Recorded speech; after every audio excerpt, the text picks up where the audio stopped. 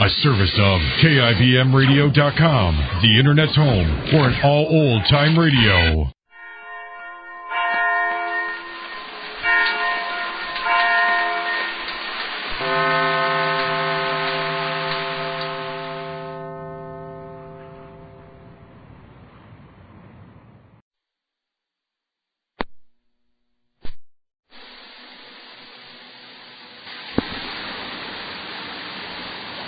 Now, the Goldbergs.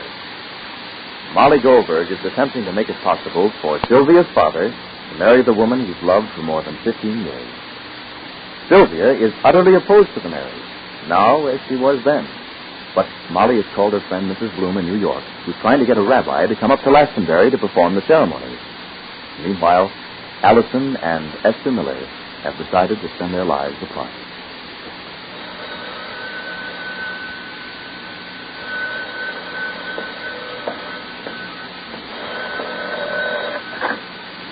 Hello? Yes? Oh, no, Mrs. Goldberg is not home just now. No. Well, I expect them back soon. Who's calling? Who, operator? Mrs. Bloom in New York? Well, will you have a call back, please? Yes, Mrs. Welby. No, Esther. Yes? Yes, you can try in about 10 minutes. Yes. Goodbye. It's a long-distance call from Mrs. Goldberg. Sit down, Esther, please. What time does the train leave, Albert? I never should have called you. I never should have asked you. Oh, that's all right, Albert. Things would have been a whole lot different if we'd have married 15 years ago. Sylvia would have been. Yes, I think so, Albert.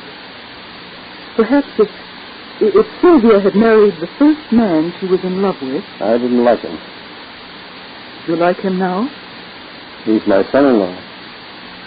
She didn't marry him because you didn't like him? Also my fault. I threatened her if she married him, they wouldn't get a penny of my money. So what did she do? She kept telling Leah how much Ed was in love with her, and Leah married him.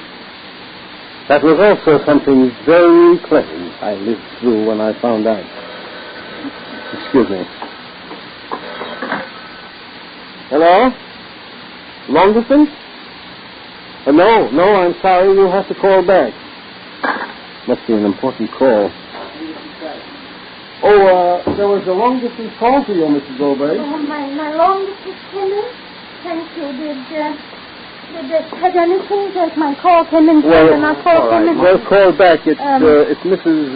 Bloom or Mrs. Bloom's son. Oh, Mikey, evidently, Mr. Cancel Bloom. it, Molly. Cancel it. Yes, please. Excuse me, Miss Allison, Miss Miller. I'll just see if this operator can get me back again. Hello? Hello, operator. A call just came in long distance to me. And I wish you to connect me now, but I can't hear now. This is it. Yes. You will excuse me, Miss Allison, Miss Miller? Yes. Please, it won't take a jiffy. Hello? Hello? Yes? Mrs. Goldberg talking on the phone? Yes. Molly, what good is the call? Hello? Yes? Yes, Mikey. Molly, better tell him, never mind. Jake, I can't hear. I'm too weird. Hello? Mikey, this is Mrs. Goldberg speaking. Tell me, where is Mama? I was expecting Mama to call me because she's in, Yes? I said cancel it. Yes, Mikey. Uh-huh. Well, tell Mama immediately. Yes. No. Molly, will you do it? No, Mikey. Just tell Mama to see that the gentleman, tomorrow. Hi, Molly. And also, I would like to know the train. I said come in and say goodbye to Miss Miller. Albert and I know what our love... Train? Uh-huh. Well, tell Mama immediately. Yes. No. Molly, will you do it? No, Mikey. Just tell Mama to see that the gentleman, tomorrow. Hi, Molly. And also, I would like to know the train. Oh. Uh-huh. gentleman of the car is driving that. Very well, Marty, I understand. Yes, and some I'm a very many appreciation.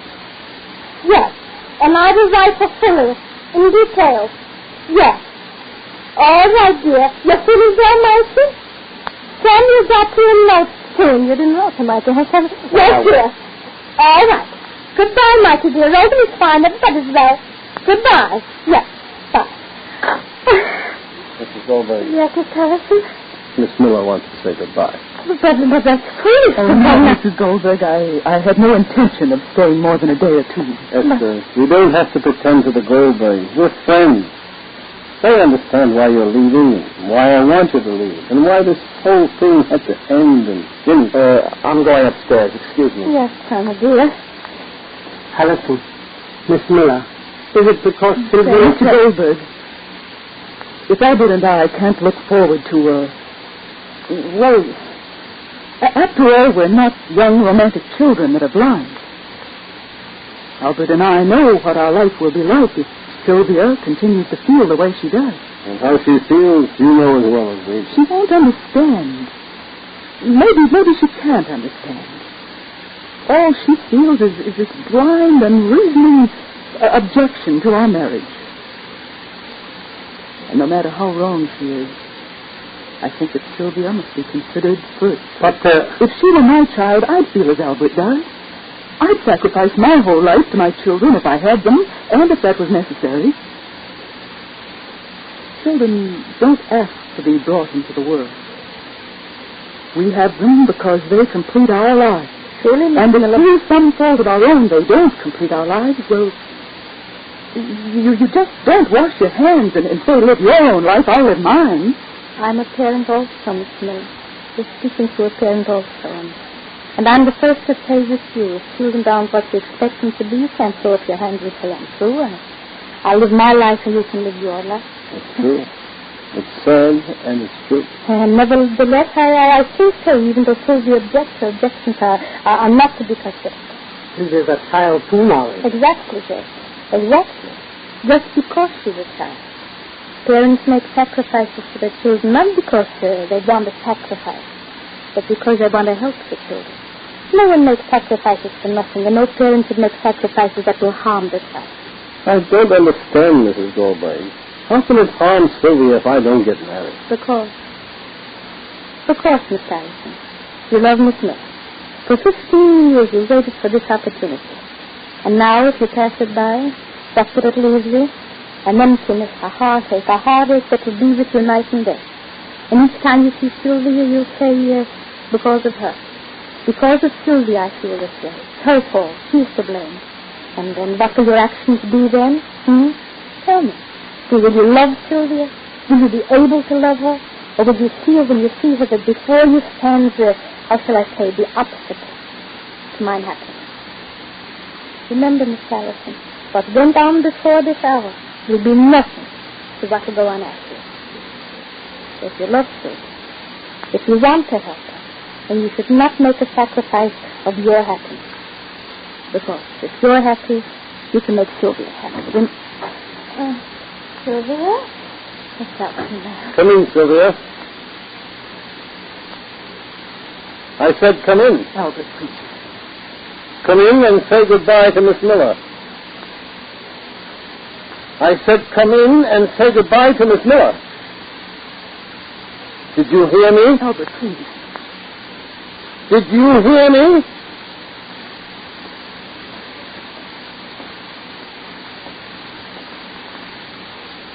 Miss Miller is going away because I want her to, not because you want her. So don't gloat over your victory. Miss Miller is going away because I wouldn't want her to share a life that included you. Albert. Life with you, Sylvia, is no picnic and no pleasure. I am your last victim, Sylvia. There are going to be no more. I'm going to watch you and take care of you. I'll be your keeper and your guard. And my house will be a prison out of which you'll never leave to hurt or harm innocent people. Albert. That's what I promised. And that's why I'm not getting married. In the prison, there is room only for the keeper and the prisoner, none for strangers. We'll get old together, Sylvia, you and I. Against me, you'll do nothing anymore because I know you. Try. It'll be good practice because I'll see to it that you have something to cry about for the rest of your life. We'll cry together.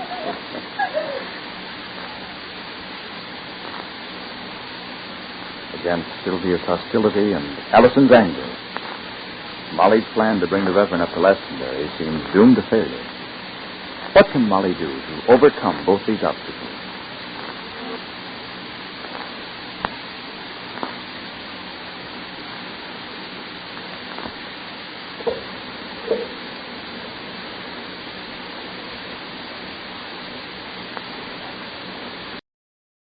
The Anchor Hocking Glass Corporation brings you Crime Photographer.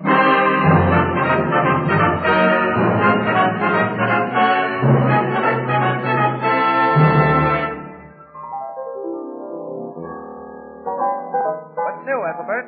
I was just reading here where a fellow in town won $5,000. How did he win it? He sent in the winning name to a radio contest. See, $5,000 is a lot of money for a name. Well, I don't know. A good name can be very valuable. What do you say, Tony? Oh, yes, indeed. You know, some people buy a good name and other people earn it. Like what? Well, like Anchor Hocking earned their name by years and years of great work. And that's why today, Anchor Hocking is the most famous name in glass.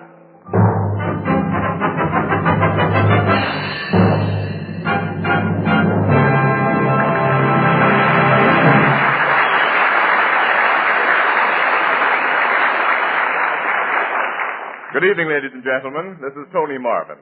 Every week at this time, the Anchor Hocking Glass Corporation of Lancaster, Ohio, and its more than 10,000 employees bring you another adventure of Casey, crime photographer, ace cameraman who covers the crime news of a great city.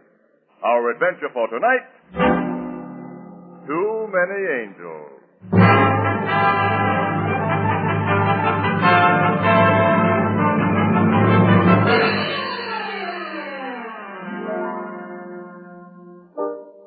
The Blue Note Cafe, early evening, and we find Ann Williams, news reporter for the Morning Express, perched on one of the high bar stools. Casey, with his camera and film case, hasn't arrived as yet, and Ethelbert, the bartender, for lack of something better to do, says, Walter, you better bring up some more lemons. And Ann says, Gee, I hate to go home tonight. Just hum the chorus, Miss Williams. Maybe I've heard it. What chorus? See how I hate to go home tonight. I never can remember popular songs. Ethelbert, that isn't a song. That's how I feel on account of my apartment being painted today. And I hate the smell of paint, and things are all upside down. I don't know how I'll be able to sleep. Well, gee, my sister Edna'd be glad to let you use her. No, I guess you couldn't sleep on that. It's kind of... Oh, thanks. Anyway, Ethelbert, maybe Casey will barge in with one of those all-night assignments. Oh, I was hoping to catch you here, Annie. I got a great idea, Annie. What'd I tell you? Speak of angels, and you hear the flapping of angels. Make mine the same, Ethelbert. Yeah, sure, Casey. Coming right out. Huh? Now, what's that about angels, Annie? You tell me. A great idea, you say. Yeah. I feel like stepping out for a change tonight, Annie. Dinner and a show. Later, we can drop in at the Top Hat Club. Why, Casey, this is so sudden. Sudden? No, I mean it. What's the best show in town? How about Angel Face? Angel Face. Well, that's a musical. It won't open till next Monday.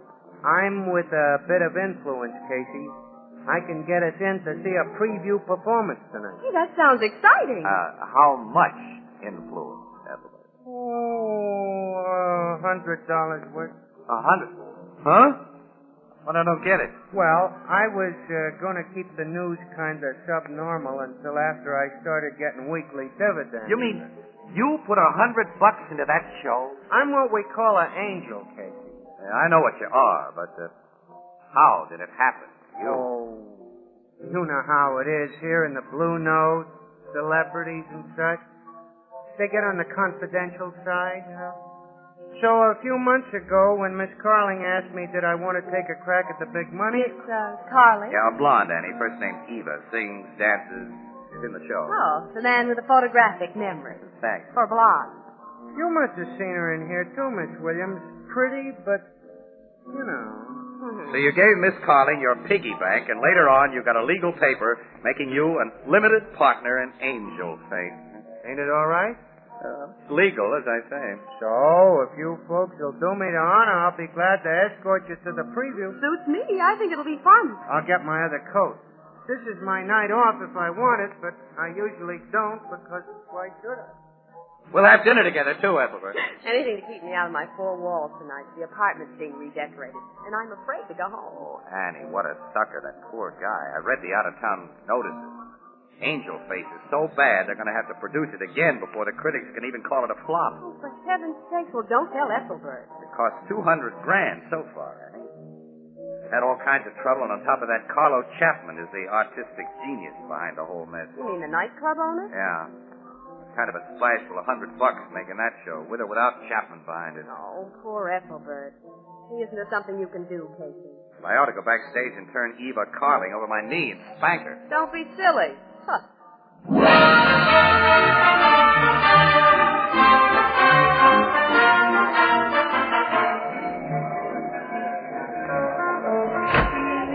I'll pay the taxi, Casey. Okay. There seems to be quite a crowd going into the theater. Yeah, friends, relatives, and chief mourners. Now, don't let Ethelbert hear you. That was a funny driver. I gave him a dime tip and he handed it back. Said I might need it myself.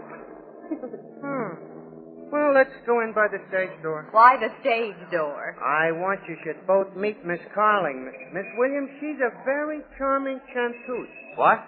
That's theatrical language for singer, Casey. Oh, I see. You're Yeah. studying up. Okay, Ethelbert, let's go.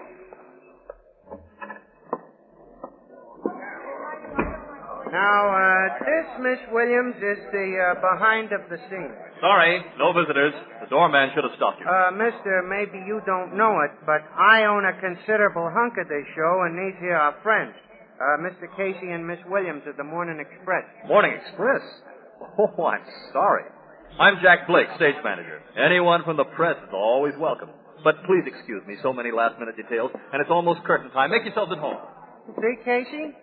Angels always get in where fools fear to come. Yeah. Well, let's find Miss Carling's room. I want you should meet it. Yeah, and wish you luck, too. Gonna need it with this turkey. Annie, watch your step with cables on the floor and sandbags overhead. The backstage of the theater is a dangerous place. Okay. Uh-oh. What? Over there near the door. The door with a star on it. It's Carlo Chapman, owner of the Top Hat Club. Well, tall, dark. That crook is one man you're not going to meet, lady. Oh. By the way, who's the star of Angel Face? Andrea Ballou. Should I be impressed? You mean, does La Ballou have talent? Well, just average. She's queen bee in this show, though, thanks to Chapman. Oh, so it's that way. Just some gossip everybody knows. Well, let's move along or we'll lose Ethelbert among these gorgeous gals. What's bothering you, Ethelbert? Say, Casey, are those real, those diamonds?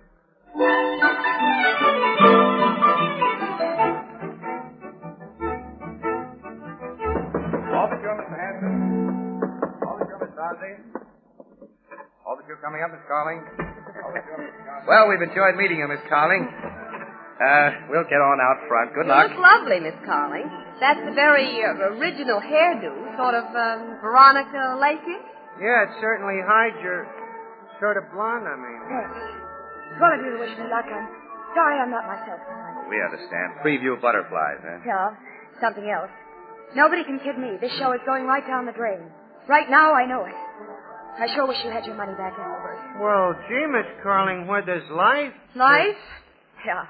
Angel Face might live if Andrea Ballou drops dead. She's a double-crossing microbe with a neat pan and a mink coat. Don't you like her? Ever since I can remember, Ballou has been in my way. I should have had that star part, so I'm lucky to be her understudy. Someday I'll take care of that she-devil. She can't push me around. I won't take it. Sorry to have to shoo you out, folks. Oh, that's all right. That's all right, we understand. Well, what's wrong with you, Eva? Nothing at all. You ought to know everything's just that. Sorry, Mr. Casey, Miss Williams. Everybody's keyed up tonight. Follow me. We can go down these stairs. I don't know if it would help or not, Mr. Blake, but suppose I take a few shots of your star. Miss Ballou? You mean now? Why not? Why, yes, we can use some publicity. That's her dressing room. I'll see if she's ready. This is your night to howl, all right. Mr. Wolf. What? Why, Annie.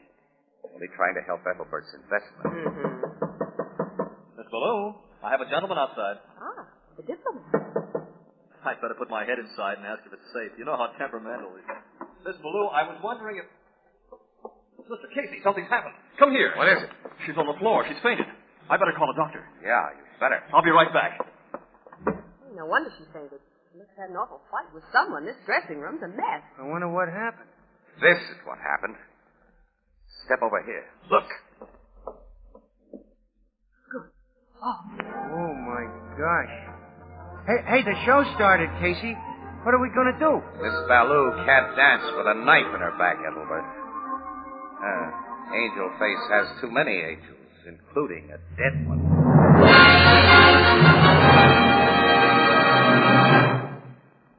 Our story will continue in just a moment.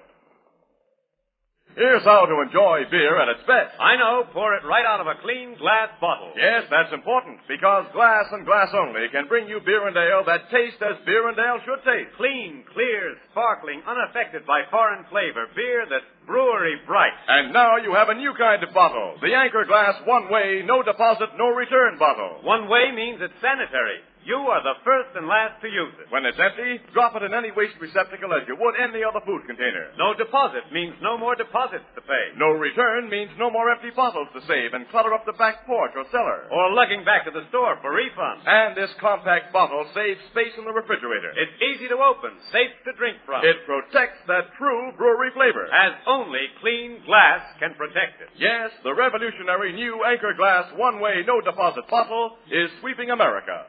For perfect flavor, demand beer in glass bottles. For extra convenience, demand your favorite brand in the new Anchor Glass one-way, no deposit bottle. A product of Anchor Hocking. The most famous name in glass.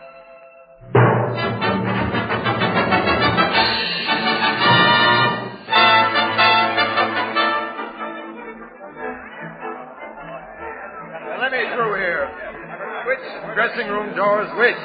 Say, who's in charge backstage? Get these people out of here. Let me through. Who is he, anyway? Miss Williams, you got here mighty quick. This way, Captain Logan. So did you. I suppose Casey's somewhere. He most certainly is. In here. Hello, Logan. What are you doing here? I'm a news photographer, remember? I just happened to be driving by and got the radio report myself. How'd you find out about it? A knifing, huh? Yeah. We were attending the preview of this show. I asked Blake, the stage manager, if I could take some pictures of Miss Ballou. We knocked, and nobody answered, so we came in. Found this. Well, that tech squad will be here in a few minutes. In the meantime, I hope you haven't disturbed anything in here. Wait a minute, Logan. Act your age. You know me. Just a few pictures, that's all. Maybe I can save you some time, The though. looks of this place, it must have been quite a fight. Get that stage manager in here. I'll get him, Captain. A fight between two gals. Yeah. Yeah. Look here. Strands of yellow hair caught in her nails. A blonde. Stage manager Blake. We'll wind this business up quick. Blake, round up all the blondes in this company. I think there's only 4 of the girls. The one I want has scratches on her face or arm. She's probably trying to hide them with makeup. I'll catch the girls now before they leave the theater. There's Miss Carling, who might have something to hide behind a Cocker Spaniel head. We'll get to her. Now, about this knife. Oh, hello, Chapman. So, you're here, Why shouldn't I be? I got an interest in this show. They tell me there's been an accident. That's too bad. You ever see that weapon before? I didn't come here to answer no questions. But I'm one of those fellows like to help the cops. I had a falling out with Andrea tonight. I got nothing to hide. That's my knife. I recognize it. Had it in my desk at the Top Hat Club. Disappeared 3 weeks ago. Your lawyer tell you to say all this? If you figure you can hang anything on me and make it stick, just say the word. Chapman, I'll talk to you later. Right now, all I want is a blonde. Yeah. That's all most men want, Logan.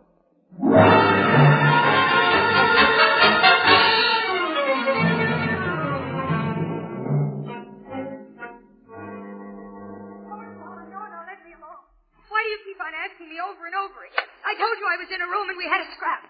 I would have killed her, but I didn't. I never saw that knife before. I never saw it. I don't know how it happened. Step outside a minute, Logan. Hurry it up. Listen. This Ballou was killed, Logan, by a single, clean knife thrust in the back. Well? Now, is it logical, after a wild fight between two women, that the knife was only used once? No other cuts or slashes? Well, I'll bet you little Eva can't even peel potatoes without cutting a finger off. Can't I go home now? Can't you just let me go home and rest? We were just talking about you, Miss Carling, and I... Hold on, Casey. Casey, look out! Look out, Casey. It was a heavy sandbag. I saw it start to slip from up there. Yeah, well, we're okay anyway. It must weigh 100 pounds. Yeah, they use it for counterweights for the curtains.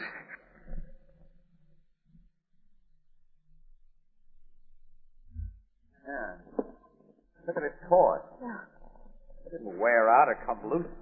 It was cut with a knife. Flanagan, get some more light on back here. Come on, Casey. We'll take a look up there in the catwalk, all right? I'll go up to the flies this way, Logan. If anybody's up there, we'll soon find out. Careful, Casey.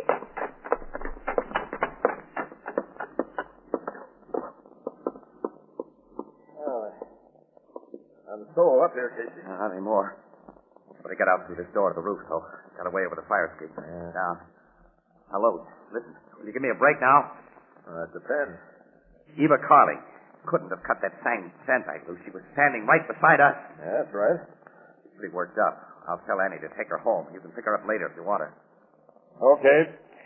Let's go over and have a talk with Carlo Chapman.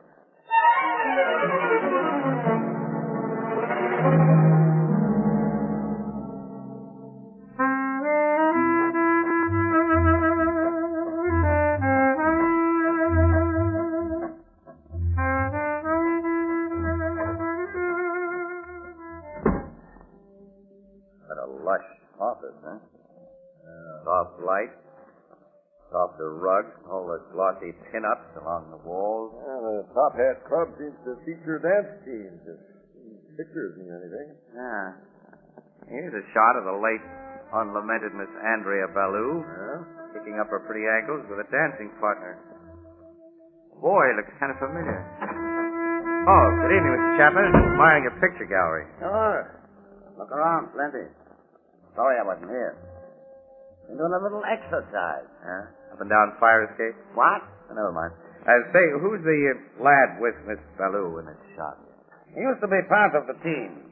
Blue and Ballou. I gave him their starts here at the club. Blue and Ballou? Sounds funny. He got hurt. Couldn't dance anymore. So Miss Ballou had to do a single act. Now, let's cut out the small talk.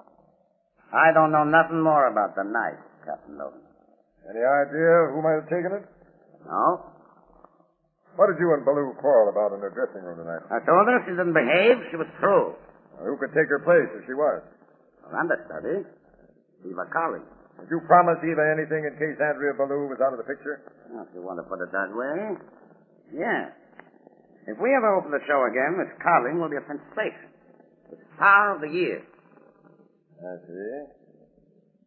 Come on, Chapman. I'm arresting you on suspicion of murder. And after I've taken you to headquarters, I'm also picking up Eva Carling.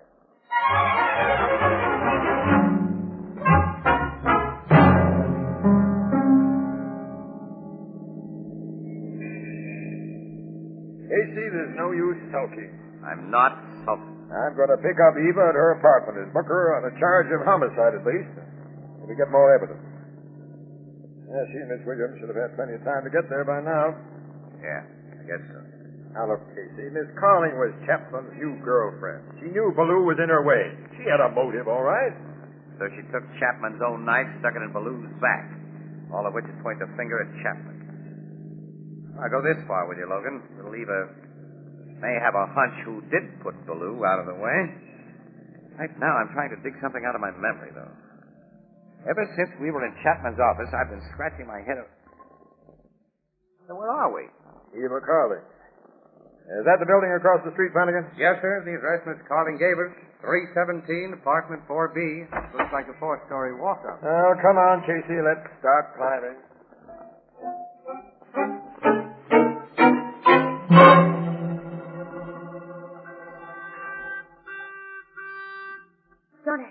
Don't let them come in. Now, you just relax. Nobody's going to hurt you. Whoever it is, I don't want to see anybody. I'm afraid. I didn't do it. I told you everything. I told you the truth. You believe me, don't you? Yes. Yes, of course I do, Eva. Maybe it's Carlo Chapman ringing the bell. No. He wouldn't ring, Miss Williams. Why not? He doesn't have to. Oh. Whoever it is, let them ring. Don't answer it.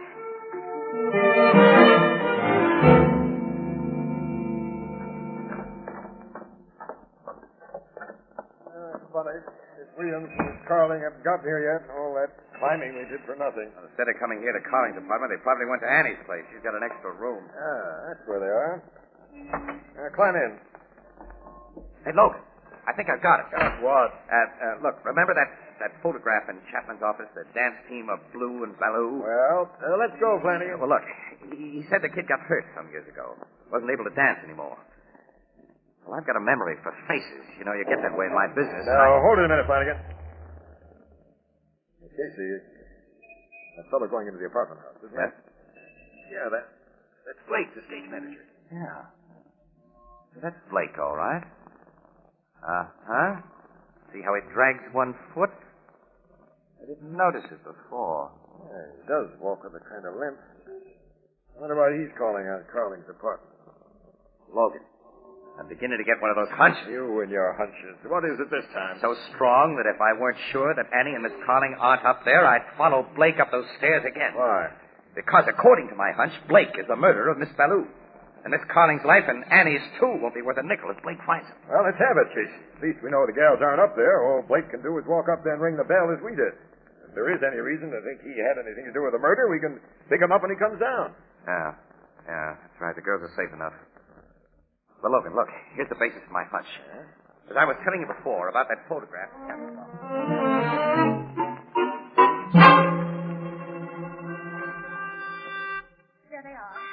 There they are again. Don't let them know we're here. Believe me, Carl. I think we should ask them. No one wants to hurt you. If it is the police, they'll only want to ask you some more questions. All right, Williams. Set them in. It couldn't be worse than sitting here with... Good. I'll ask who it is. Who is it? It's Blake. See, it's only Mr. Blake, the stage manager. Oh, I'm coming, Mr. Blake. Come in. Get over there and sit down with Eva. But I don't see what... You see this, don't you? Get over there. It's a lot more effective than a knife. What do you want, Jack? You saw me go into Baloo's dressing room just after you came out, after you scrapped with her. But you'll never tell the police. No, I didn't see you go in, Jack. I tell you, I didn't. I thought I'd pick you off with that sandbag, but now I'll have to try again. You're a fool to think you can use that gun to get away Listen, I waited a long time to take care of Andrea. 7 years. She knew Chapman crippled me, so I couldn't dance again. Well, she'll never dance again either. When I leave here, I'll take care of Chapman. I couldn't make the cops think he used his knife on Andrea. Too bad you had to be up here tonight, Miss Williams. But that's how it is.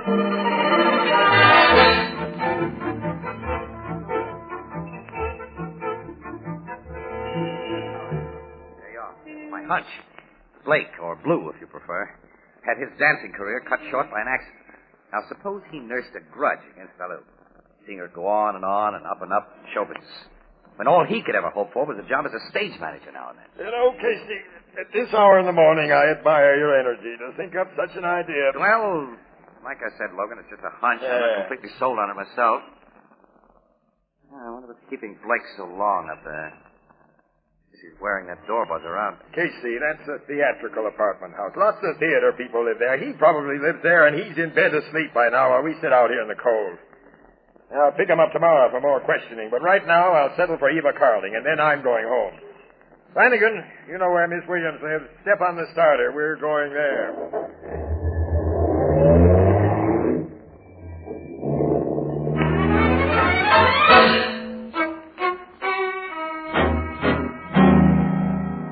But didn't Chapman recognize you backstage?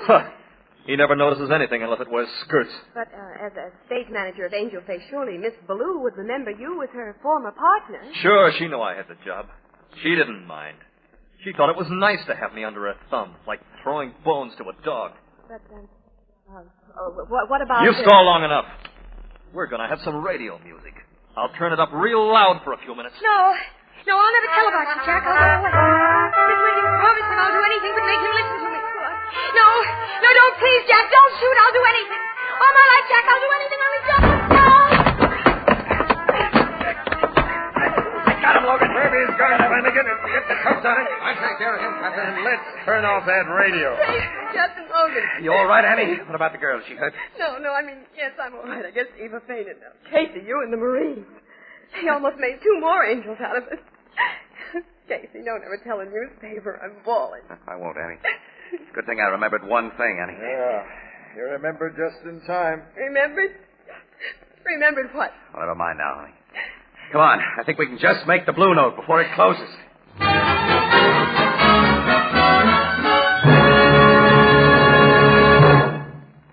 We'll join the crowd of the Blue Note in just a moment.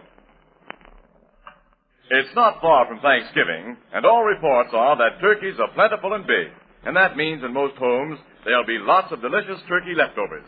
And many a smart housekeeper is going to make delicious, tasty dishes from leftover turkey because she's going to oven bake them in a big Fire King casserole. And how the family will enjoy those big, steaming casserole dishes, particularly when they come to the table warm, fragrant, and appetizing in beautiful pale blue Fire King oven glass. Now, Fire King oven glass is amazingly easy to clean, amazingly sturdy. Now, you'll find Fire King oven glass in 5 and 10 cent stores, department stores, and all other stores selling household glass. Fire King prices are amazingly low, and every piece is guaranteed for 2 years against oven breakage. Insist on genuine Fire King oven glass by name. Fire King oven glass is a product of Anchor Hocking, the most famous name in glass.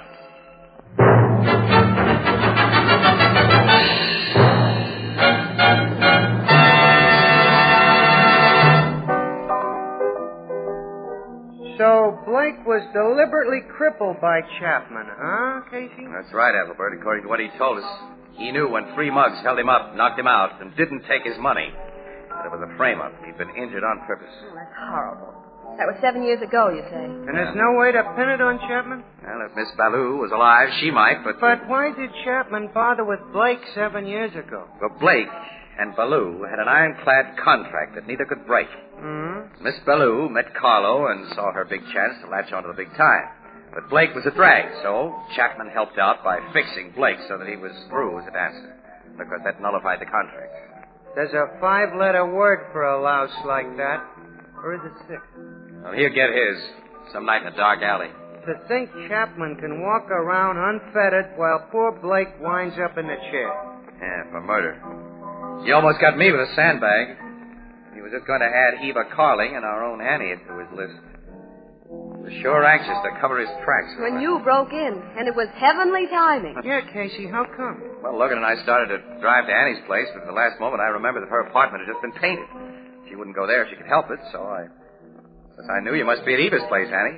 We did a quick turnaround and got there in time to hear the radio tuned up. Well, boys, don't think it hasn't been fun. But I'm going home to my new smelling apartment and collapse. Wait a minute, Annie. I've got a bright idea. No, I know. You feel like stepping out tonight. No, tomorrow night, Annie. We'll have dinner and a show. What's a good show? How about Hello Broadway? There's a preview performance. Wait a minute, Wait. Don't tell me. Not again.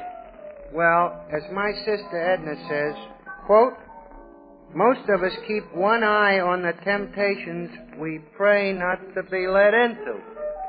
Unquote.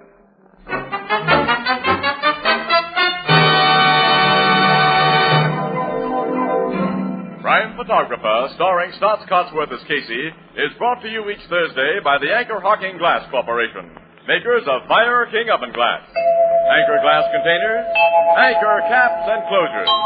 All products of Anchor Hocking, the most famous name in glass.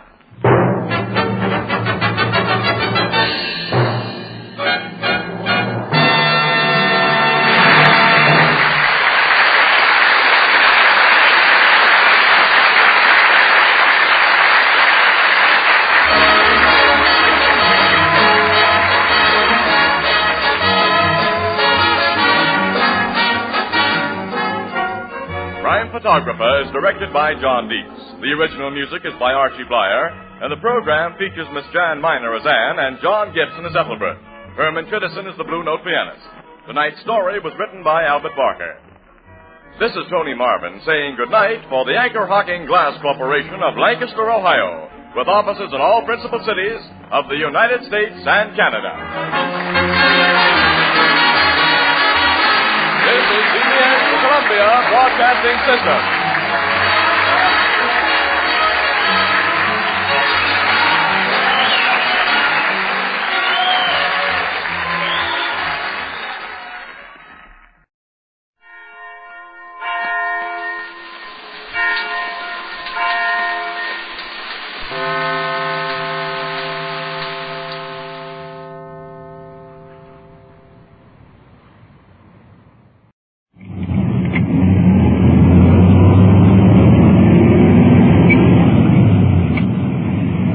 To 1, come in. 1 to 5-6, go ahead. 5-6, would be code 6 at 2913 Belmont View Road. 5-6, code 6, 2913 Belmont View Road. 6:28 p.m. This is Don Reed. I'm a police recorder working with this detective unit, and we just recorded code 6, which means we're out for investigation. Incidentally, this is in regards to narcotics. We'll be going in shortly, but I just want to remind you that these people are not actors. This is the real thing. This is what happens on the night watch. Night Watch, the actual on-the-scene report of your police force in action. There are no actors. There is no script. Every voice, every sound is authentic. The investigations are recorded as they actually occur. Night Watch, presented with the cooperation of the Police Department of Culver City, California. W.N. Hildebrand, Chief. And now we switch you back to police recorder Don Reed. We're on a narcotic investigation located in a private home with Sergeant Perkins and Detective Walter. Are you the lady that got this? Now, they're questioning a young lady who telephoned the station and reported that she had been given a marijuana cigarette. Now, let's move in and find out why. Is that what it is? Well, I don't know. We'll have to take this apart. It's a regular cigarette. That's, you got a piece of paper I can have to this apart, take a look inside.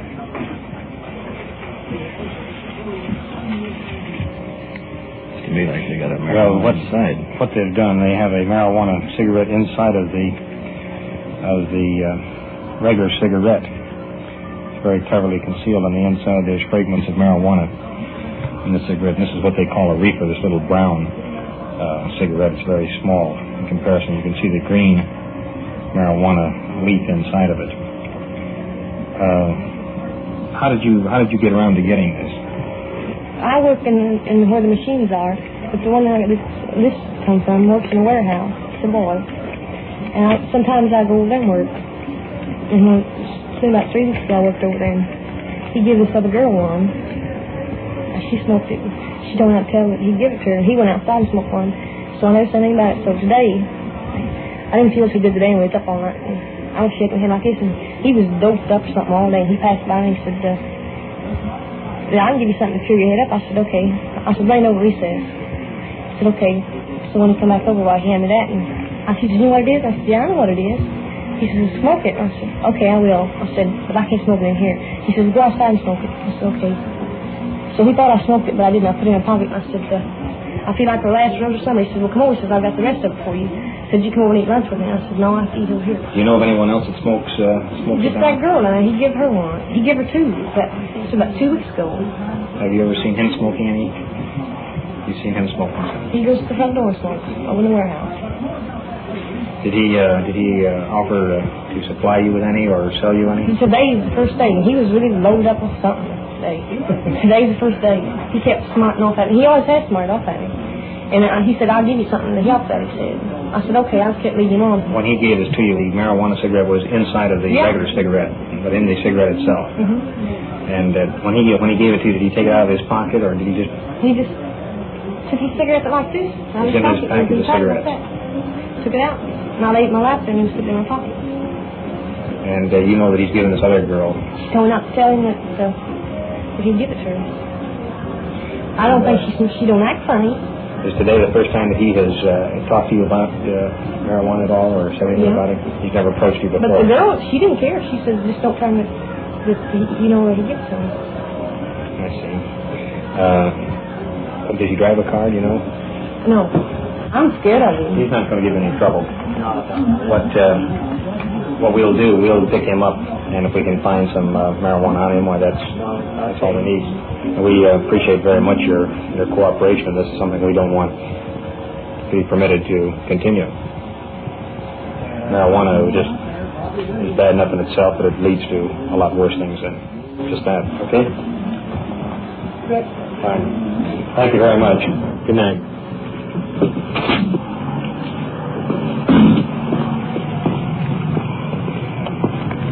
Looks like it's the real stuff, huh, Sergeant?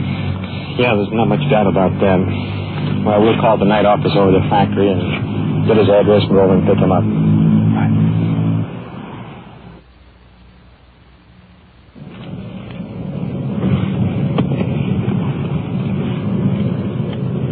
We're moving into the area of the suspect's home now. Checking the houses. Should be the next one on the right-hand side. It's that white one over there. Tell you what, Kurt, let's go past the place and drive around the back and check out the back entrance. Oh, you circle the corner. We'll swing around, check out the back side of the house. Makes a turn. It's very short, little blocks in here. Now we're around where we can get a good look at it. Appears to be just an ordinary frame house, just one back entrance, and it'll be easy to cover. This sort of gives us an idea of the location of things in case any trouble should develop. Now we'll swing around one more corner and be on the right street. Here we go. In any narcotics investigation, you have to move with a great deal of rapidity so that the suspect doesn't have a chance to dispose of any evidence. Go down. He'll take him around and back of the apartment. I'll take him in front and check the back exit and see if they can look in the windows. Park about a half block away. House is just up ahead a couple hundred feet. We'll pull right in behind these parked cars here and walk the rest of the way.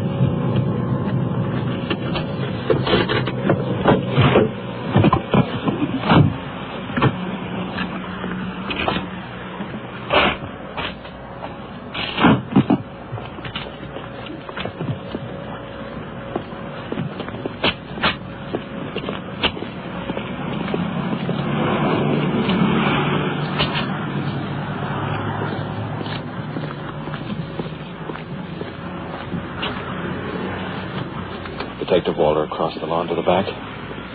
We'll go up to the front door. Windows are open. Woman, possibly suspect's wife inside.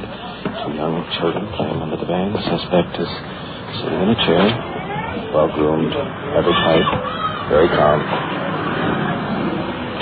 Want a coffee? Water?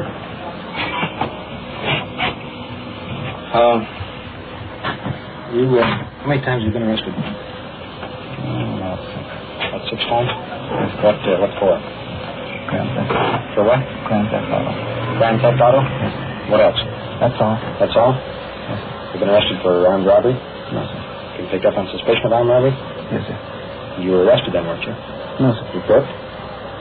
Yes, sir. It was on for suspicion. What I mean is an arrest, right? Yeah. Yes, sir. Huh? Yes, sir. You have any objection to our looking around through your house? Of course not. I want to look you over just a little bit first, if I may. Check through your pockets here. You know what we're looking for? Well, from the looks of what you're going in there, sir, it looks like you're looking for narcotics. How about it? You mean, do I have them? Yes. No, I never touch it. Well, now, we know differently, you know. I haven't any. You had some. I never have it. Never use it. We know differently. Well, you can look all over the house. I don't have any. Well, we're going to room. We'll just start from one room right through the other. Okay. I don't want to find that you're lying to me. The suspect's wife. Is that right? Curious. Coming over. Why we're down here? No, I don't. Any idea? No. How many children do you have? 2. 2? Mm-hmm. How old are they? One's 4 and one's 11 months. 4 years and 11 months. Here's the situation. We believe your husband is in possession of and using narcotics. You know anything about it? No, I don't. I'm almost positive he hasn't because I've never seen him. He doesn't act like it. You've never mentioned anything about it? No. Kurt, you start shaking the bathroom down. We're going to look over the bedroom.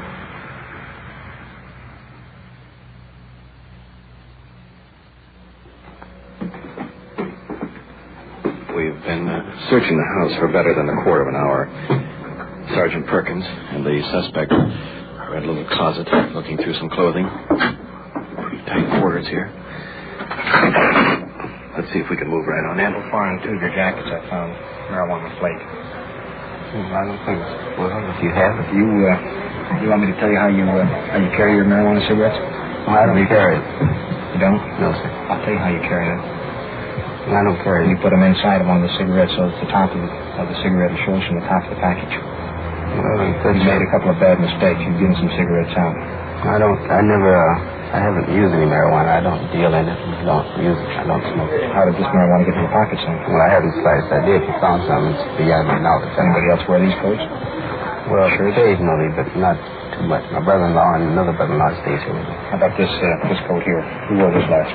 I did. I wore it yesterday. How about that pink shirt we had a few minutes ago? Well, that's a new shirt. I just got that. No one else wore it but you? No, sir. On the week for that one?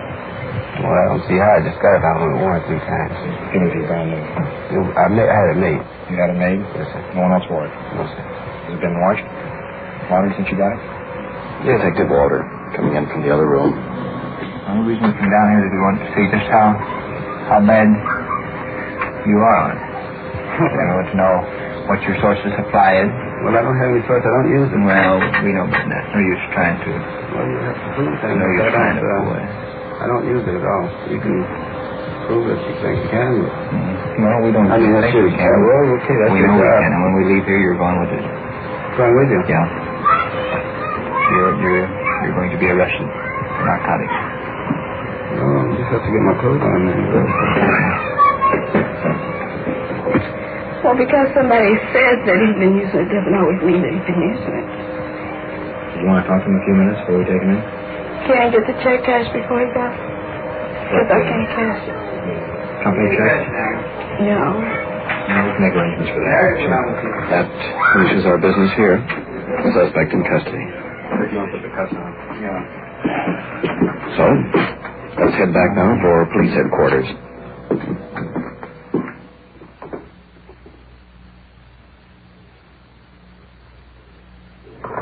We're located here at headquarters with Sergeant Perkins and Detective Walter questioning the suspect regarding his use and possession of marijuana. So far, he's denied any knowledge of the case. We've been here for, just about an hour. Now, the suspect is slumped in the chair, appears undisturbed, confident. I'm going to show you something.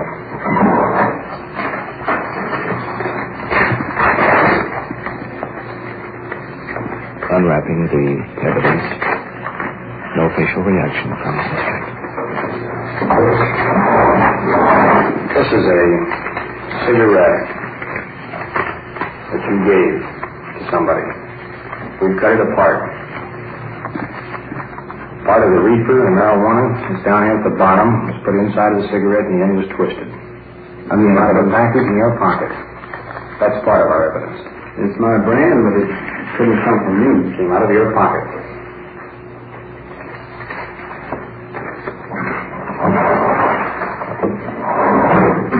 When's the last time you smoked marijuana?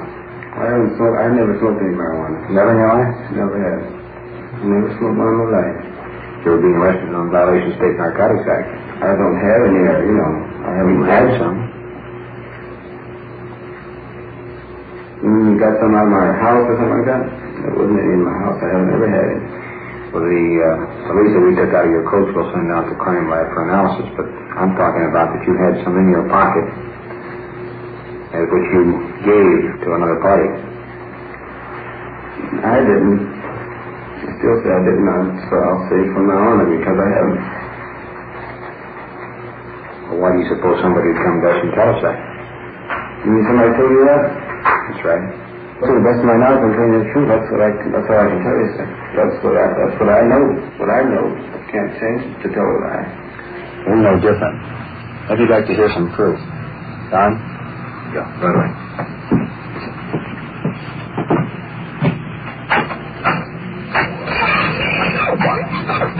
Okay, sir. Ready? Now, here's a little tape recording we took. I want you to listen to it.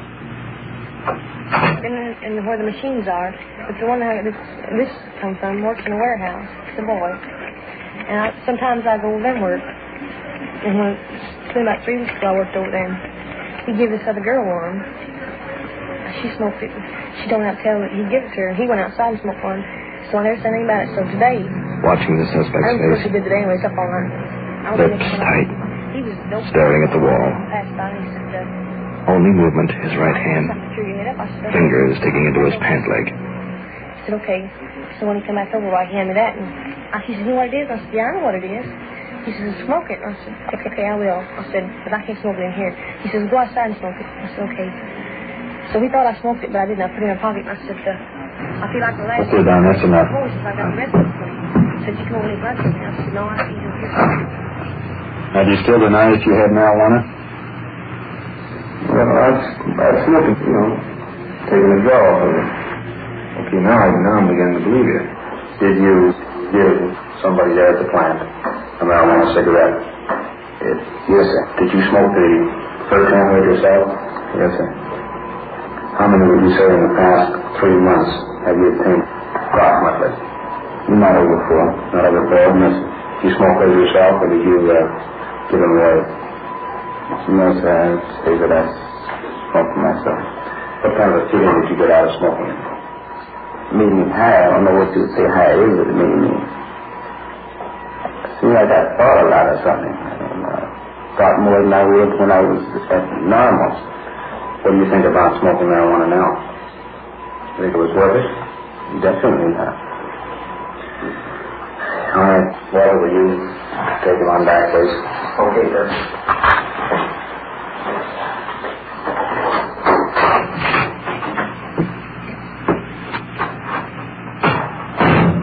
Well, Don, what do you think?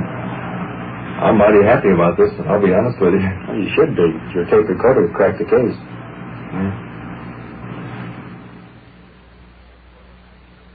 You are listening to Night Watch and following the activities of a detective unit on their tour of duty. The people you hear are not actors. Every voice, every sound is real. Investigations are recorded as they actually occur. We will give you the final results of tonight's cases at the conclusion of The Night Watch. Show a profit on your patriotism. Buy United States savings bonds. Buy them regularly at your bank or where you work through the payroll savings plan. If you're looking for an investment, what better investment can you make than one that makes your country secure? Buy United States savings bonds, paying 3% interest when held to maturity, and show a profit on your patriotism. And now we switch you back to Detective Unit 5-6, now on patrol in the field, and to police recorder Don Reed.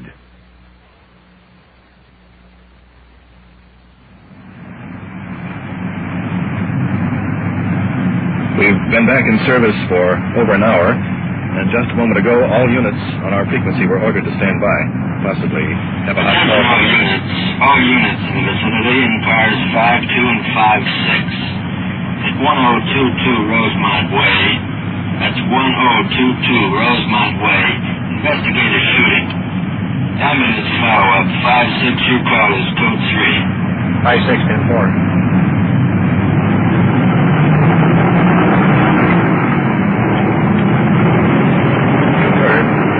Shooting. That could mean a lot of things.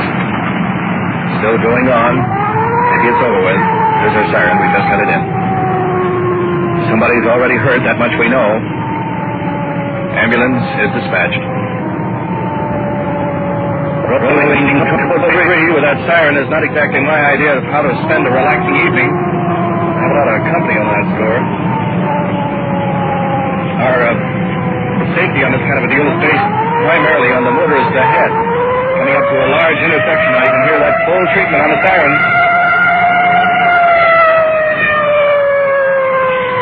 A couple of blocks more and we'll be on the scene of this shooting. Swinging in. Motel. Crowd gathering. I'll see the end room.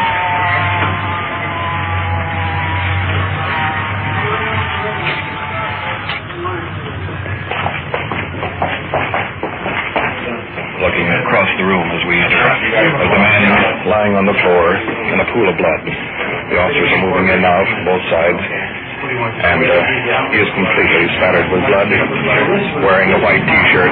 You probably hear more police vehicles rolling in and behind us. There is what appears to be a 38 laying on the bed. Now, let's talk to this young lady over here. The officers are questioning her. We'll determine just how this happened. Is he living here alone? His old boy was with him, but he brought him down to our house. He sent him away for 6 weeks, see? Said he knew his daddy hadn't been eating and something was worrying him. He said, I wish he was here. I'm a nurse. He said he'd give anything if I was here, that he was in so much pain he just couldn't stand it any longer. Has he been sick sometimes? He's a veteran with a plate in his head. He was crying and screaming over the phone with his head. When you arrived here, is this where he was when you got here? He was on the bed and he staggered over to the door and let us in and said, please forgive me, and then he dropped. Was he already shot then? Yeah, he was shot over here and walked over to the door. Did you hear the shot? Mm-hmm. Where were you? We were right outside the door here. And so we went right and got the landlord then, because we knew, that he had either taken sleeping pills or something had happened. And then just as he heard us walking right outside the door, he shot himself. You heard one shot, did you? One shot was all. When he called you, did he threaten to commit suicide? No, he did on the phone, but not here. What did he say on the phone? He says, I asked him if he'd like me to, to see if I couldn't come up here and help him. He says, no. He said, by the time you get here, it'll be too late. He says, I'm going to give myself a shot.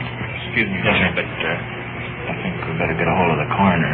Yes, I think we better notify the coroner. We have to have a doctor to pronounce him. Yeah. Notify the district attorney, the coroner, and the doctor. Well, if you'll stand by a few minutes, please, and we'll talk a little bit. This is his second attempt in 2 years. We got him in time the first time, but this time we didn't. What did he try to do the second time? He took 50 sleeping pills. That's up to sleeping pills? In Compton, and they have police records there. Compton Police Department have it there. All right, fine. If you'll stand by a few minutes for us, please. Thank you. Is this man dead? Do you know, sir? Well, he apparently is dead. We called the coroner and the doctor. The ambulance is also on its way. You find any pulse, though? No pulse and no reaction at all. The manager's outside. I'm going to talk to him in a few minutes. Manager and his wife standing outside the door. Both appear highly nervous. Beads of perspiration standing out on his forehead. He live alone there, does he? No, with his son. How old is the son? Well, did he say anything to you about this earlier tonight, today? Was he despondent? I understand he's been in ill health. Is that correct? Well, I understand that the young lady told me that he has a plate on his head and has these terrific pains in his head. So he said he just couldn't stand it any longer. Okay, fine. Well, thank you very much, and we may have... Let's go over now and talk to Lieutenant Lugo for just a moment. See if there's any further information on this. Lieutenant. Yes, sir. I'm looking over at the victim here. Apparently he has been shot in the heart. Is that your observation, sir? Yes, just right at the left part of the chest. Mm-hmm. And is that a wound on the arm, or is it my imagination? Is it simply that claret has flown there? Well, it appears like a wound, but I don't believe it is. I think it's just blood that's settled there. I see. Well, in other words, our next move now is to wait for the coroner a doctor rather, to determine whether the victim is officially dead. Is that correct, sir? That's correct. The doctor will determine that in just a moment. Don, you want to go over with me? The doctor just arrived. Okay, sir. Right behind you.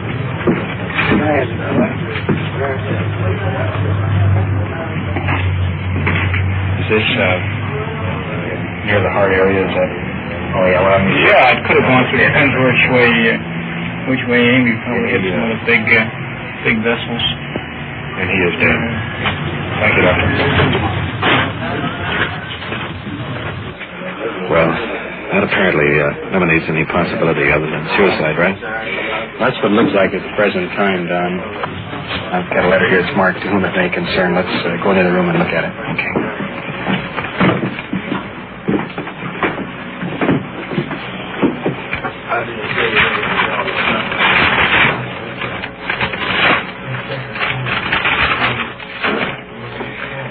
Let's see. Dear son, your mother is somewhere in the East. I believe in Boston. I'm not sure. Thanks for being such a good boy. All the papers and insurance in the trunk, and you know where to find them. My head is killing me, and I can't go on. Forgive me, son. I didn't want it to end this way. Go on and be the doctor you've always wanted to be. Maybe you can help someone who is suffering like your dad. I have always loved you, your dad. P.S. Please don't let this throw you. That's a pretty tough assignment for a kid. Yeah.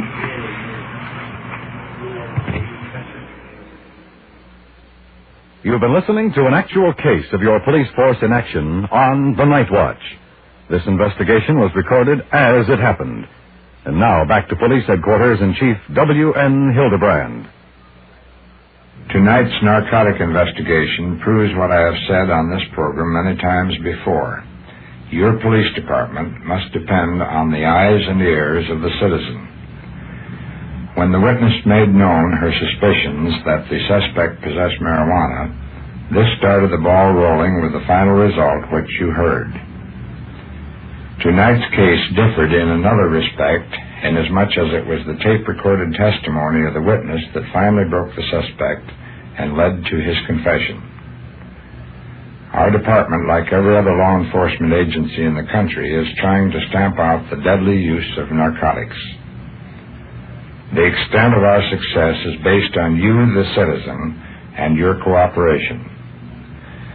The suspect in tonight's investigation was booked 11502 of the Health and Safety Code, the maximum penalty of which is imprisonment in the state prison, not to exceed 10 years.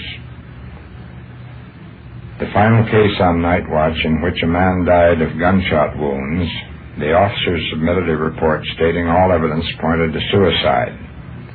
A follow-up investigation by Lieutenant Bob Conlon of the Detective Bureau confirmed this report, and it was entered into the records as such. My department is bringing you the actual happenings on the Night Watch so that you may hear firsthand the important role the citizen plays in maintaining an efficient police department. It is our hope to tighten this cooperation, then our efforts will be well rewarded in bringing you Night Watch. Thank you, Chief Hildebrand. You have just heard on-the-scene reports of your police force in action. Every voice, every sound has been real. Night Watch is brought to you through the cooperation of the Police Department of Culver City, California, and is produced by Sterling Tracy and Jim Hadlock, with technical advice by Sergeant Ron Perkins, and is described in the field by Police Recorder Don Reed.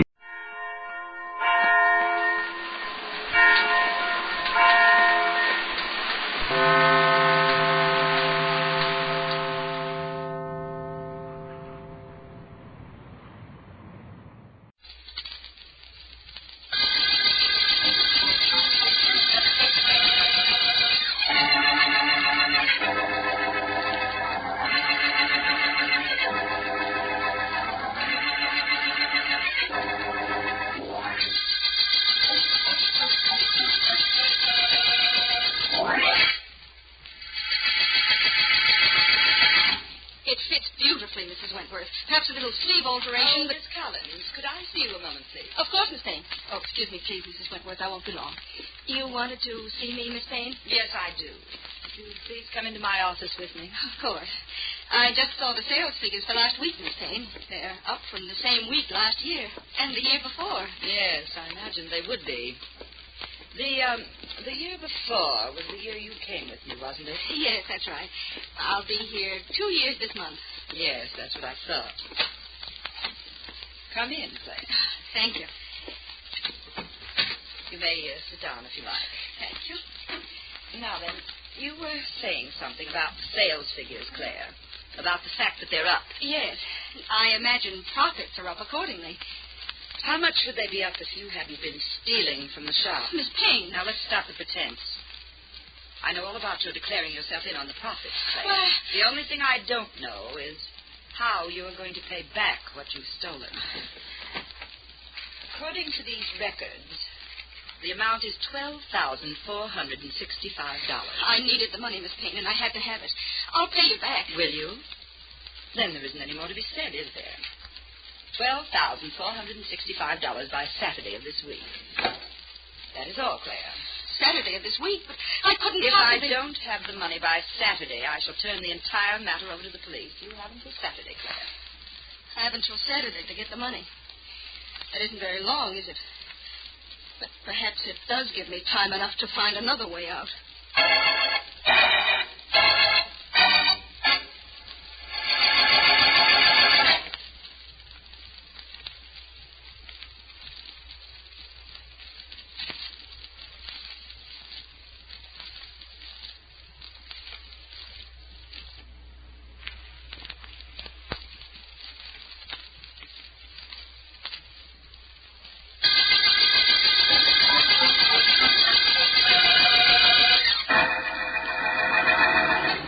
Come in any time, Mrs. Jameson. I'm sure we'll have something that you'll like.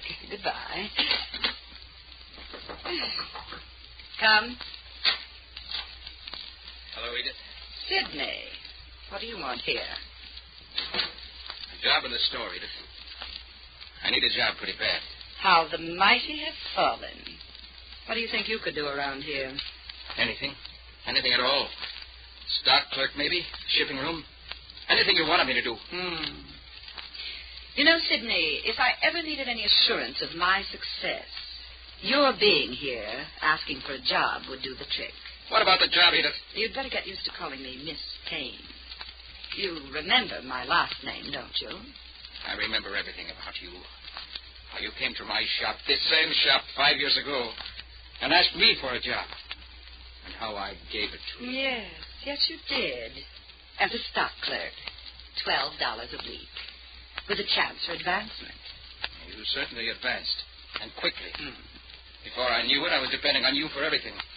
And then one day I found you had control of my business. That won't happen again, Sidney. The other way around, I mean. All right, you start as a stock clerk for $12 a week. And no chance for advancement. Want the job? Edith! Nobody can say I don't remember my friend. Oh, excuse me, friend.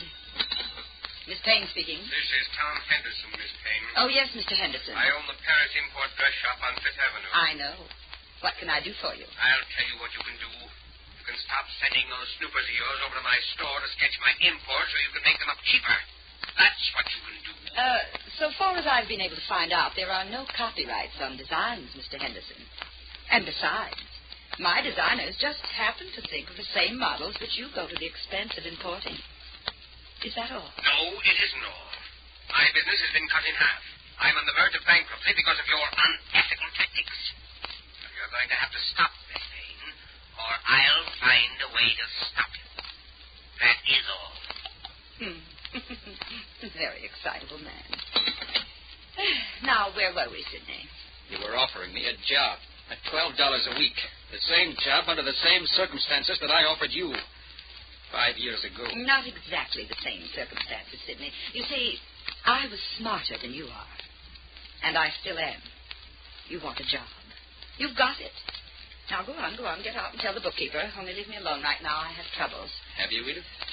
I mean, Miss Payne. I don't doubt it.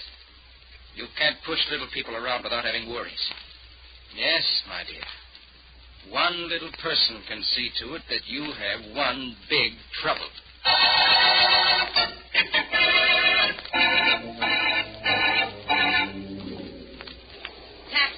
Taxi! Good evening, Miss Payne. Oh, it's you, Sidney. Through for the day so early. Get me a cab, will you? All right, Edith. I mean, Miss Payne. I think I'll have better luck down at the corner. It's only a short walk. Shall I try there? Might as well. Oh, I'll go with you. Well, how did you like your first day in what was once your dress shop? I didn't mind too much. You shouldn't mind, you know. You asked for a job, and I gave you one. Incidentally, you forgot to thank me. I have a lot of things to thank you for, Miss Page. Yes, well, I just as soon not hear about them. Well, here's the corner. What about a cab? Taxi! Are all the cabs taken? In my present financial condition, cabs don't represent much of a problem to me. A popular corner we stopped on. People waiting for the lights to change before they cross the street. Sidney, what about that cab? There should be one along in a minute. Well, somebody else had the same idea about taxi cabs in this corner, apparently. Look there in back of us. The rather tall man. The one in the striped trousers and dark coat? Yeah. Who's he? Tom Henderson. You should remember him. He's one of our competitors. Only right now he insists I'm putting him into bankruptcy by stealing his exclusive imports and copying them. Oh, silly fellow. Taxis! Oh, darn. Plenty of empty trucks, but not too many empty cabs. Oh, wait here, Miss Payne. I think I see a cab pulling into the car back there. All right, but hurry, will you?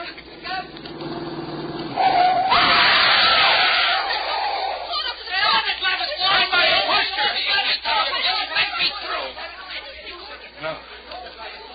Look, lying there dead. And I was with her only a moment ago. Poor Edith Payne.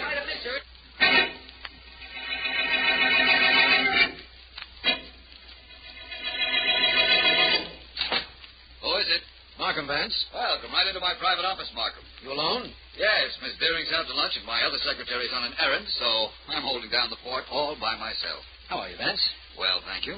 And my favorite district attorney? All right, thanks. How busy are you at the moment, Vance? Very. Unless there happens to be a murder my favorite district attorney wants investigated. There happens to be a murder. In that case, I'm completely at your service. Details, Markham. What are the details? Well, Vance, a woman named Edith Payne owned a very successful dress shop. She was standing on the corner of 5th and Main waiting for a cab when suddenly she cried out. And an instant later, she was dead under the wheels of a truck. Well, I follow that, Markham. We got one break on the case, Vance. A newspaper photographer happened to be in the crowd. He heard her scream and managed to get a picture of her lying on the ground. Now, you can see the figures of the people who were in back of her, but not their faces. The camera was pointed down at the ground, is that right? Yes. Before I show you the print, Vance, I want to tell you what else we know of this case. Now, Sergeant Heath made inquiries and found out that a man who admits being with Miss Payne, but claims he left her a moment before, once owned the shop, but was now working for her. His name is Sidney Taylor. And he was with her at the corner? Yes. Sergeant Heath uncovered another suspect for you, too. A man named Tom Henderson, who was being forced out of business by Miss Payne. Uh-huh. Heath found out at the shop that he was intensely bitter about it. And, well, that's all I can tell you.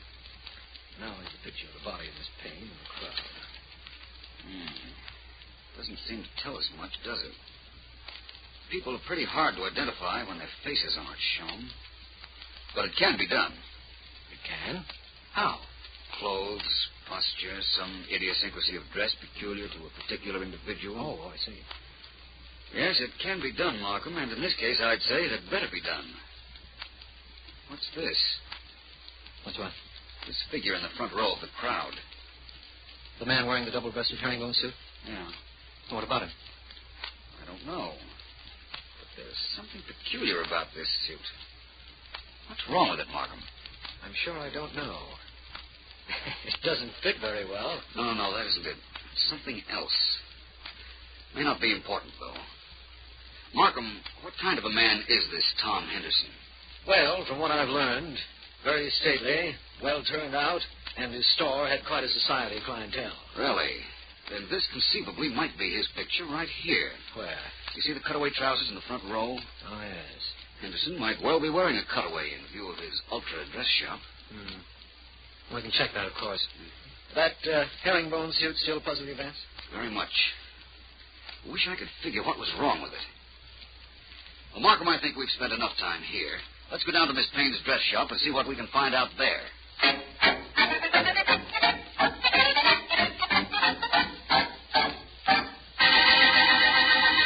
You say your name is Claire Collins, and you're the manager of this shop. That's right, Mr. Vance. It was I who told Sergeant Heath about the trouble Miss Payne was having with Tom Henderson. That's correct, Vance. She also informed me of the fact that Sidney Taylor, who used to own this shop, was with Miss Payne. How did you know that, Miss Collins? Well, I saw them leave together. I go in the opposite direction, but I saw them walk toward the corner together. Well, that's logical enough. You may go if you like, Miss Collins.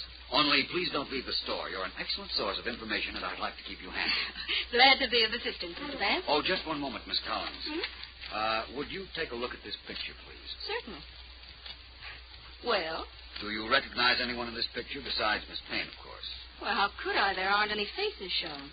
Oh, I didn't think you'd be able to pick anyone out, but there was always a chance. Miss Collins, there was no bad feeling between Miss Payne and you, was there? Of course not. Thank you. You may go now. I'll send for you if I want you. All right, Mr. Vance. I'll be where I can be reached.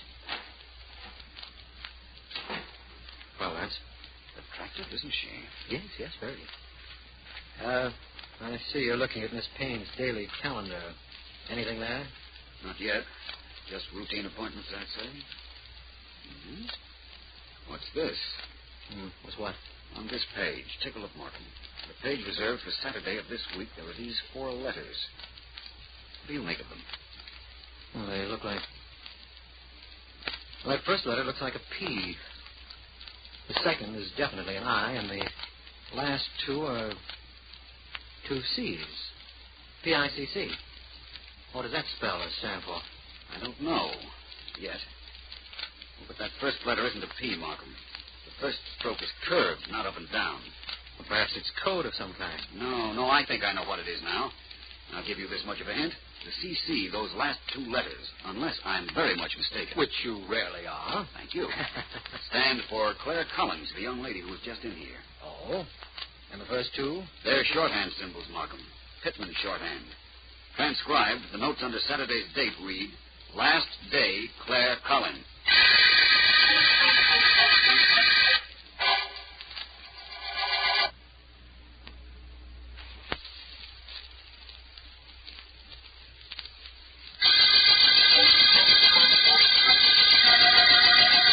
This is District Attorney Markham.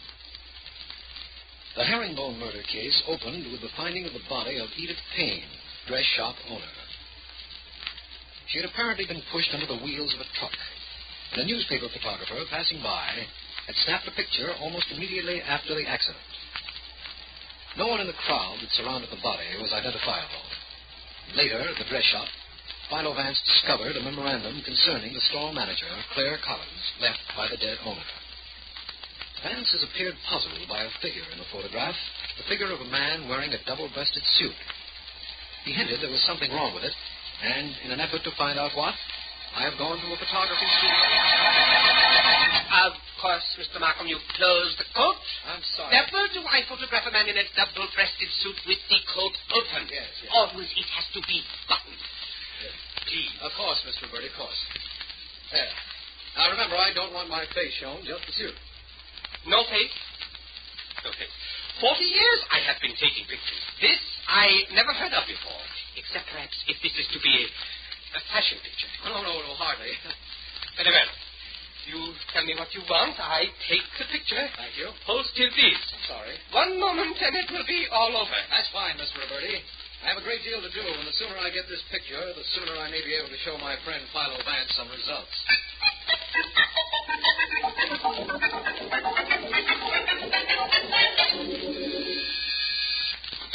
Yes? Mr. Henderson, there's a gentleman in the outer office who wishes to see you. He says his name is Sidney Taylor. Taylor, huh? Fine. Send him in, please. Sidney Taylor coming to see me. I wonder if... Mr. Henderson? Come in, Mr. Taylor. Sit down. Thank you. You know me, Mr. Henderson? I know about you. You once owned the dress shop Edith Payne was running. That's right. I have no love for her, Mr. Henderson. I have no feeling of remorse now that she's gone. Remorse? You mean you killed her? Mr. Henderson, how much do you think the police would like to know that you were on the corner in back of us when Edith Payne was murdered? If they knew that she was ruining my business, I imagine they would be very interested. If I were there. Well, you were there, all right. I saw you. Only I had no intention of telling that to the police. No? No. And this isn't blackmail or a threat of any kind, Mr. Henderson. I just would like a job in your store. I know the business very well, and I could be valuable. It isn't blackmail, but you want a job, or you talk. That's right. Sorry, Mr. Taylor. If you'd come here an hour ago, I might have listened to your proposition. An hour ago? Yes. You see, Philo Vance was here. He seemed to know I was on that corner. Something he figured out from a picture. There's nothing you can do to me or for me, Mr. Taylor. I'm in this thing right up to my neck.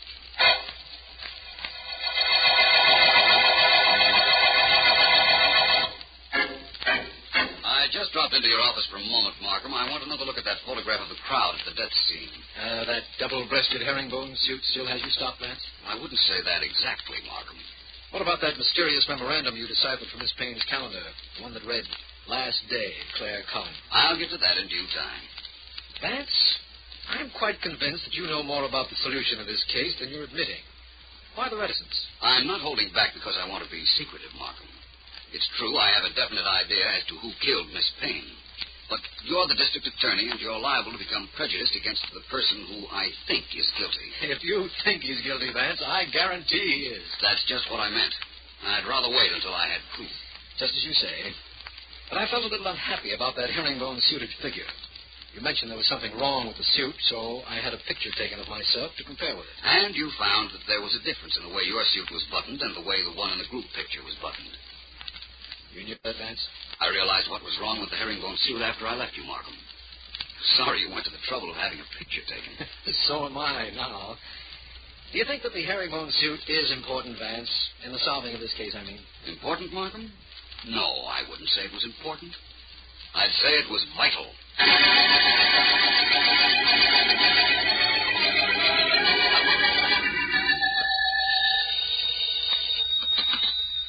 Officer Philo Vance, private investigator. Miss Gorham speaking. Miss Gorham, this is Mr. Vance. Is Miss Deering there? No, she's not. She's doing some research at the library. Can I help? Yes, you can, Miss Gorham. I'm going to give you the home addresses of two people, Sidney Taylor and Thomas Henderson. I want you to use some pretext or other and get into their homes. I want to know whether either of them owns a double-breasted herringbone suit. I'll try to find out, sir. Good. Give me the addresses, Mr. Vance, and find the herringbone suit for you. Frankly, I hope you don't. Oh? You see, I'm going to see a man whom I don't know, doesn't know me, but who I think can supply the ending to the herringbone murder case.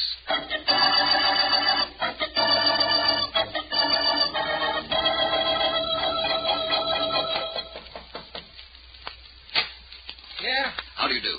My name is Vance. You don't know me. No kidding. Of course I don't know you. And I'll let you in on something. It's okay with me. Just one moment, please. I'm not selling anything. That's good, because I'm not buying nothing. So suppose we start when you're knocking on the door, and this time I'll ignore it. So long. Wait a moment. Just one moment. How would you like to make $50? Oh, I see. You're not selling anything. You're the one that's buying. That's right. $50 worth of the answer to one question. Brother, this beats those radio quiz games. You got to work up to the big money question on them. Well, what is it? Do you own a double-breasted herringbone suit, and did you let somebody else wear it yesterday? That's really two questions, but I'll let it go on account of there's only one answer to both of them. The answer is yeah. Thank you. Here's your money. You've earned it. I have. Well, what do you know about that? Hey, call again, will you, Mr. Vance? Call again.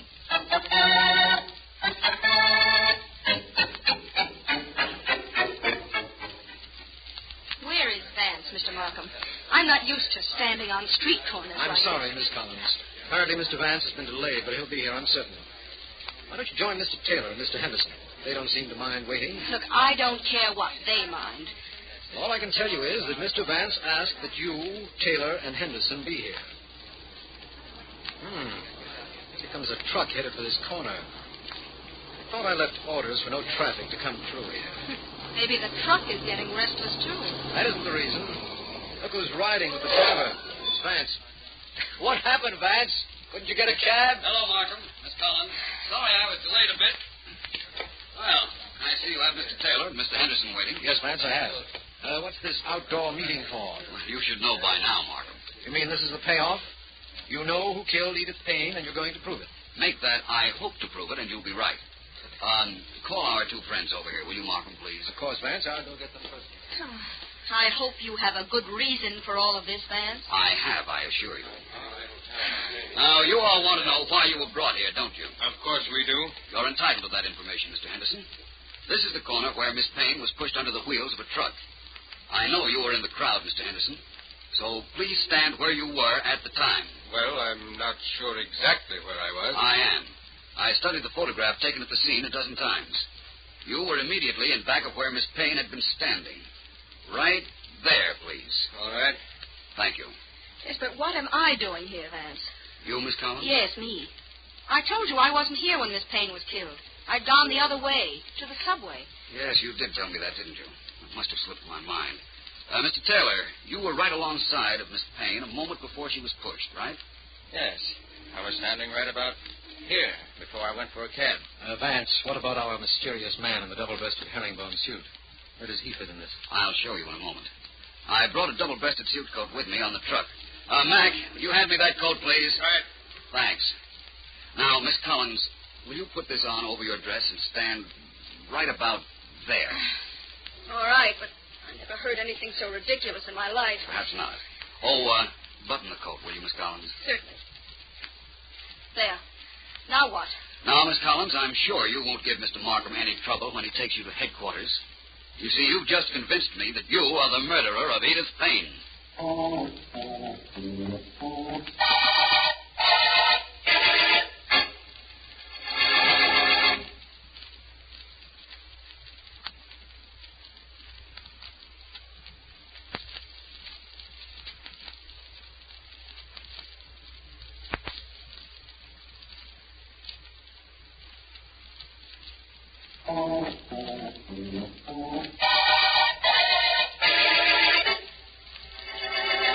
May I have this in very small pieces, please, Vance? The explanation of how you knew Claire Collins pushed Miss Payne to her death, I mean. Certainly, Markham. First of all, you're entitled to know how I knew it was a woman. I go along with that. It was a herringbone suit, Markham. The double-breasted herringbone suit we saw in that picture. It was buttoned the wrong way. Yes, I know. Buttoned from right to left. A woman buttons everything that way, from a blouse to a topcoat. And a man buttons everything from left to right. I'm beginning to understand your logic now. You were convinced that the herringbone wearer was a woman. You wanted to know what a woman would be doing at the scene of a crime wearing a man's suit. Right. She probably wore it so that if she had to skip in a hurry, witnesses would say a man was seen running away. She didn't have to run because apparently nobody saw her push Miss Payne. But, Vance, any woman could have been wearing a man's suit. Why did it have to be Miss Collins? Markham, where would a woman get a man's suit? Rent it. Or buy it, I say. Renting it would be dangerous. The suit wasn't new, so it wasn't bought. Of course, it could have been a second-hand suit that was purchased, but fortunately it wasn't.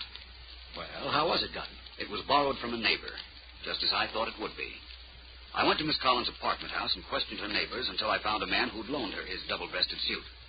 Then, when I rode up on the truck this afternoon, I had her put on a coat just to make sure she buttoned it as all women do, from right to left. Yes, I understand now. Vance, do you know why Miss Collins killed Miss Payne? No, I'll admit I don't know the motive. Well, then, for a change, I can tell you something. It seems that Miss Payne had given her until Saturday to return the money she had stolen or be turned over to the police. She couldn't return the money, so she did away with Miss Payne, and would have been in the clear if it weren't for you. A lot of people must hate you, Vance. Most criminals do, I imagine. You're not included in that not-so-select group, are you, Martin? Me? Oh, no, Vance. I'm on your side. I'm one of the many who want to see you operate and wind up mysteries, just as you wound up the Herringbone murder case.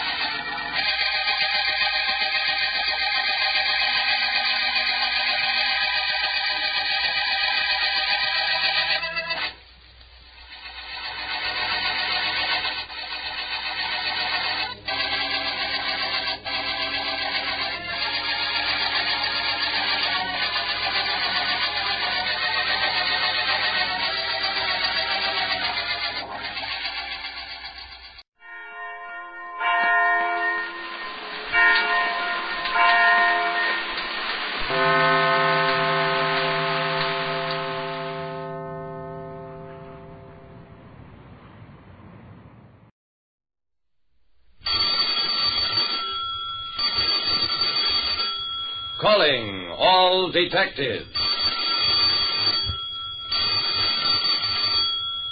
When I went into a movie house with an hour to kill, I didn't realize somebody else was planning a different kind of killing. That is the situation on this page from my casebook. The casebook of Jerry Browning, private detective. To a private detective like me, Jerry Browning, the time element in crime is very important. Once I even had a case of a man who had an hour to kill. I picked up my change at the ticket window, handed in my ticket at the door, and sauntered into the cool darkness of a newsreel theater. A few moments later, the usher came down the aisle, leaned over. Is this too far back for you, sir? No, it's okay, thanks. There was a cartoon on. I relaxed and chuckled as did everybody else, except the man sitting next to me. He sat in stony silence, staring at the screen. A moment later, his arm fell heavily against mine and stayed there. I glared at him, and when that produced no results, I nudged him. He sagged over to the other side, would have fallen if I hadn't grabbed at him. It took about 5 seconds to realize that I was holding a dead man. I pushed him back into the seat, got up, put my hat on my own seat. At the back of the theater, I found the usher, whose features I could now make out. He was a tall, good-looking, red-headed young guy. Where's the manager's office? I'll take you there, sir.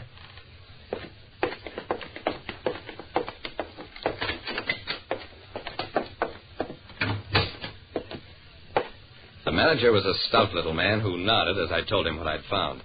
We'll take care of it, Mr. Browning, and thanks for telling me instead of maybe starting a panic in the theater. Red, get another usher and go with Mr. Browning. A couple of minutes later, we had the dead man in the manager's office. As the ushers laid him on a couch, his coat flopped open to reveal a red stain on his shirt front. This was no heart attack death. It was murder. In a newsreel theater, I found a man who'd been stabbed to death. In just about nothing flat, a homicide squad detail under Lieutenant Dawson was at the theater. Please do this quietly. Don't start any trouble in the audience. Don't worry, mister. We know how to handle these things. Casey, put 2 men at each exit. Make every person leaving the theater identify himself. The manager nodded, hurried off. Dawson looked at me. Do you know who this man was, Jerry? He looks familiar, Dawson, but I can't place him. Well, I can. He's Burton Fowler. Remember him now? I remembered. Fowler had once been a highly successful criminal lawyer until he'd been charged with attempted jury fixing and disbarred. The people out in the audience were beginning to sense something wrong. Dawson gave some rapid orders. Turn on the house lights. Stop the film. Phone headquarters for extra men to handle this crowd. If that murder's in the theater, he isn't getting away from me.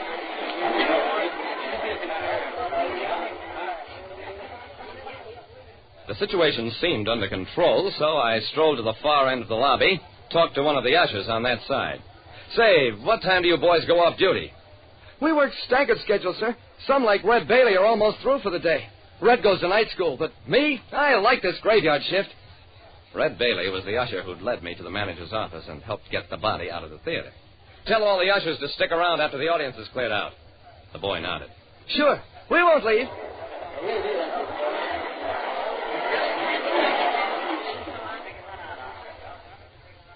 It was almost an hour before the last audience members were out of the auditorium.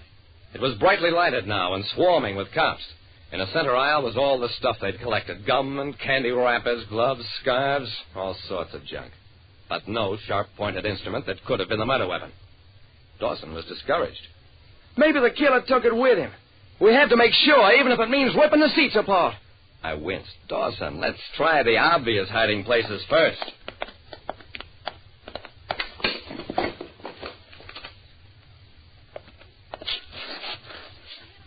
That's where I'd have hidden it. In one of those big stone urns filled with sand and intended for theater patrons to snub out cigarettes. We found the weapon, all right. A tiny knife shaped like a scalpel and as sharp as a razor. Jerry, it's a good thing I know you, because a man sitting alongside of you was killed, and then you lead me straight to the weapon.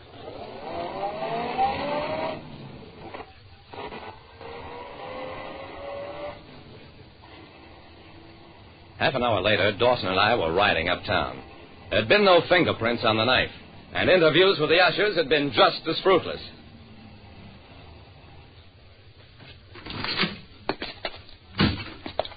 We searched the dead man's suite at the Wingate Towers Hotel. It yielded nothing. No letters, no papers. According to the superintendent, Mr. Fowler always said his money came from dividends. He never had any visitors. He was a nice, quiet gentleman. Dividends, eh? Blackmail, more likely. Fowler had plenty on a lot of people in this town. Jerry, we'll have to trace all his old clients, check court records, get some names to work on. Okay, but it'll be an awfully long job. Dawson shrugged. Yeah, mighty ticklish. The law doesn't like people who've been acquitted to be reaccused. We'll have to handle them with kid gloves. I turned sharply. What did you say? Why, just we'd have to handle any suspects with kid gloves. Kid gloves? Dawson, that's it. Come on, we're going back to the theater.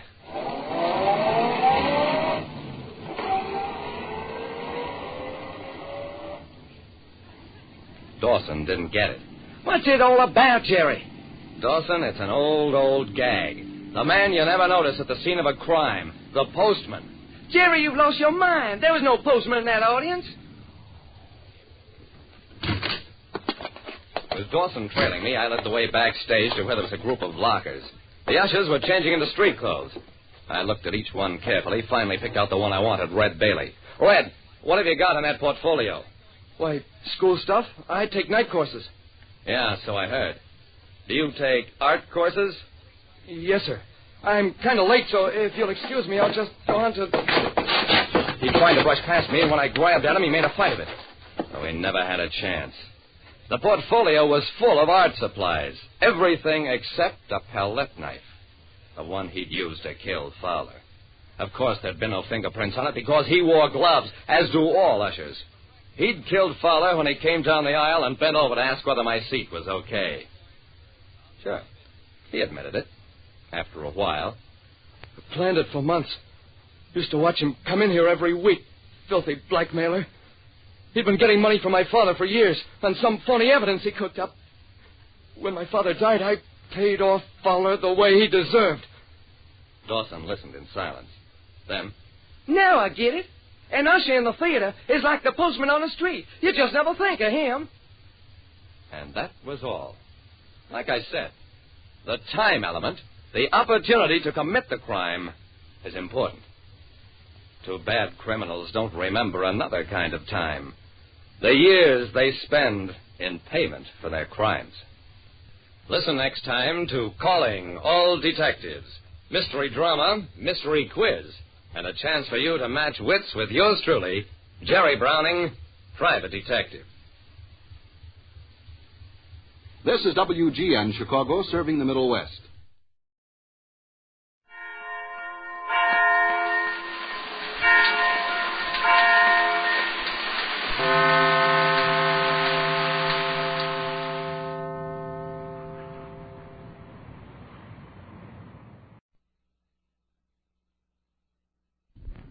Get this and get it straight.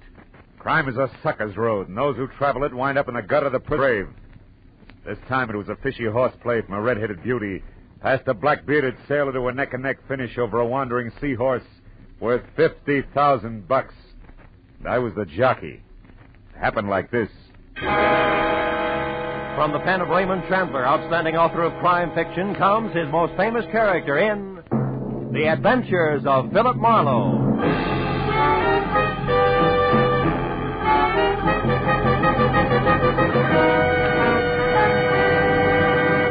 Now, with Gerald Moore, starred as Philip Marlowe, we bring you tonight's exciting story, The Sea Horse Jockey.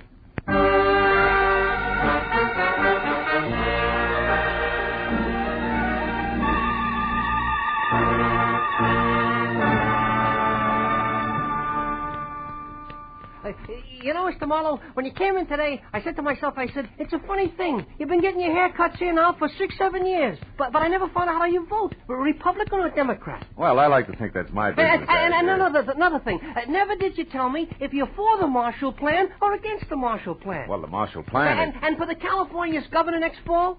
Well, there's no doubt in my mind And the income tax... sit back, please. There. Yeah. Now, the income tax is fair or it's not fair? Well, eminently... Now, how come all this stuff, I don't know, what is your opinion? I can't imagine. Of course, my opinion, I tell people. I say political party is a matter of getting to... Oh, excuse me. Saved by the bell. Oh, Alvin's barbershop. Alvin speaking. Who? Mr. Marlowe? Yes, he's right here. Hold on, please. It's for you, Mr. Marlowe. Always interruption, ain't it? You're so right. For 60, well, never mind. Thank. Hello. Mr. Marlowe, this is Mrs. Lola Demarest speaking. Oh? Thank goodness I've finally located you. Now, you're to come out to my place at once. Pacific Palisades, 1312 Old Tower Road, and your plane leaves in 2 hours. Now, wait a minute. What plane, Mrs. Demarest? Why? What's this all about? The Sea Horse. I'm going to sell it, Mr. Marlowe. My mind's made up. The Sea Witch? A Sea Horse, Mr. Marlowe. It's a brute 6 inches high and set with precious stones, which a San Francisco dealer is anxious to pay $5,000 for. Well, look, Mrs. Demarest, The dealer's flying to New York tomorrow, Mr. Marlowe, and also my doctors say I'm living by sheer willpower alone. Hence, I can my hear it. decisions must be made quickly. Now, the terms of the deal are cash, so please be sure that you're armed. And the money will be returned here to my stepdaughter, Jillian Demarest, unfortunately. Oh, you don't approve, huh? No. However, I'll abide by my late husband's wishes. Jillian is to be provided for. Now, no more questions, sir. Just hurry. You'll be paid handsomely, and when you get here, Mr. Marlowe, use the back porch. I'll be in my bedroom. The other doors are locked. You're alone, Mrs. Demarest? No servants? I'm merely sick, Mr. Marlowe, not dead. And since I've just fired Elmer Ferris, who was called a lawyer, but it was actually more of a baboon, we'll be able to talk. Now, hurry, Mr. Marlowe. Please be punctual. My new lawyer is due here at 4:30. I'll finish up and be ready for you at exactly 5. Is that clear? I've got one question. Were you ever a barber? Goodbye, sir. Well, Alvin, it looks like we'll have to skip that shave. Oh, that's too bad, Mr. Marlowe. Like I said, I'm anxious to get your opinions. Opinions are important, huh? Important, Oh, you know? sure, Al, sure. Yeah, I mean, the way I look at it, Mr. Marlowe... Alvin! Yes, Mr. Marlowe? Wipe the lather off. Your chin, not mine.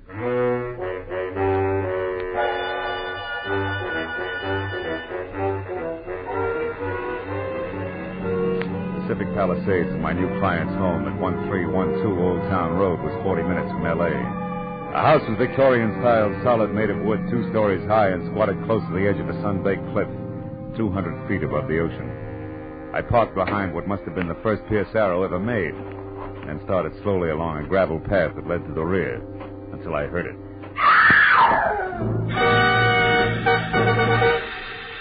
Inside, I found an old woman whom I figured to be my client, leaning against the half-open kitchen door, sobbing and clenching at the gingham apron she wore like it would keep her from screaming again. Mrs. Demarest, get hold of yourself. What happened? I'm not Mrs. Demarest. Oh, the poor darling. Her heart. She's dead. She's dead?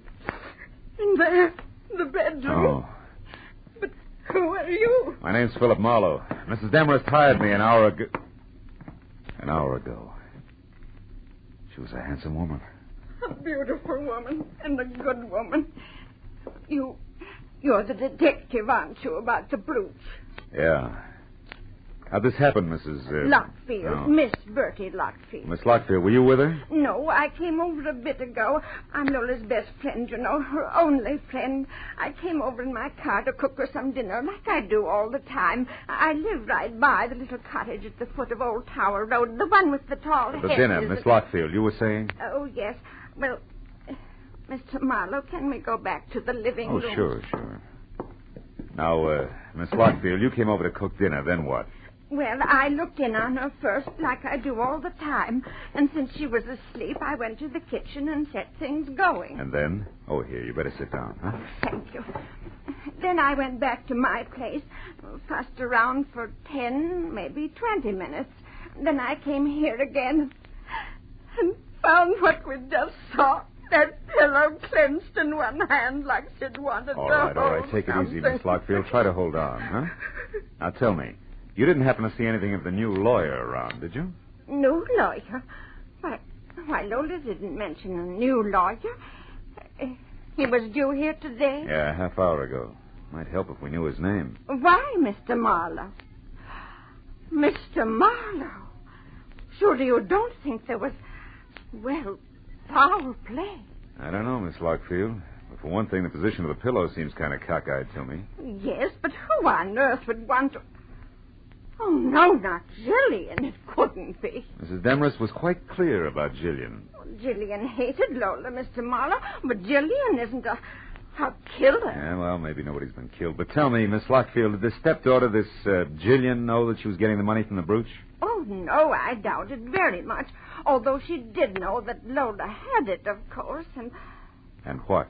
and that Lola's money was dwindling, Mr. Marlowe, and that she was selling her possessions one by one. Uh-huh. And therefore, Jillian might think that the Sea Horse brooch was hers by right of inheritance, huh? Yes. Yeah. Tell me, Miss Lockfield, do you know where Mrs. Demarest kept the brooch? Oh, yes, in the bedroom. I'll show you exactly where. Come. All right. It's behind the portrait of Mr. Demarest and... Oh, the poor Come on. darling. Take it easy, honey, huh? Did you say behind the portrait, that one? Yes. There's a panel in the wall that slides. Uh-huh. Move the picture to your right, Mr. Marlowe. Then pull out on the panel edging. You'd better use the chair. Yeah. To the right. And out on the panel edging, huh? That's it. That's it. See? This velvet case?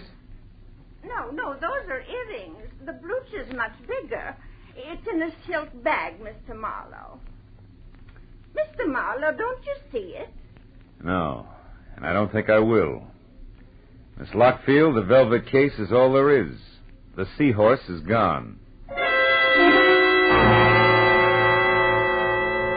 I called the law and reported both the theft of the brooch and the death of Mrs. Demarest while Bertie Lockfield prompted over my shoulder. After that, I started through the place looking for anything that could possibly give me a lead on the wandering Sea Horse. 15 minutes later, all I could show for my effort was a telephone number, Surfside 10229. It meant nothing to me except that it was written on a sheet of brown roll-your-own cigarette paper. When I dialed the number and got no answer, I dropped the paper into my pocket. I told Miss Lockfield to wait for the police and headed for town in the first public phone booth. I started through the local classified directory looking for a lawyer named Elmer Paris. I didn't find him. I figured he could be somebody's junior partner. So I began at the top. I scored on my seventh nickel. Calder, Kramer, and McDuff. It was the anchor man who answered. Elmer Paris? Yes, we employ a lawyer by that name. One who was fired by Mrs. Lola Demarest early today, Mr. One McDuff? who ceased working for Mrs. Lola Demarest early today. All right, objection sustained. Tell me, where can I get in touch with Mr. Paris? At his desk here in the office where he's been all day. Your reason for asking, sir? The answer you just gave me. Now, one last item, Mr. McDuff. Did your firm supply a new lawyer for Mrs. Demarest late today? We did not. And, sir, we never will. Oh? Each lawyer in this office is, first, a gentleman, second, a competent barrister. The belligerent Mrs. Demarest has use for neither. Good day, sir.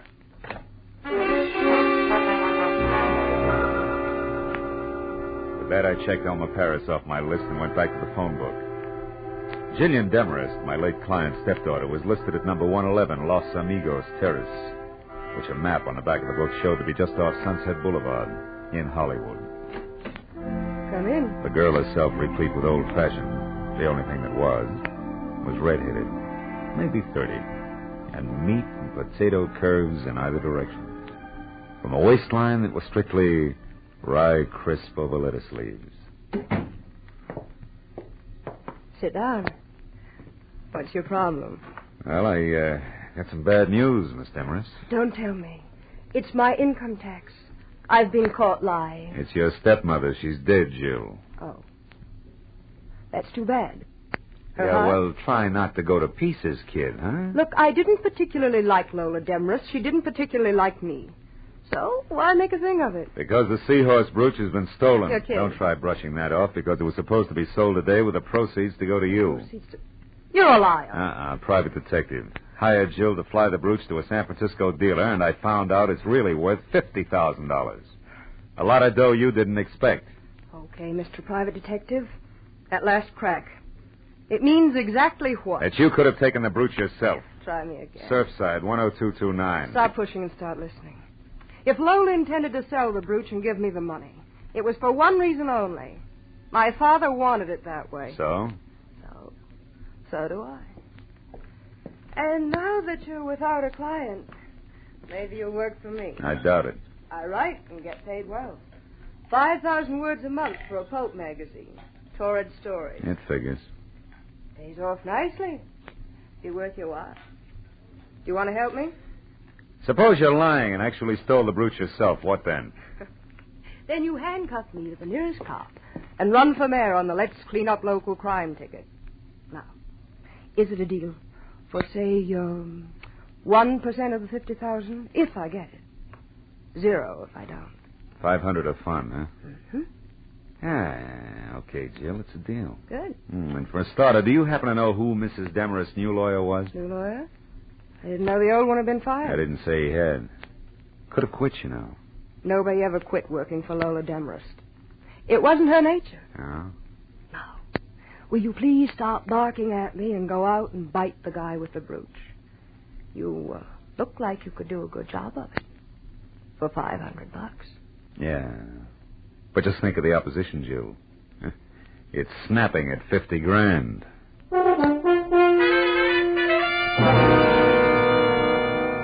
I drove back to the foot of Old Tower Road in the smothered and ivy cottage labeled Miss Bertie Lockfield. I started for the front door, but only got halfway. That'll do nicely. Right where you are. Oh, fine. You're a friend of Bertie Lockfield's or a relative, which? A nephew, why? Because, nephew, Aunt Bertie's not home, and I want someone responsible to leave a message with. So you go looking for him with a gun, huh? Now listen, baby, Shut up and try to remember this. Tell your aunt that the new lawyer Mrs. Demarest hired will be in touch with her. Does that make any sense to you? No. Maybe if I knew his name, it would.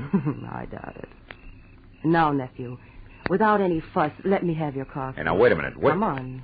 You'll find your car a block away from here where I left mine. Give? No. Happy motoring. Thank you, nephew. And don't forget the message. She backed away, got into my car, and started it without once taking her dead, fish-cold gray eyes off me. When she jerked away from the curb, it was too late for me to do anything but swear and start walking to my car. It was where she said it would be, so I got in and sulked as far as the first public telephone. It was time to try Surfside 10229 again.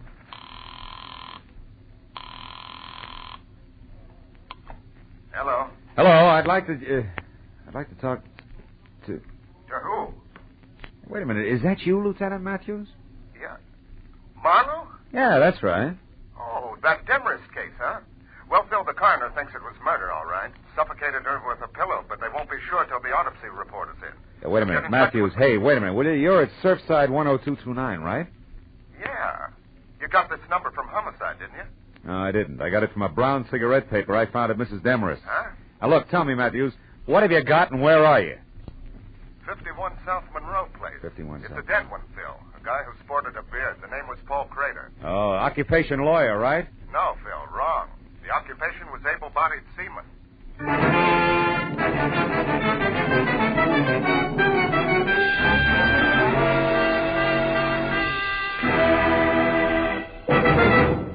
In just a moment, the second act of Philip Marlowe. But first, Dr. Christian's latest patient comes up with a new problem for the kindly small-town physician this Wednesday. And it's the case of a man who's about to be evicted from the place to which he's come home to die. Add to this, the patient is an exceedingly lively, rip-roaring centurion, and you have the makings of a highly dramatic, amusing yarn. Dr. Christian, starring Gene Herschel, is heard every Wednesday on most of these same CBS stations. Now with our star, Gerald Moore, the second act of Philip Marlowe, and tonight's story, The Sea Horse Jockey.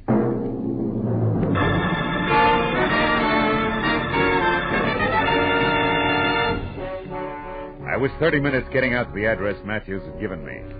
The neighborhood around Surfside looked like it had been pushed together from scraps that had washed in from the sea. And number 51 Monroe Place was no improvement. It was a corroded little frame house surrounded by a picket fence, with most of its front teeth missing. I parked in the red glare from the squad car's spotlight, and as I walked past the sagging gate, I could hear Matthews inside. Oh, hello, Marlowe. Come on in. But don't fall over the late Mr. Paul Crater there. Oh, that's him, huh? Doesn't look much like a sailor to me, Matthews, in spite of his whiskers. What do you expect, bell-bottom trousers? All right, all right. Those guys wear suits when they're ashore like anyone else. He was shot twice, Phil. Once in the stomach, once in the chest. Dropped right here in front of the door, huh? Yeah. The way it looked, somebody came up and knocked, and when Crater opened the door, they let him have it. Got a line on it? Well, he was a nice, quiet guy, apparently. Lived here with his sister, Helen. As far as we know, they got along fine. We're still trying to locate her. He worked around here someplace, but we don't know where yet. But what about that Demarest business? Oh, that. Well, Oh, wait a minute. Oh, okay. Matthews. Yeah, Mooney. I see. Jug Nolan. As in J-U-G? Yeah. Uh-huh. He is? No, you come on back. I'll check him later, personally. Well, Phil, that answers one question anyway. Crater here worked out of a boatyard on Front Street. What was that Nolan, J-U-G, about? Jug Nolan. He's the bird who runs the shipyard. Oh. Mooney says he's a genuine old sea dog from Roll-Your-Owns to... Wait a minute. Did you say Roll-Your-Owns? Yeah. Matthews, how about letting me talk to this Nolan before you and the boys move in? Why? I'd like to check the color of his cigarette papers. Then I'll let you know. Well, okay, Marlowe. Only keep your chin in. Maybe Nolan doesn't know anything about what happened to Crater here. Unless he pulled the trigger, huh? I drove through the thick smell of seaweed and dead fish that was Front Street for 10 blocks. Before I found a battered sign that read Nolan's. Dangled over the door to a shanty of an office, behind which a tangle of crooked masts stuck up like jackstraws out of a jam of crusty hulks. I pulled into the curb across the street from the place and started to get out. When the office door opened, and a man who looked something left over from Moby Dick stepped out, headed across in my direction. As he passed in front of my car, I got a good look at the butt of the homemade cigarette. Drooping over a jaw as heavy as the end of an anchor. It was rolled with brown paper. Odds on it had to be Jug Nolan. When he swung on down the street and finally went into a bar, I followed. Hey, Swede. Do it again, huh? Be right with you, Chuck. Snap to it. I gotta get... Well, what do you make of it, mate? Something biting you? Not exactly, Jug. I was just wondering how well you're acquainted with Lola Demarest. Demarest? Yeah. Well enough to know she's got vinegar in her veins instead of blood. Why? Is the old crackpot something to you? No, not now. She was my client earlier tonight. I'm a private detective. Name's Marlowe. Now, keep it. You were up to see her today. I'd like to know why. Go ask her. That's a little tough now. She's dead. Yeah? Well, better late than never, mate. Miss her, do you? I can stand the strain. What was your business with her? Boats. Sure it wasn't seahorses? Don't talk bills to me, mate. I said boats. 2 rusty, rotten scows covered with barnacles enough to sink 'em in another week. But to hear that old gal talk, you think each one was the Queen Mary. Hey, Swede! Yeah? Pour me that drink. Okay, Chuck. Here. Hey, what's yours, mister? Scotch, Johnny Walker. Take 'em both out of this. No, you don't. I'll buy my own. And I'm tired of your questions, mate, so haul out. Here, Swede. Suit yourself. Maybe you can bear up under one more question, Nolan. For you, maybe it's easy. Who killed Paul Crater? What was that? Somebody put 2 bullets in Paul Crater in front door of his house. I just came from there. Oh, dead. If you're lying to me, mate, I'll tear you in two. Get your hands off, Jug. Why would I lie? The cops know who did it. Not yet, but they will. I'll find out about this and in a hurry. Slow down, Nolan. There's no rush. Crater's going to be dead a long time. I want to ask you... Get out of my way! Now, look, Nolan, I said I wanted to... Never mind. Okay, Commodore, help yourself. Nolan's ponderous right fist was cocked when I changed my mind, but that wasn't what did it. Over his shoulder, I'd spotted a familiar face. Detective Lieutenant Matthews leaning at the end of the bar and studying his thumbnail intently. As Jug stamped past him and out the door, Matthews jerked the intriguing thumb at a thin, sandy man working a pinball machine, who suddenly lost all interest in the game and left abruptly. And Matthews sidled down the bar toward me. Sorry to step on your heels there, Bill, but we found out that Nolan has 2 judgments against him for assault. Got a very dangerous temper, it seems. Well, you saved me a split lip. Did you hear all of it? Enough to convince me that Jug Nolan didn't do it, but we'll tag him just to play safe. Oh. Chances are he's heading for Crater's house now, which should just give me a good chance to go to his place and look around. Uh-huh. I'll see you, Marlowe. Yeah, so long, Matthew. Something else for you, mister? No, thanks, Swede. Unless you can tell me why so many surfside sailors grow Van Dykes. Ha, I wondered myself. Maybe it's to hide those dirty collars. I don't know. That's sweet. Couldn't stand the city gas. Hey, here's one with a beaver now, mister. Why don't you ask him? Oh, it's not that important. Come on, let's go, sweet. Set me up some rye whiskey. Okay, all right. Say, Dusik, this fella here wants to know why you sailors grow those chin whiskers. Yeah? Skipper, I'll tell you. A sailor's got to have something to do while he's away at spare time at sea that don't take up too much space. Yeah, well, I guess it beats bike racing. I'll see you, Dusik. Wait, I want to tell you. I went to town today looking for nothing but a change of scene and a chubby blondie Edward, see? And what happened? Yeah, well, that's fine. Some gal takes a look at my bed and thinks I'm a college professor doing research. I couldn't thaw her out with a blowtorch. Yes, the well, next one runs for life because she takes me for a judge. And after that, I'm just getting around... Hey, wait a minute. Hold it, Deuce. Huh? You say judge? What's up, Skipper? You losing your rudder? Just the opposite. You've given me an idea that'll work. Yeah, and what? 2 murders, a beautiful sneer, and a missing seahorse. Wild, but it's beginning to make some sense. So long, sailor.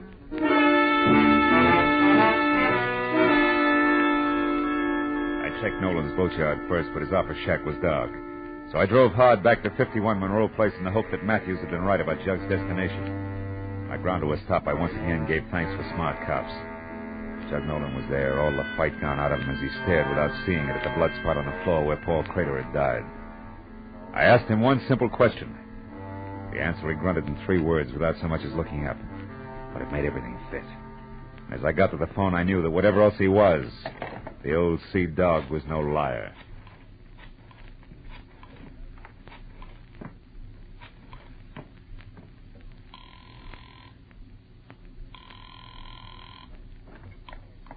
Hello? Is Marlowe, Jill?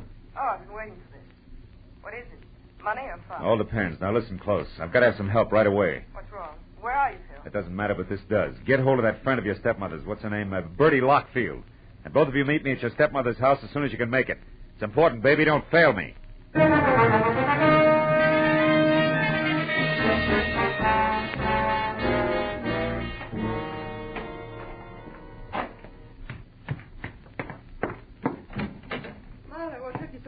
Well, yes, I understand you wanted our help in a big hurry. We rushed madly over I'm here. sorry it took longer to get here than I figured. What do you want us to do, Phil? Catch a thief and a killer?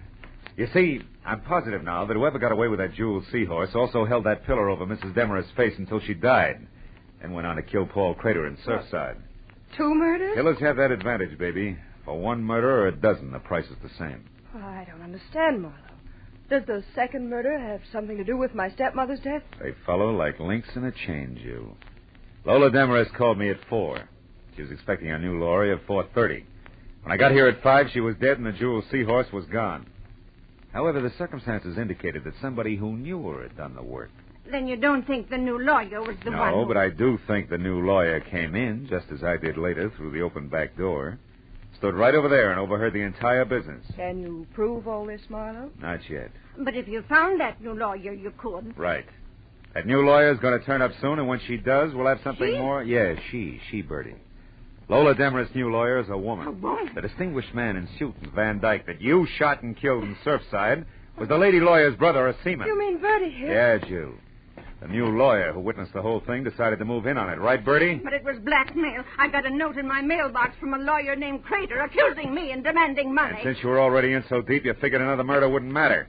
You got the lawyer's Surfside address some way and went there. And that's where you stumbled, Bertie, over a suit of clothes and a beard. Bertie, you were Lola's best friend. You'll never understand, you fool. But don't try. Bertie! Don't you try either, Marlowe. Make a move for your gun and I'll put a bullet in her back. Lola Demarest's best friend. I despised and hated her. For years I worked and slaved for that woman, pampering her, putting up with her sickness and her temper and her high-handed ways. She owed me plenty for those years. When it came time to pay, the money went to you, you cheap little snip. You'd done nothing for her. You were getting everything. Stand still, Marlowe. I came prepared, remember? So did I, Mrs. Lockfield. Helen Crater. Better drop it, Bertie. You're in the middle. Listen, we can still do business like you said in the note. Not now, sister. You forget 3 things. First, you tried to kill me. Second, you did kill my brother. Helen, you don't know what you're doing. And third, the female of the species is always deadlier than the male.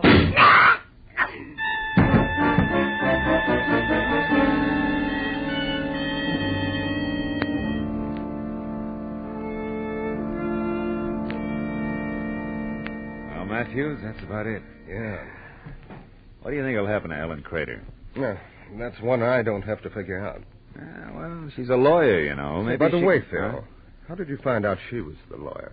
Oh, that. Well, you see, the fact that the new lawyer was nowhere around bothered me. Uh-huh.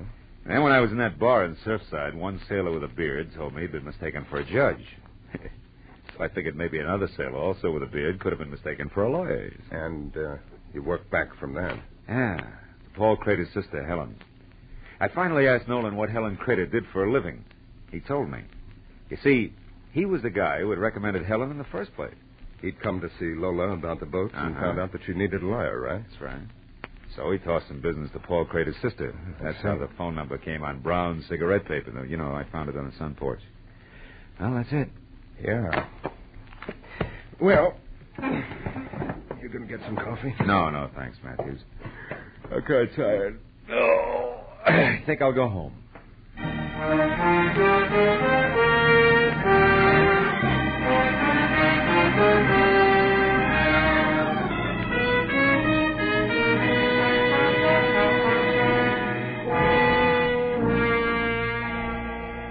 It's almost 3 in the morning. A silent, sterile hour at the short end of a long, long night. Everything that happened had been because of a jeweled seahorse. An ugly little replica of an ugly little fish. But then, as I thought about it, I realized that the trouble wasn't because of the seahorse. It was because of the people. Bertie Lockfield, Helen Crater, Lola Demarest.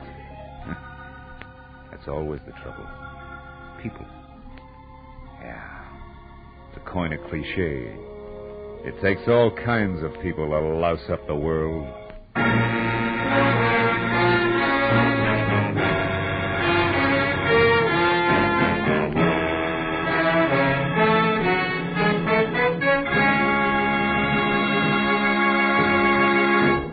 The Adventures of Philip Marlowe, bringing you Raymond Chandler's most famous character, star Gerald Moore, are produced and written by Norman MacDonald and written for radio by Robert Mitchell and Gene Levitt.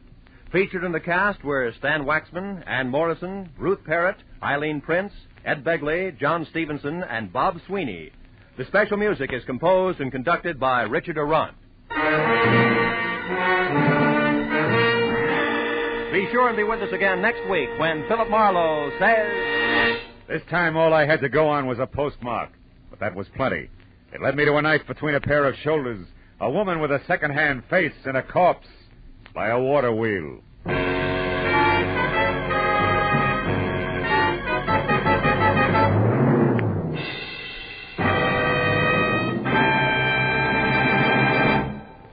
There'll be some grand singing on CBS this Wednesday night. Bing Crosby will play host to Al Jolson and Ella Fitzgerald, and Burns and Allen will entertain lovely Dinah Shore. Also, Groucho Marx will be around with more of his wonderful wit on his quiz, You Bet Your Life. And, of course, Dr. Christian will be on hand with another famous story. They'll all be heard on most of these same CBS stations, so be listening. This is Roy Rowan speaking. Now, stay tuned for Pursuit, which follows immediately over many of these same CBS stations. This is CBS, where Wednesday night is Bing Crosby night, the Columbia Broadcasting System.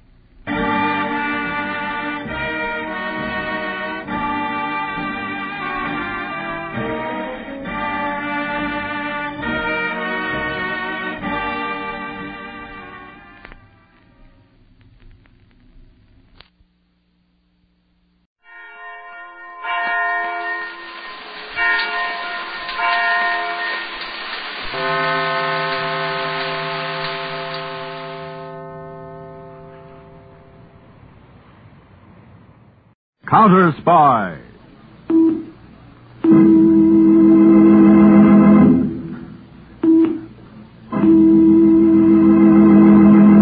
Washington calling David Harding, Counterspy. Washington calling David Harding, Counterspy. Harding, Counterspy. Calling Washington.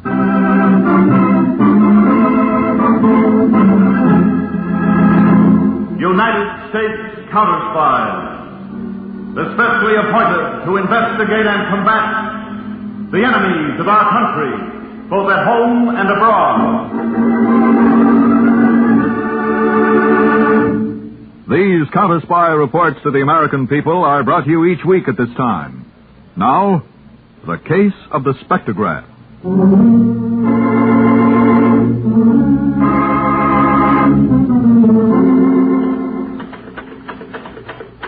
Miss Phelps. Yes, Mr. Blake? When is Dr. Carthouse going to be here? Why, He might at least be prompt. After all, we are his financial backers. I know, Mr. Don. As such, we're certainly entitled to better treatment than this. Of course, Mr. Fulton. Considering the fact that we've advanced close to $50,000 for his sonic research so far. Oh, I know you have, gentlemen. Now, look, Miss Phelps, have you any idea where he is? Well, probably at Columbus Circle, 59th Street and Broadway. Oh, no, not again. More speeches? Well, Dr. Carthouse was feeling very good when he left here, and as you know, he usually makes speeches when he feels good. Yes, flowery ones, too. Although you'd never guess it from the way he talks normally. Abrupt, to the point. Well, I'm not going to have my dignity trifled with any longer. If the doctor doesn't show up in 5 minutes, I'm going to consider the money I've invested so far in that nincompoop lost. And you and Blake can carry on with the financing if you're mad enough to do so. Now, Fulton, don't be... No, I mean it, Blake. I've had enough. What? Gladys, you should have been there. I made a great speech. A crowd of 30 people. I told them what I thought of the government. They were impressed. Doctor, your appointment... Oh, I see. All licking your chops, eh? That's what I mean, Blake. Now, see here, Doctor. I'm a man of some importance in the banking world. I demand that I be treated with a measure of respect. Respect? You get that for brains, not money. There are no brains here except mine. And Gladys. My heaven, Now, calm down, Fulton. Let's at least see what the doctor has to show us. Yes. Now, Dr. Carthouse, you promised us a demonstration of how far your sonic research had progressed. I keep my promises.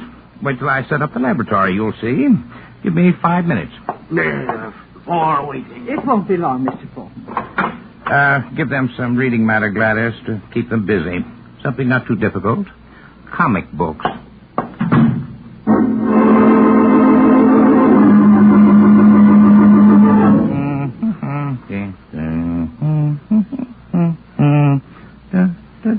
Ha. Good. All set. Come in and see. It's about time. This had better be good, Carthouse. I'm sure it will be, gentlemen. Gladys, you come too. You've never seen this. Oh, thank you, Dr. Carthouse. Close the door. All right, gentlemen. Sit down. Yes, let's see this. Good. Now, first, a preliminary demonstration. See this table backed by thick wood planks? I take this glass tumbler and put it on the table in front of the planks.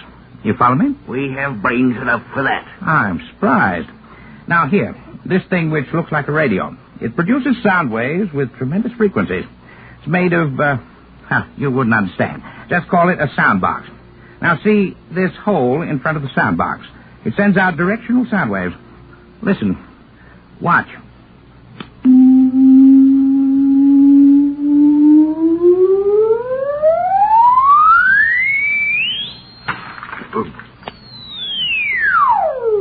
There. See? Your ears hurt? I can barely hear now. Yes, but whatever, Dr. Carthouse. Shattering a glass is nothing new. A good, robust voice can do it just holding a note long enough. Right, Blake. I showed you that for contrast with the real demonstration, which is coming now. Gladys. Yes, Doctor. Brush the glass off the table. Yes. Now, the three of you, look at this. A steel tube. Go on, take it. Pass it around. Here then. 3/4-inch steel. Armor plate. No question about it. Now, Fulton, be useful. Put the steel tube where the glass was. Like this? Right. I didn't think you were so smart, Fulton. But I will not tolerate... Oh, shut up, Fulton. Go on, Dr. Carthouse. There's nothing more to say, Blake. Just listen. Watch again.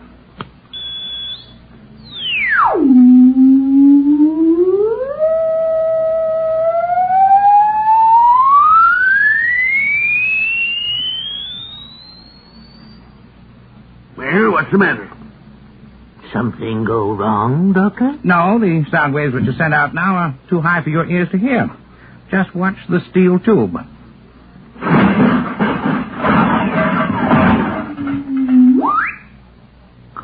Good heavens. Well, that's incredible. What did it? Sound waves. The demonstration is finished. Yes, but what did it? How did you attain a frequency that can shatter steel? How soon can we put this to practical use? Why didn't it shatter those planks behind the steel tube? The planks have a higher degree of elasticity. They can absorb the sound waves. Steel is brittle. It can't. I'm working on a frequency to shatter wood now. This is frightening. shattering armor plate like that. If this is developed on an industrial scale, there'll be plenty of practical use for it.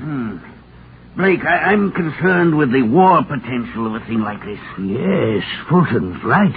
I think we should seek government protection for Dr. Carthouse. Government protection? Well, the plans and the formula for this device shouldn't be left unguarded wherever they are. The plans and the formula are here, in my head, where nobody can steal them.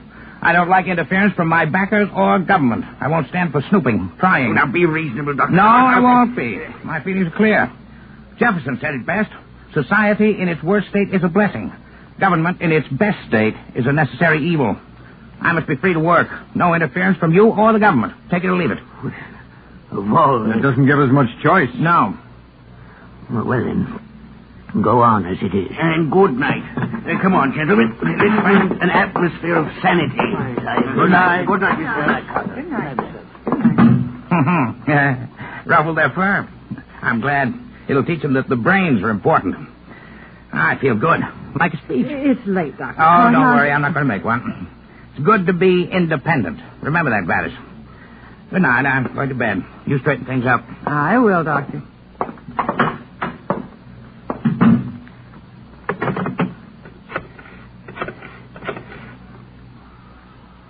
Long distance? I'd like to place a call to Washington, D.C., the headquarters of the United States Counterspy.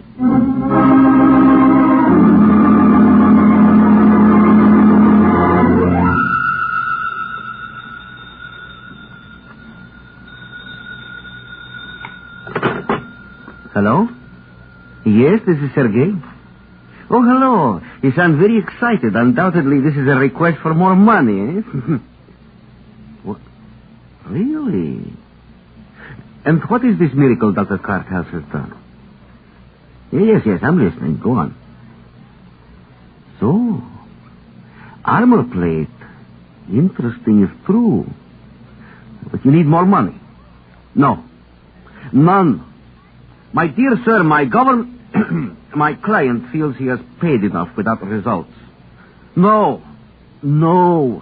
If what you say is true, obtain the formula and plans. How? That I leave to your imagination. Get them to me and you will receive the final agreed upon sum, $100,000. Yes. Just send them by a commercial messenger. In this business, the most ordinary means of transmission is usually the safest. I'll be expecting to hear from you. Good night, sir.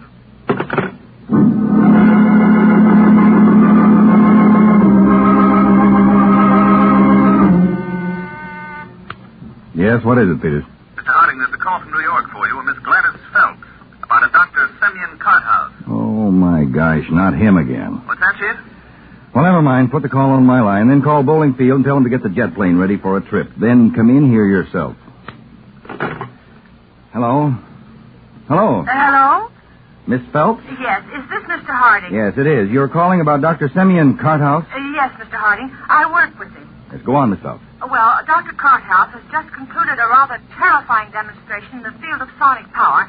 I think he should be protected for his own sake. Oh, does he know you're calling me? Oh, no, sir. I thought not. The doctor's a bit eccentric. Yes, that's a mild word, Miss Phelps. You don't have to explain. I've had dealings with him before. Well, then you understand he must know nothing of this. I thought perhaps that you could send an agent. Hold it, Peter. Well, Miss Phelps. Yes. I'll come up to see you myself. I should be in New York in about 2 hours and a half. Oh, thank you, Mr. Harding. Where shall I meet you? Where are you now? At the doctor's home, 1232 West 82nd Street. All right. You be at the corner of 82nd Street and Columbus Avenue in exactly 3 hours. I'll pick you up in a car, and you can tell me all about it while we drive around. I'll be there, Mr. Harding. Fine. Goodbye. Goodbye. Chief, what's this all about? A woman calls from New York, mentions a Dr. Carthouse, and right away we're flying up there. Peters, I don't know what it's about, but the fact that it concerns Dr. Carthouse is enough for me. Where he's involved, I'd fly from here to Moscow via the Antarctic if I had to. Who the dickens is he? The most brilliant and aggravating man I've ever dealt with. I'll tell you all about him on our flight up. Come on, let's get started.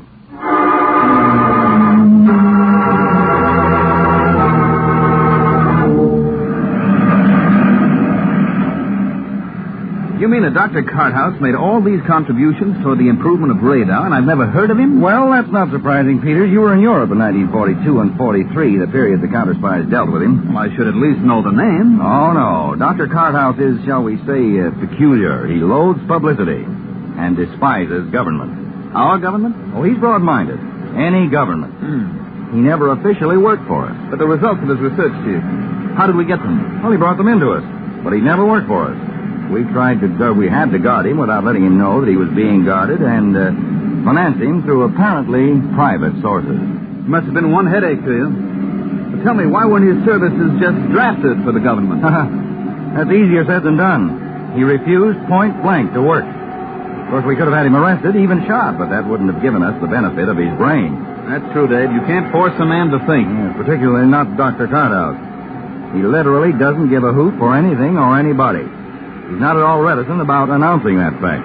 Unpleasant character. Oh, no, to the contrary. Very pleasant. And very difficult to guard. Our biggest job was protecting him from being mobbed. Mobbed? Yes. You see, he has a hobby, not stamps or model planes or anything normal. He likes to make speeches. What? Yeah, one day he's in Union Square denouncing communism, and the next day he's at the Chamber of Commerce meeting denouncing capitalism. Some character. Dr. Carthouse is just against. Doesn't make any difference what. He's against it. Well, I'm looking forward to meeting him. Well, don't, Peter, because you won't. I haven't the faintest idea what he's doing. But if he learns we're interested in it, protecting him, interfering, as he calls it, he'll stop dead. I know, because that's just what he did when he found out our agents were guarding him during the war. That's why I haven't kept an agent on him regularly. The New York office keeps a once-a-month check on him.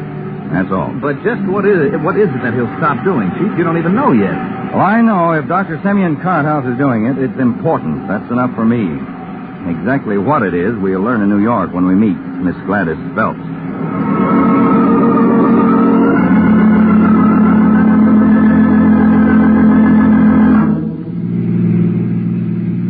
It's true, Mr. Harding. I saw it myself. He shattered a piece of armor plate? That's right, sir. 3/4 inches thick. Chief, a thing like that... Yes, I'm way ahead of you, Peters. Now, listen, Miss Phelps, did you tell anyone else you were calling us? No, sir. Chief, what are we waiting for? Why don't we just pick up this doctor and turn him over to the Department of Defense? Peters, I know the man we're dealing with. He'll come to the government, all right, but when he's ready to and feels he's finished his research, and not a second before. You will give him protection, though, won't you, Mr. Harding? That I guarantee, starting right now. We're back at 82nd Street, Chief. All right, Miss Phelps. Now, you better get back to the doctor's house. We've been driving around for more than an hour. All right, Mr. Harding. And don't worry. We'll have a guard over him every minute from now on. Well, I've got a feeling I don't get any sleep tonight, Chief. You don't, Peters. Stick here and keep your eye on that house she's going into until I send an agent to relieve you. Okay. Now, one thing you've got to make sure of, Peters, that Dr. Carthouse doesn't become suspicious of you. I haven't lost a trail yet, Chief. Well, if Carthouse finds out about you, we lose more than a trail. We lose the use of his brain, and that we can't pick up. I'll be... Oh. Hey, the girl's coming back. What? Mr. Harding, the laboratory. Dr. Carthouse, he's been murdered.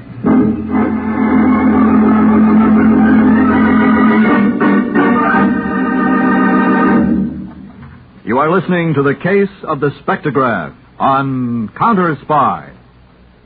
Tonight, The Big Show brings you the best in comedy, music, and drama with Tallulah Bankhead, Fred Allen, Douglas Fairbanks Jr., Margaret Truman, Mindy Carson, Meredith Wilson, and many, many more. It's The Big Show, top Sunday listening designed for the entire family. And speaking of families, tonight means another delightful adventure for the Madcap Harris family and all their friends on the Phil Harris Alice Faye Show. That's tonight over most of these NBC stations. Now, back to Counterspy.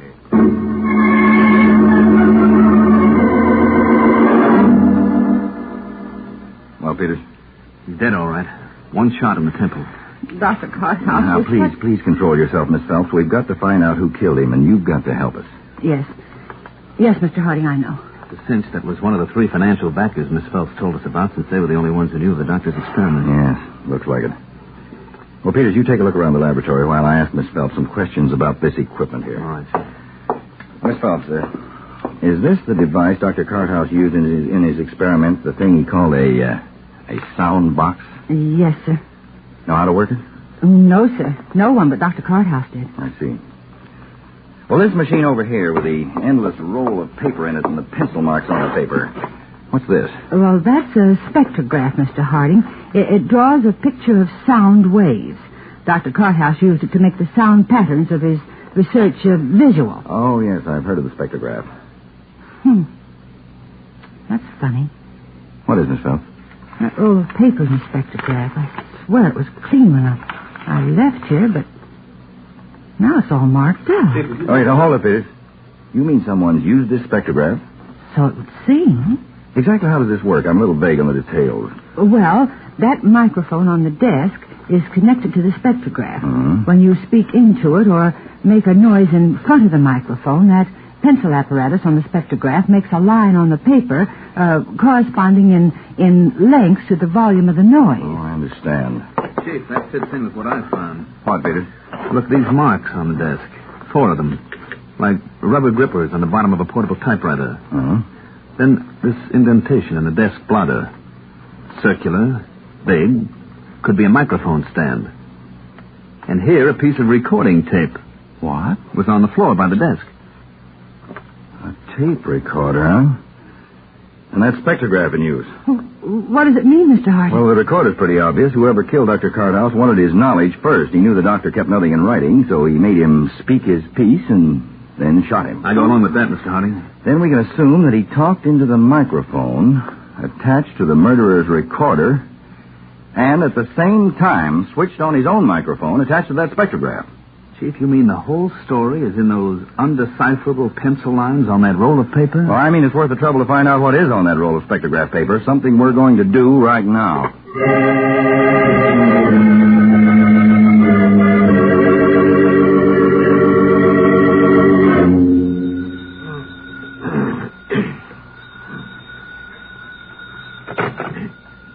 Hello? Is this Commander Tackett of the Naval Radar Section? And? Who is this? David Harding, United States Counterspies. Counterspy? Yes, I'm sorry to bother you at 2:30 in the morning, Commander Tackett. Oh, shoot, Mr. Harding. Well, now, in your radar and sonic research, you use an instrument known as the spectrograph, don't you?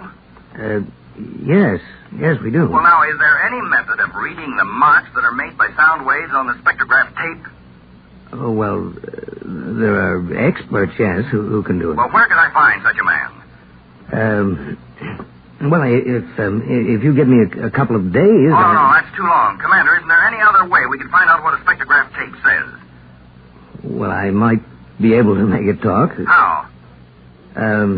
We have the apparatus in our naval laboratory here in New York. If I had an enlarged photograph of the spectrograph tape... You'll have it, Commander Tackett. If you'll go right down to the naval laboratory, I'll meet you there in 30 minutes.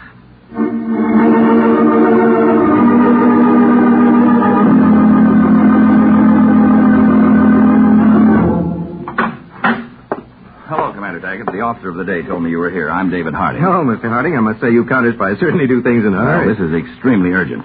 Oh, fine. Do you have the enlargement of the spectrograph? Well, my assistant, Mr. Peters, is standing by at our Counterspy photo laboratory, and he'll rush right over with it just as soon as it's ready. Good. Well, then I can take this time to show you how I may be able to make it talk. Yes, that's what I came for. Well, we use this device here, Mr. Harding, a big electrically lighted transparent drum. It's a sort of talking drum. Talking drum? Yes, Mr. Harding. You see that bank of electric cells outside the drum, photoelectric cells? Yes.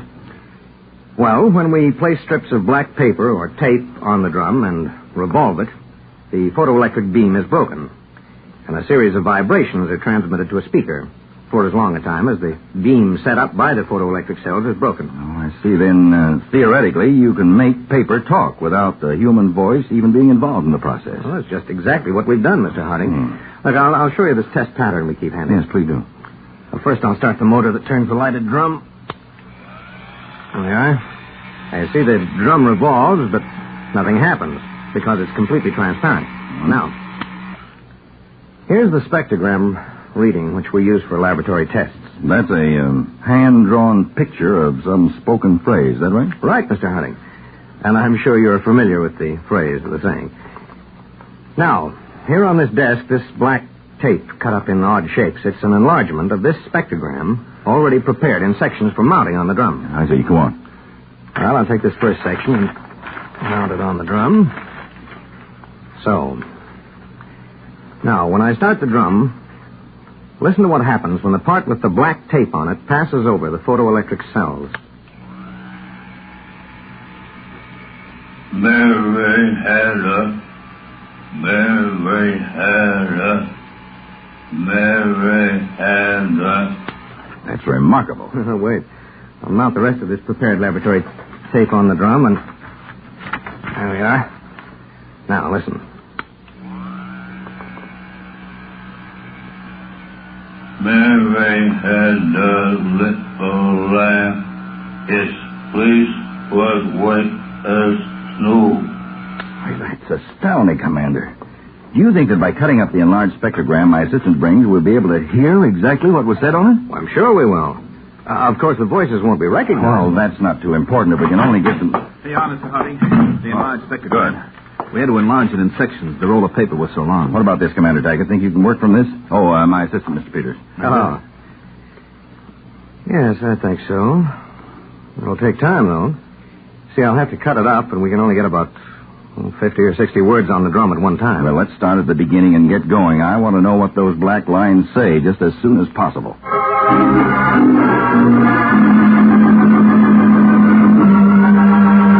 There we are, Mr. Harding. The first section's all set up and ready to go. All right, turn it on. Let's hear what it says.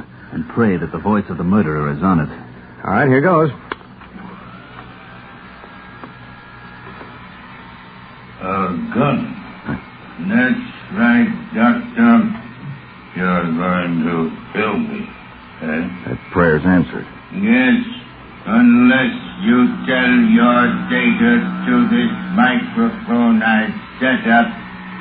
If I do, you'll kill me anyway. So, right, but your knowledge will die with you, and you wouldn't like that. I have no choice. None. Why the dickens doesn't he say the man's name? Wait. All right. I'll tell all. Move the mic closer, Blake. Blake. I'll have to cut out more of the spectrogram. Well, would you do that yourself, Commander, and have a confidential stenographer transcribe what the talking drum says? The rest, I'm sure, will be Dr. Carthouse telling the results of his sonic research. All right, Mr. Harding. Chief Blake has a tape recording of that. I know, and we better move fast if we want to stop it from getting out of the country. Come on, Peters, let's go.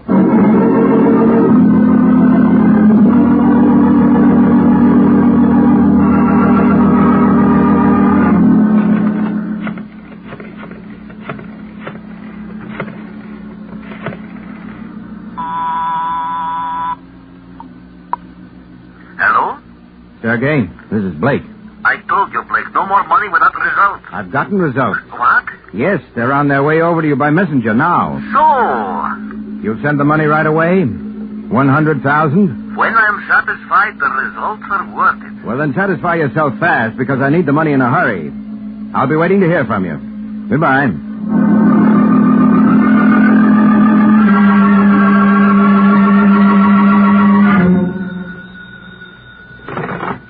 Hello? Congratulations, Blake. Sergei, I was just going to call you. It took me some time to get a tape recorder to play the tape which you sent me. Well, do I get the money? It's on its way over to you by messenger now. Half the sum. Half? You will get the rest when the scientist of my client have confirmed the value of what you sent. Now, look, Sergei. After all, I am not technically qualified to judge what I heard on that tape. So be satisfied with half for the present. Our understanding was... Hold on, Sergei. There's someone at the door. Most likely the messenger with your money. I'll take it and be happy. I'll be in touch with you in the future. Well, goodbye. Now, Sergei! Just a minute. Package for Mr. Blake? Yes, that's me. Sign here. All right. There, and here's $1 for your trouble. Just one out of the 50,000, Mr. Blake? What? You're not a very generous tipper. What the devil is this? Who are you two? United States Counterspies. It isn't every man we run errands for, Mr. Blake. You should feel honored. I don't understand. What's this all about? The tape recording for Mr. Sergei Yekoro. We delivered it. You delivered it? After switching the one you sent for the one we made especially for the purpose. I don't know what you're talking about. It's no use, Blake. We've known about you since early this morning. The only reason we didn't pick you up sooner is that we wanted to see to whom you disposed of that recording that you forced Dr. Carthouse to dictate before you killed him. Killed him? That's right, Blake. You see, Mr. Yokoro's government will waste a lot of time trying to make something out of the recording we substituted, a fact which won't make us unhappy. So, Blake... Now, listen. I'll make a deal with you. I didn't kill Dr. Carthouse, but I'll tell you everything. All about Sergei. He's the one that did the killing. Really? Yes, I swear it. Now can we make a deal? No, Blake. For two reasons. In the first place, we don't want to arrest Yokoro. Keeping a known foreign agent under observation will give us a lot more leads than we could get out of him in prison. And in the second place, Dr. Carthouse practically named you his murderer in a spectrogram recording he made. So get your hat and coat and come along, Blake. Well, doesn't seem to be anything else for me. Look out, Peters. He's got a gun. Go ahead. That was close, Chief. Yes. Better call the ambulance, Peters. They can take care of Blake's last errand and see that he's delivered to his final resting place. Prison.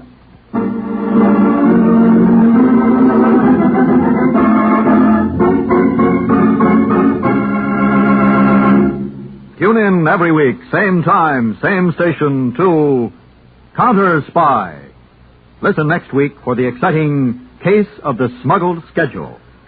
Next week, we shall reveal for the first time why a certain small package was given one of the biggest guards in Counterspy memory, and how your counterspies went underground so that the wrong car would lead in the right direction. Listen to The Case of the Smuggled Schedule on Counterspy.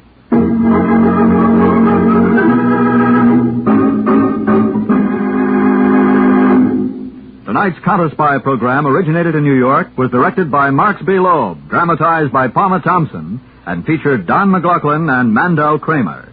Lionel Rico speaking.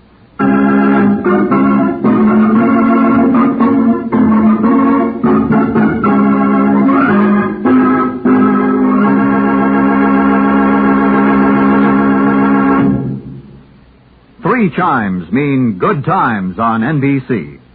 Tonight, The Big Show, radio's greatest spectacle, presents another broadcast in its NBC Sunday night series. Your hour and a half of comedy, music, and drama tonight includes Tallulah Bankhead, Fred Allen, Danny Thomas, Douglas Fairbanks Jr., Mindy Carson, and many, many more. Theater Guild on the air tonight brings you the radio premiere of the hit musical Carousel, starring Patrice Munsell and Cornel Wilde. Hear Margaret Truman and Doug Fairbanks Jr. on The Big Show today on NBC.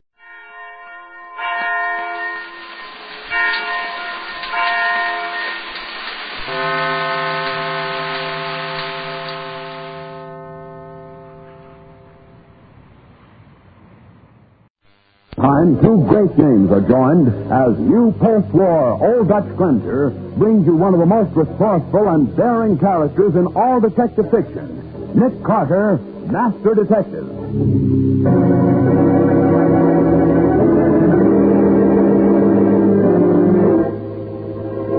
Nick, you just took a $10,000 fee from a client and then accused him of murder. That's right, Patsy. But I don't understand. How could he have committed the murder? I don't know, but I'm going to find out. But he was with us when it happened. Yes, I know. You and I, Patsy, are his alibi. And yet I'm positive he killed William Lasher.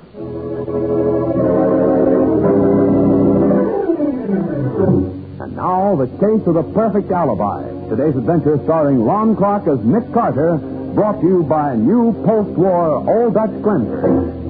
It is almost 8 o'clock in the evening, and Nick Carter and his assistant Patsy Bourne are bound for the theater. It's one of those rare evenings when Nick is not working, and Patsy is happy enough to sing. Oh, Nick. First the theater, then supper and dancing. Oh, we won't get home until morning. Well, Patsy, we're taking an evening off to see you so happy. Oh, I am happy, Nick. There'll just be us tonight. No policemen, no crooks, no anything. Hey, look at that fool. But he's driving like us. Patsy, brace yourself. Why, that... Oh, that driver must be drunk. Crazy fool. He's not injured. I'll tell him a thing or two.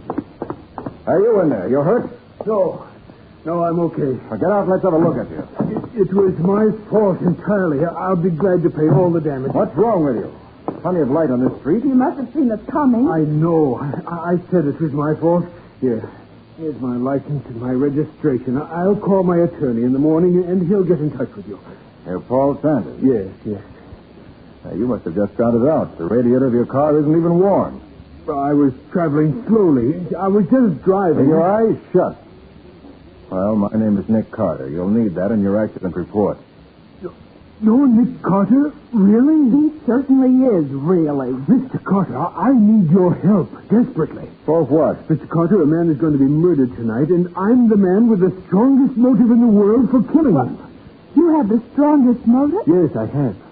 Mr. Carter, you may be the means of saving my life and the life of William Lasher as well. William Lasher? Yes. Not the man who used to be district attorney. That's right. He represents certain clients who are after my scalp. Naturally, that makes him my enemy, too. So what? I phoned him just a little while ago. I argued and pleaded with him, but it was no use. He can ruin me, and he's going to do it, if he lives. You don't make sense yet. Go on. While I was talking to him on the phone, he received a letter by messenger. He read it to me and accused me of sending it. It said that Lasher was going to be killed tonight. Nick, isn't Lasher that DA who was so tough they refused to let his name go up for re-election? Yes, Patsy. Stepped on too many toes. I must have a reliable person who will swear that I couldn't have killed Lasher. Will you take the job, Mr. Carter? You know, Mr. Sanders, I think maybe I will. I'll pay you any fee you ask, anything. The fee will be $10,000, Mr. Sanders. $10,000? Well, that's pretty steep, but okay, I'll pay it. All right. First thing to do is to establish the fact that Lasher's alive right this minute. Suppose we use my car, Mr. Sanders. Mine will run. Yours doesn't look as if it would. Very well. I don't like this, Nick. Neither do I. Why do you think I accepted this case? Well, come on, Mr. Sanders. Let's look into this murder you say is going to happen.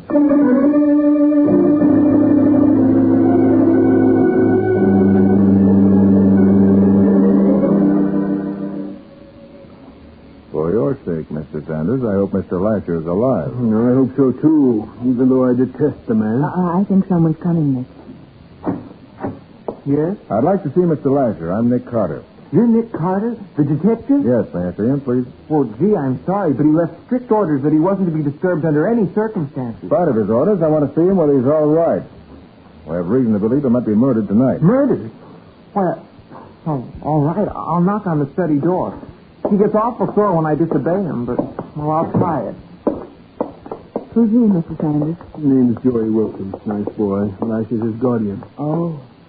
Mr. Lasher? Mr. Lasher? Go away. I told you I don't want to be disturbed. You see? Here, let me try. Mr. Lasher, this is Nick Carter. I want to talk to you. I said go away. I'll see no one tonight. Well, I'm afraid you're going to see me because I want to see you. Confound you. Get out of here.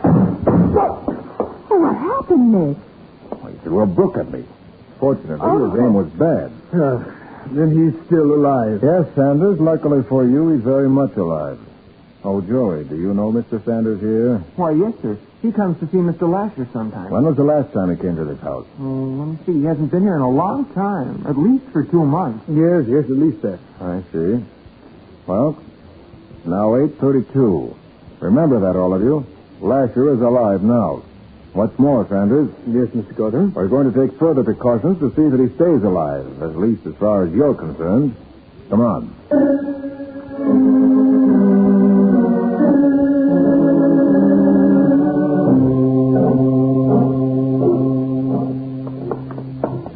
Carter, what's the idea of bringing me here to police headquarters? Because I want to look in on my friend, Sergeant Matheson, before we go back to Lasher's place. Well, at least the last 2 hours have passed quickly. Seeing your offices and laboratory was quite an experience, Carter. Well, at least it was one way of killing time while we were establishing your alibi. Here's the sergeant's office. Hi, Matty. Oh, hi, Nick. Patsy. Hello. This is Mr. Sanders, Sergeant Matheson. Hiya, Sanders. How are you? Any further word from Lasher, Nick? No, Matty. I called Joey half hour ago. He reported Lasher was still very much alive. Good. I sent 4 men up there, as you suggested, just to cover the house and sort of keep a watch over Lasher. Thanks, Matty. I also did some checking down here. You know, Nick, Lasher was about the toughest DA we've ever had. Yeah, so I recall. One of the boys he put away and one who hated Lasher like poison got out of prison yesterday. Oh, that's interesting. Who is he? Pete Arnold. Lasher got him sent up for 15 years for armed robbery. And the day he was sentenced, Arnold swore he'd get Lasher for sending him up. I think I remember him. Wasn't he a big, powerful fellow? Yeah, mean and dangerous, too. You know, Nick, I think we ought to go see Lasher again, whether he likes it or not. I think you got something there, Matty. Let's go. Come on, Sanders. All right. Where you go, I go. For tonight, at least.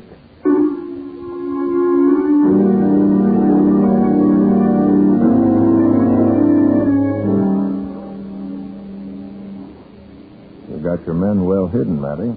Didn't see one anywhere. Here, all right, Nick. Don't worry about that.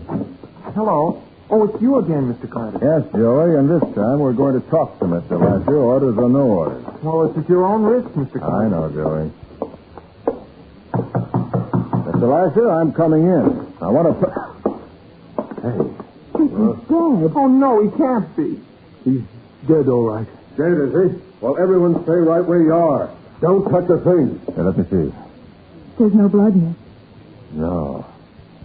And no sign of a struggle either. Just that terrible expression on his face. To me, that means just one thing, Patsy. Lasher was poisoned. Nick, someone was here with him.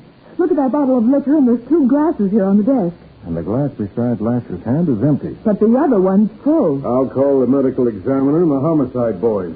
Now, you 4 go back in the living room. I don't want anything disturbed in here, intentionally or otherwise.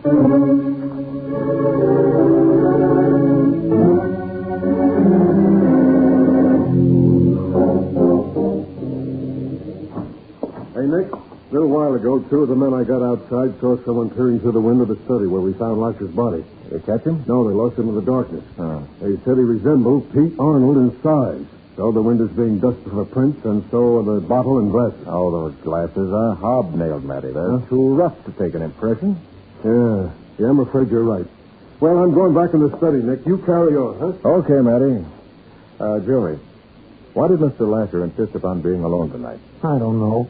All I know is that every once in a while he'd clear everybody out of the house except me. And my job was to see that nobody disturbed him. Mm-hmm. When was the last time that happened? Well, I'm not sure. About a year ago, I guess. Hey, Nick. Oh, yes, Matty. Yep, there were prints on the window. They match Pete Arnold. That's so. And the medical examiner says he thinks it's poison. Just in the glass that Lasher drank from? No, in both glasses. The murderer must have slipped the poison into the bottle before it was poured. Well, one thing is sure. Sanders didn't kill him. He was with us all the time. Thank you, Miss Bowen, for those kind words. Well, I'll get back to headquarters in case something breaks down there. Okay, Matty. You'll phone me just as soon as the poison's identified? You better will, Mitch. Good. The minute I find out. Well, 2 lucky things happened to me tonight. That's so. Lasher's dead, and I'm saved from bankruptcy. Also, I ran into Nick Carter, who furnished me with a perfect alibi. I'm not even suspected of the murder. Well, you're a lucky man, Mr. Sanders. Now, there was something said about a fee. The fee? Oh, yes. Uh-huh. Yes, I've got the cash right with me. Here, in $500 bills. Oh, lucky. Yes, here you are, Mr. Carter. $10,000 for 3 hours' work. Sanders, how does it happen you're carrying all that money around? Well, I always carry a lot of cash. Wouldn't be that you purposely had that much on you so you could wave it under my nose if I didn't want to take the case. Why, I didn't even know I'd meet you. No? When you collided with me, the radiator of your car was almost cold. Yet you said you'd been driving around. Well, I had been. I doubt that. I believe you were parked at the curb until you saw Patsy and me start away from my house. I believe you were waiting for us. Are you trying to say that I framed that smash-up? I am. You deliberately planned to have me furnish you with an alibi. I suppose next you'll say that I actually murdered Lasher. Yeah, I think you did. Oh, Nick, how could you? Carter, that's crazy. How could I have been with you and be at this house at the same time? I don't know the answers yet, but I'm going to find them. I'm sure you killed him. I don't have to stand here and listen to slander. You're not free to leave yet, Sanders, so stick around. Don't worry. I'll be around if you need me. Nick, what's going on here? You just took a $10,000 fee from a client and then accused him of murder. That's right, Patsy. Well, I don't understand. He was with us when it happened. You and I are his alibi. Yes, I know. But in spite of that, I'm positive Sanders killed William Lasher.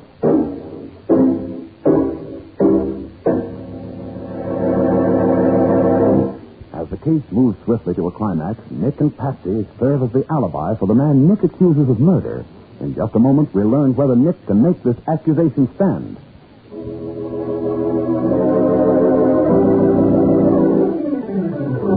Now back to the case of the perfect alibi. Today's adventure with Nick Carter, brought to you by new post-war Old Dutch Cleanser.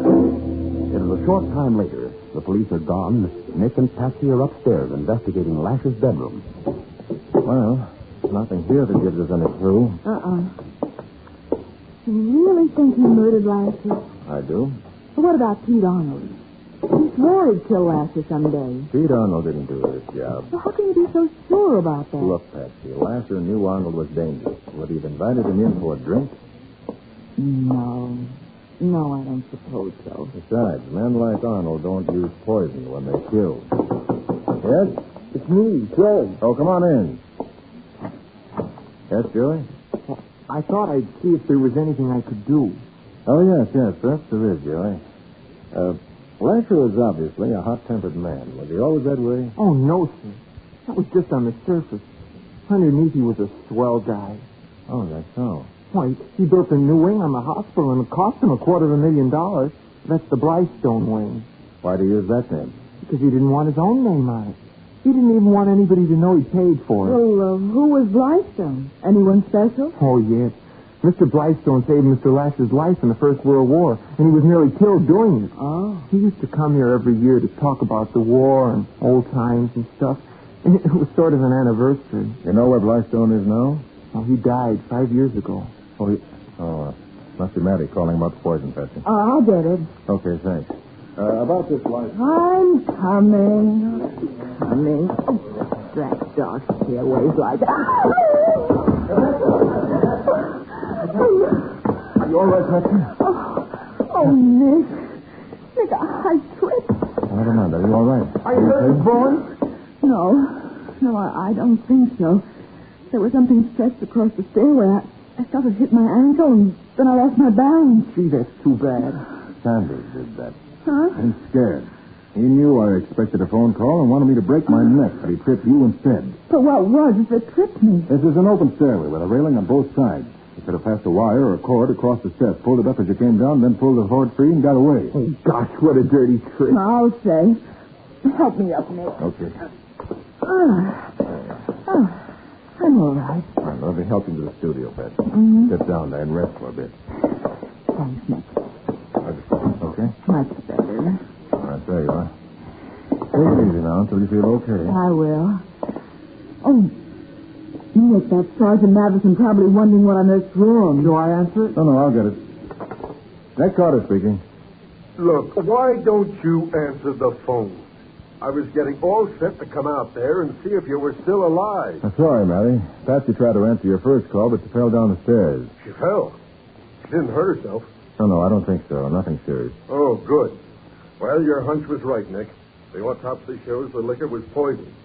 That was potassium cyanide in the bottle and both glasses. So that's why it worked so fast. Yeah. Oh, by the way, you better watch out for Pete Arnold.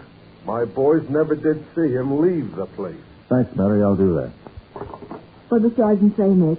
Says it was poison. Cyanide. Oh. Hey, Joey, were there any more glasses to this set Mr. Lasher used? Not that I know of. I never saw more than 2 of them. I see. Hey, this brandy. Imported from France. More than 40 years old. Golly, it must be priceless. It is if you go in for that sort of thing. Now, to whom would Lasher serve 40-year-old brandy? Have to be somebody very special. Mr. Carter, I remember now. Yeah, what? Mr. Blystone, every time he came here, that bottle of brandy would turn up. Well, now. And about a year, once about a year since Mr. Blystone died, I found the bottle here on the desk again with the 2 glasses. Did Lasher drink much? Well, he never drank, Mr. Carter, except for maybe the times I found the bottle left on the desk. Nick, get them here quickly, by the window. Yes, what is it, Betsy? The second floor of the garage. What's that window right in the middle? Someone's looking out. Someone with a cigarette in his mouth. Could that be Pete Arnold? I don't know. But it won't take me long to find out.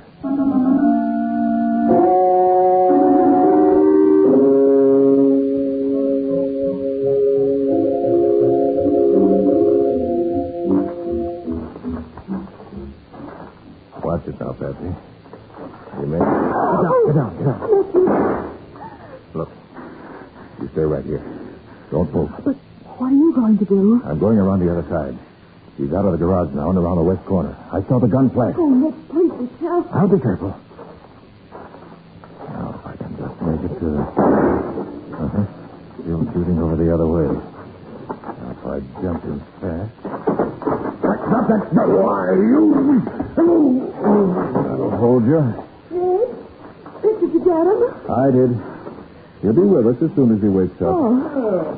Having trouble, Mr. Carter? Mr. Sanders. Yeah, Sanders, where have you been while all the fireworks were going on? I was just walking around, thinking. Okay, suppose you take all of Pete's legs. We'll carry him into the house. Then we'll all do some thinking. Together.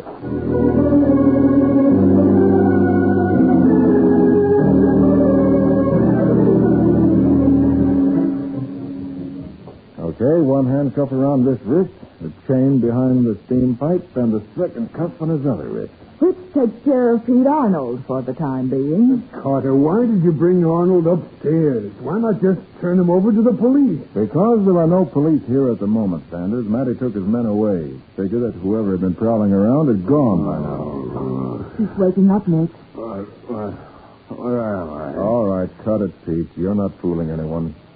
I'm Nick Carter. They tried to kill Patsy and me. Oh, what a sap I've been. What a sap. Pete? Did you kill Lasher? No. I was going to, but when I looked in the window, he was sitting there, dead. Then what happened? I heard the cops moving around, so I hid in the garage. Why? Because I had to. If the cops seen me here, they'd have framed me for the job. Nobody's framing you, Pete. But the police are going to ask you a lot of questions. Well, I guess I'll be here when they come.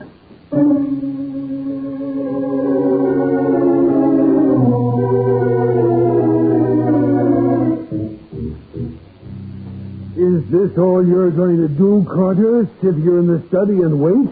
Aren't you going to send for the police? I'll be glad to, Sanders. You decided to confess? You're crazy, Carter. Here you have a man who swore he'd murder Lasher, but who even tried to shoot you. Don't you know when you've caught a killer? Sanders, there's an old photograph hanging on the wall here behind Lasher's desk. Huh? Looks like some of the men from Lasher's old infantry company. Yes, that's what it is, Mr. Carter. Oh, I know that picture. You get a copy of it. Uh-huh. You're the third one from the left, aren't you? Yes. Who are the others? Can you name them? Yes, most of them. Brown, Myerson, Kelly, Blystone. And you knew Blystone? Of course I did. That's my sergeant. But if you're trying to tie him into this, you're wrong. He's been dead for 5 years. Yeah, so Joey told me. Oh, Patsy. Huh? Come into the living room a minute, will you? Of course, Nick. You too, Joey. Sure, Mr. Carter.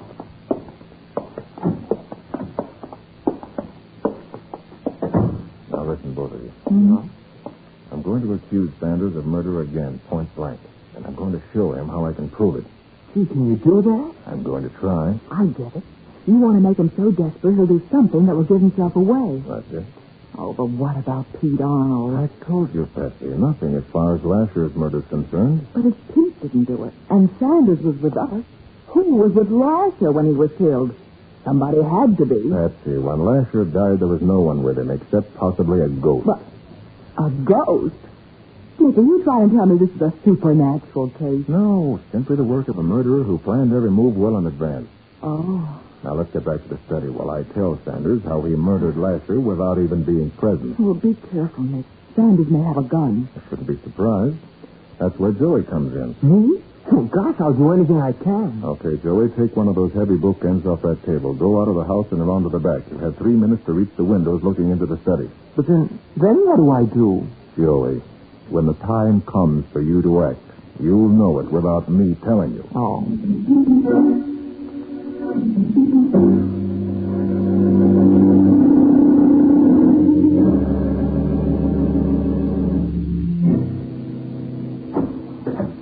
Well, you back again, Otto? Yes, Sanders. Want to establish some facts. Oh? You knew Lasher and his dead friend Blystone from World War I. Suppose I did. You knew that Blystone saved Lasher's life, and that Lasher and Blystone made a pledge after the war was over to meet once a year and celebrate the rescue. Does that make me a murderer? Now, Lasher never used liquor except once a year, when he and Blystone each drank a small glass of his fine old brandy. And that celebration always took place on the same day, the date of Lasher's rescue, a date you knew because you were there when it happened. So, two men celebrate an anniversary, and that makes me a murderer. It does because you knew about it. Joey tells me the bottle and the two glasses were kept in plain sight in the cabinet over the desk. You must have seen them many times. It's been very easy for you to come here to see Lasher, and then, while you were waiting here in the study for him... Oh, that's it. Get it, Patsy? Of course. Sanders poisoned the bottle of brandy when he was here over 2 months ago. He knew it wouldn't be used until tonight, and he planned to set up an alibi for the exact time when Lasher would be killed. All right, both of you, put your hands up fast. I told you you had a gun. Get him up. Thank you. So you found out about me. I did. You were too anxious to have Patsy and me be your alibi, and you were too eager to pay too much money for such a small job. I'm admitting nothing, Carter. But don't move, either of you. I have plans for you.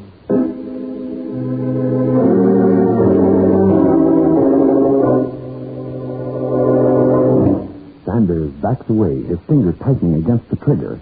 We'll see what Nick does about this in just a moment.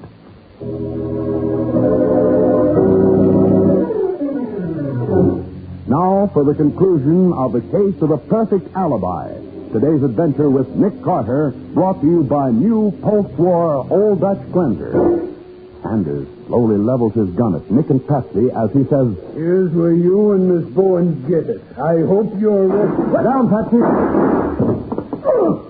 Oh, nice going, Nick. That was some haymaker you landed on his door. Well, we won't do any more shooting for a while. Was it okay, Mr. Carter? Ah, you are marvelous. You are wonderful, Joey. Oh, gee, thanks, Miss Bowen. Mrs. Bowen. Boy, is he out cold.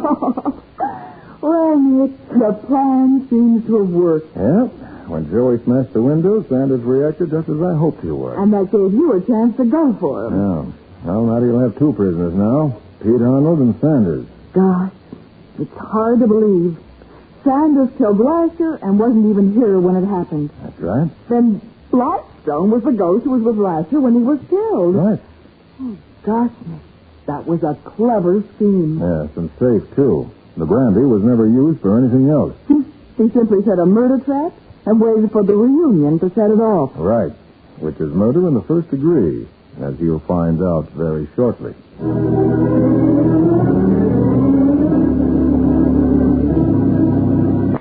Pay to the order of the community chest.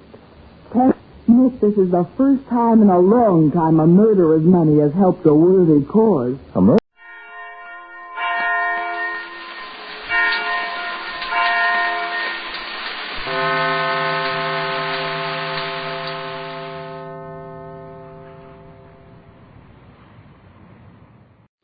NBC presents Frank Lovejoy in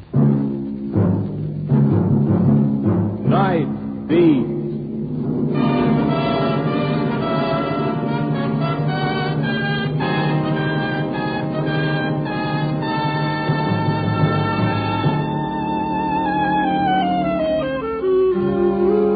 Hi, this is Randy Stone. I cover the night beat for the Chicago Star.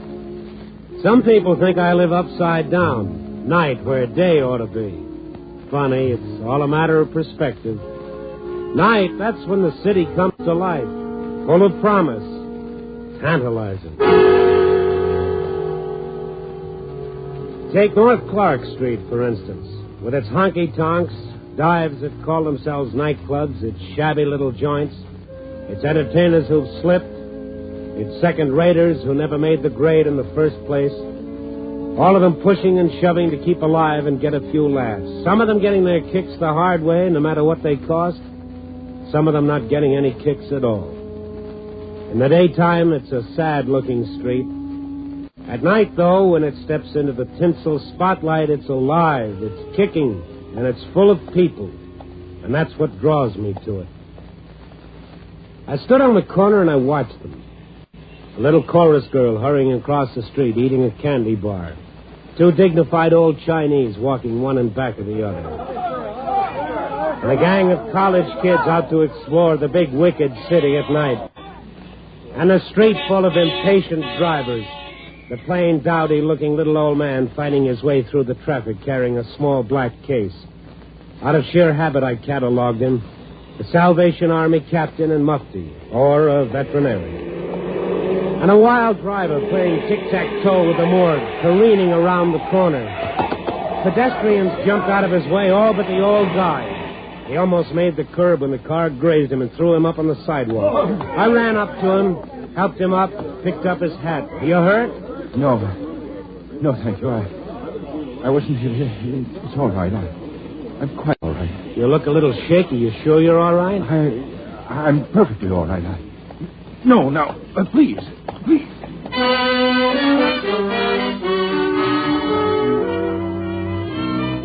He broke away from me and pushed through the crowd that was no longer interested and scurried away close to the buildings with a kind of frightened dignity, hugging his back case to him, his gleaming bald head reflecting the gaudy lights of the joints and the bars like starboard and port.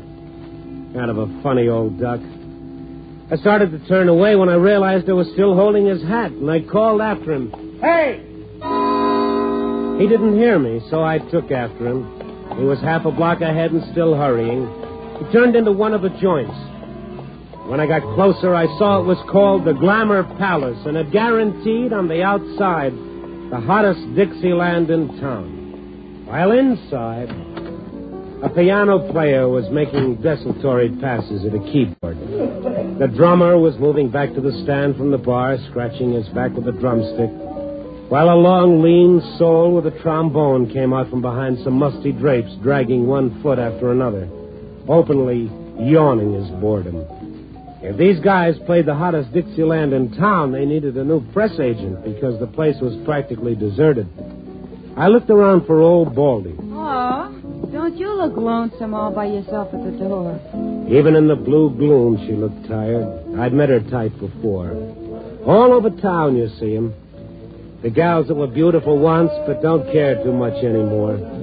She wore a white strapless number. She was fighting a losing battle with weight.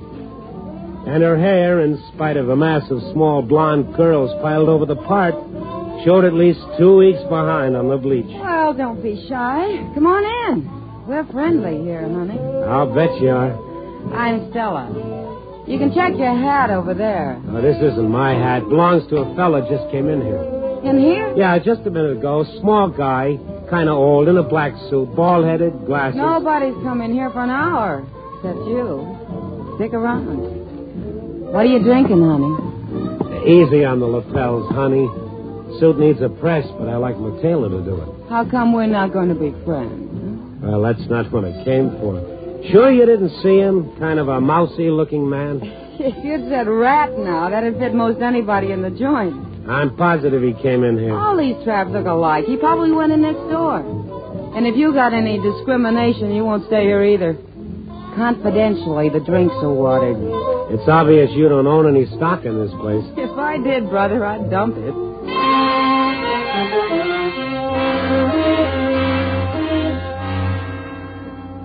She clutched my arm and cajoled me out the door. Frankly, I was glad to get outside and get a whiff of good, clean monoxide gas. I still had the hat in my hand. I didn't know what to do with it.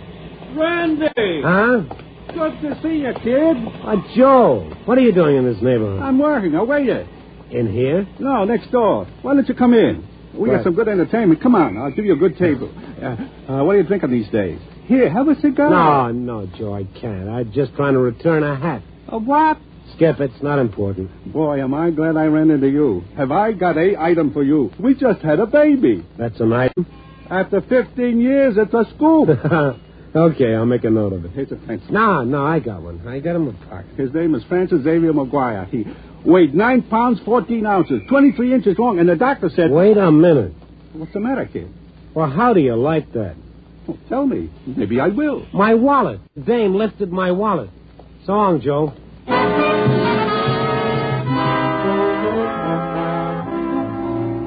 The old lapel routine. To think I'd stood still for that chromo. It wasn't just the wallet. My press card was injured. I had a lot of dialogue for little Stella and very anxious to deliver same. I opened the door of the Glamour Palace and it hit me in the face.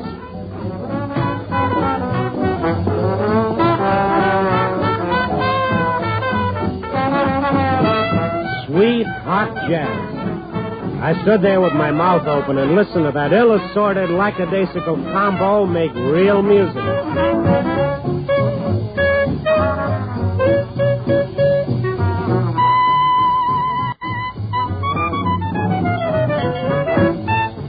But it wasn't just the combo that threw me. I've heard a lot of jazz. It was the clarinet.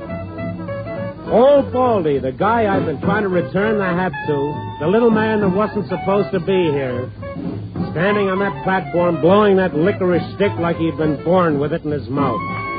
And I'd pegged him with the Salvation Army.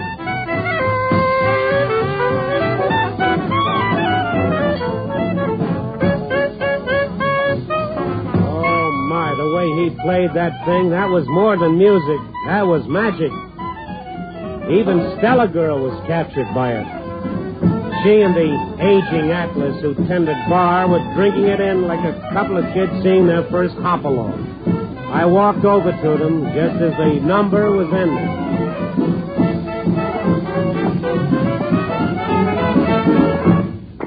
Oh, how about that, Benny? Is that music or is that music? Hallelujah. Amen. Huh? Now, let me have my wallet. Oh, it's you again. Yeah. Now, how about the wallet? So how about it? You had your fun, now I want it back. Looks like you got the wrong place again. Not this time. This guy giving you trouble, Stella? Oh, he's all right, Benny. Just a little mixed up, that's all. Now, look, I've gone along with that gag long enough. Now, do I get it back or do I call the cops? What do you want to make trouble for us for? We're just trying to make an honest scratch. Yeah, well, why don't you go home and sleep it off, honey? Oh, now, wait a minute. What are you handing us, honey? What's the dodge? This routine about a wallet and some old guy with a hat? Oh, yeah. I thought you said he didn't come in here. Who? That old guy up there on the platform.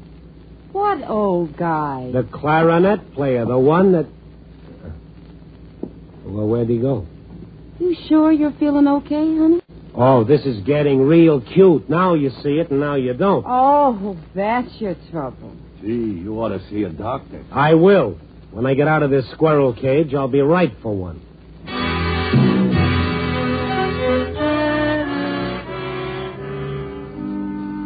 Stella fastened herself to my arm, but I brushed her off and went to the bandstand. The piano player, strictly a bot character with no expression on his emaciated face, his nervous fingers pulling harmonics out of the keys. He was obviously the leader. What's your pleasure, ma'am? Clarinet. Oh, yeah, sweet reed. Real sweet. Yeah. Where is he? Did you hear me? What's that you say, ma'am? I want to talk to your clarinet player. Oh, I don't have one. Never had one, man. You're going around in circles, Stone. Stone? You're caught in a revolving door, honey. You might get your nose cut. How did you know my name is Stone? I'm psychic. Well, I'm very happy for you. What happened to old Baldy? He turned into a mountain in California. Mm-hmm. I'm not convinced. No? Benny? Yeah, Stella. This guy won't convince. Maybe you ought to impress him.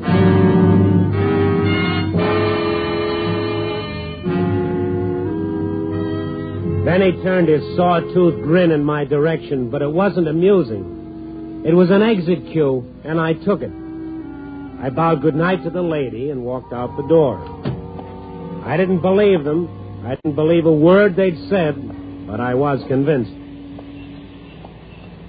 I was out on the sidewalk, minus a wallet and plus a gray fedora that didn't belong to me, and it was too small anyway. I couldn't figure it out. You start out doing a good deed, end up in a maze of mirrors. Well, why? Now, what was so special about old Baldy? Why were they all protecting him? Because that's what they were doing. There was no doubt about it. But why? That's what I was thinking as I passed up the alley. Mister, please, may I have my hat? You what? And there he was, hugging the shadows of the alley and clutching his black case to him. Old Baldy, the clarinet player. I said, may I please have my hat? Why, sure. Thank you. And, here's your wallet. What?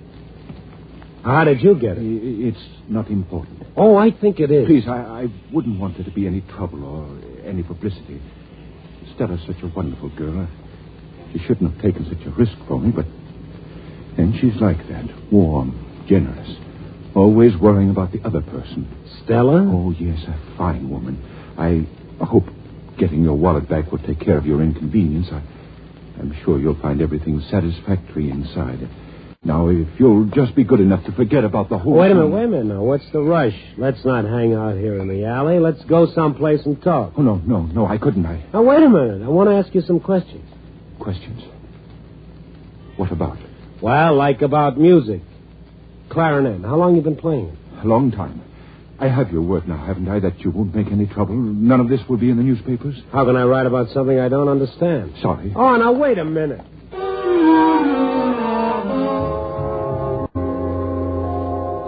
He was gone, just like a piece of quicksilver. He dissolved back into the darkness. It's funny, he didn't look like a jazz man, but he played like he'd been born on Basin Street. Well, whatever. I started to put my wallet away when the thought struck me I'd better check it. My identification was all there. My money was all there. My money was all there, and then some. There was an extra $100 in the wallet. What exactly did he want me to forget? That Stella had picked my pocket or that I'd run into him tonight?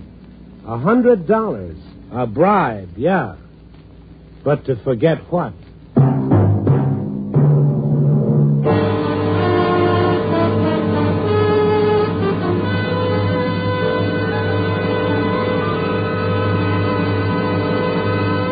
NBC is bringing you Night Beat and Frank Lovejoy as Randy Stone. It's the Silver Jubilee on NBC. Perhaps without the right proportions, romance and mystery don't mix. But the amazing Mr. Malone seems to have exactly the right formula, as you'll see later tonight. Then Herbert Marshall brings you a tale of intrigue as told by the man called X. Of course, Pagon will be along to assist Ken Thurston, international adventurer. And just a word about a new show. On July 1st, Martin Caine, Private Eye, joins the Sunday mystery lineup on this station with Lloyd Nolan in the title role. The chimes are your invitation.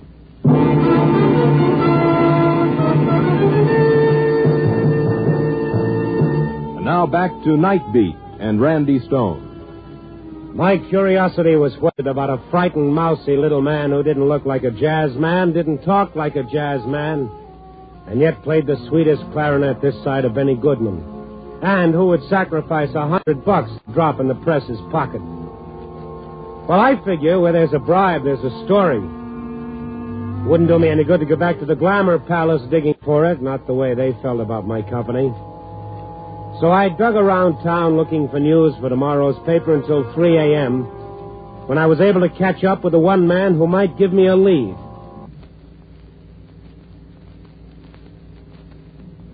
The Beef. He's sort of a walking delegate, ambassador without portfolio for the musicians local, and he knows every musician since Sousa. Long-haired, short-haired, bebop, a gamut.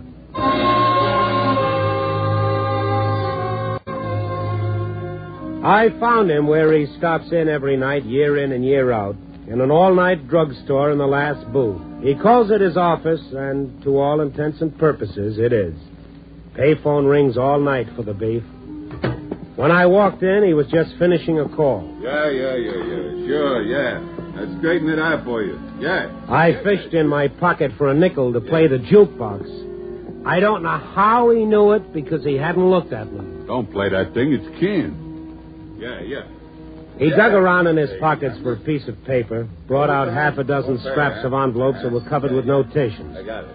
He finally found a clean spot on one, and with the stump of a pencil that clung precariously to his ear, he made a notation. Thank you. I'll take care of it. Yeah. Hello, Beef. What's your gripe? No gripe, not me. I'm a happy man. Then you're not a musician. He walked away from the phone back to his booth. He hadn't looked at me, but then he never looked at anybody. He spread his envelopes out over the table and alternately made notes and slopped his coffee all the time I was there. He kept tapping his foot, an occupational affliction with him, but he never once looked up. Beef, you got a minute?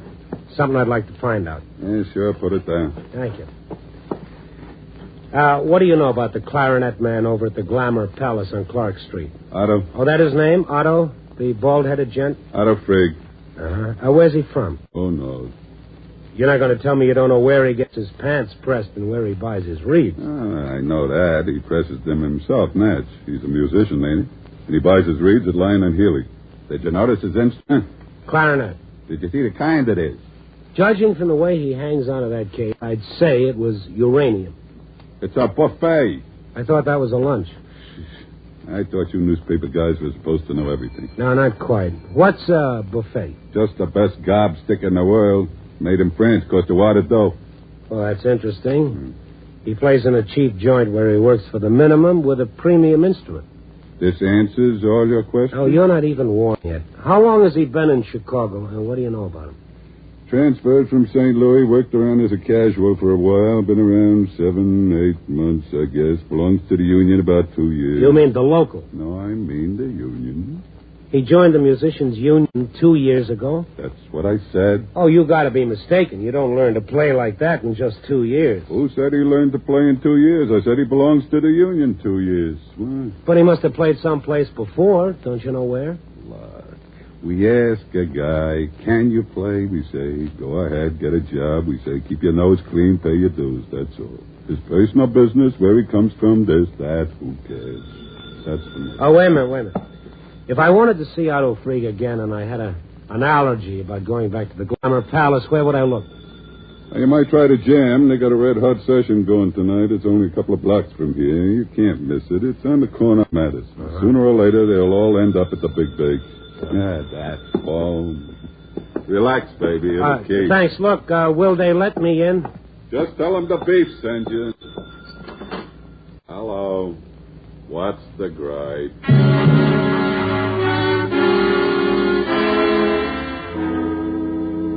2 years. Otto Frigg, a member of the union, only 2 years, and yet it was obvious that he was an accomplished musician, good enough to play any place. Where had he played before? You don't go around tooting a reed without all dues paid up, unless he'd been out of circulation someplace, and for a long, long time. In jail, maybe. I went over to the jam session. It was in an old-fashioned saloon that had tried to modernize itself without success. Pockmarked on the outside by a half-burned-out Mazda sign that said, bar. Wouldn't draw much trade during legal hours, but after hours, that joint was jumping. I could hear that trombone clear out on the sidewalk.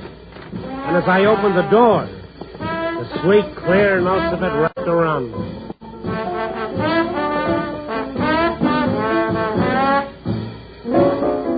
One by one, the others joined him. Trumpet, bass. Oh, what a sweet horn.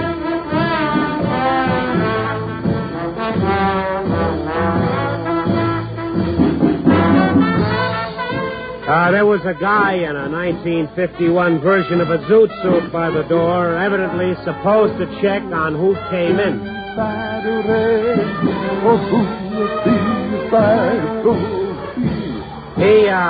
He didn't pay any attention to me. Man, he was living. They had a good beat going, a real good beat.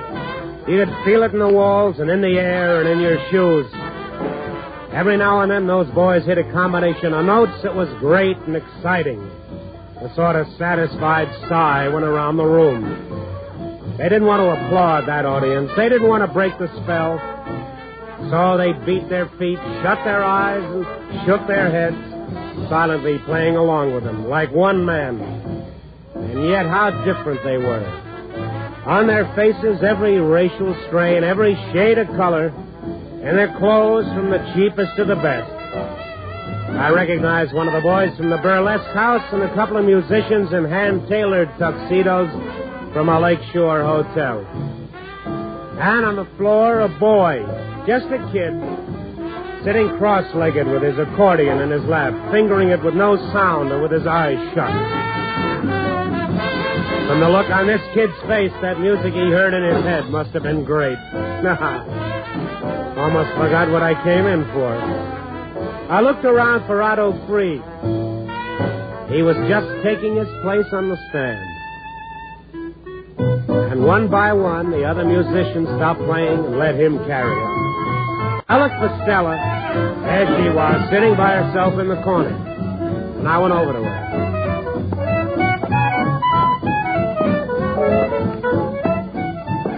Hi. Huh? What are you doing here? Oh, I like music. Mind if I sit with you? It's a free country, I guess. Thanks. Just listen to him. He's good. Good. He's a cockeyed genius. Yet he plays in a honky tonk. So what? Oh, so nothing. Like you say, it's a free country. Just a little peculiar, that's all. Like he was hiding or running away from something. Why don't you get lost? You got your wallet back. I got too much of it back. Huh? Otto gave me too much change. Otto? Uh-huh. Otto Freed. Member of Musicians Union only 2 years. Where was he before that, Stella? Why can't you leave him alone? Did he ever do anything to you? Why did you take my wallet? If you wanted to find out who I was, why didn't you ask me? Look, I made a mistake, that's all. Leave him alone, can't you? I don't want him to get into trouble because I lifted your 2-bit wallet. He's a wonderful guy. That's what he said about you. A wonderful girl. Yeah? Did he? Why, Stella, you're blushing. So what? I gotta come in, ain't I? Look, I'm sorry. I'm not ridiculing it. I think that love is here to stay, but he's well... Too old for me? You guys. It's all right about age improving a bottle of red-eye or a hunk of cheese, but in a man it's no good, huh? Oh, now, look, I didn't say that. What are you trying to make out of it anyway? May, December? Well, let's say July, December. You couldn't make that the last week in June, could you? I think I could. Otto. Why did you come here, Mr. Stone? You don't have to talk to him, Otto. You don't have to tell him anything. You promised you'd forget about it. You made a mistake tonight, Mr. Freed. Mistake? Yeah, in my wallet. Here, your $100. I thought you'd leave Stella alone. I asked you not to bother her. If you cause her any trouble... Otto, he's here. Otto, look.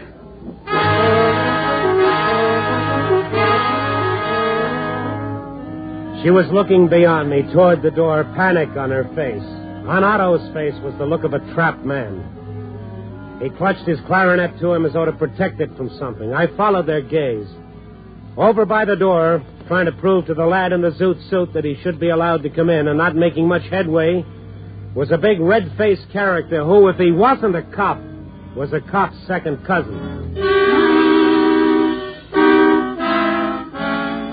I turned back, but Otto was already out of sight. Stella was just vanishing through the back door. You don't let a story walk out on you like that, not when you've come so far with it. I dashed after them. I didn't get very far. As I hit the alley, Stella tripped me and I went sprawling. Yeah! Otto, hurry, get away. I tried to shake her off so I could follow him, but she dug her teeth in my arm. Hey! Oh, you're a real nice kid. Nice and refined. You had it coming. Yeah. Now, who's that guy inside that you're afraid It's of? none of your business. I'm going to make it my business. I'll find out one way or another. He's a detective. Oh.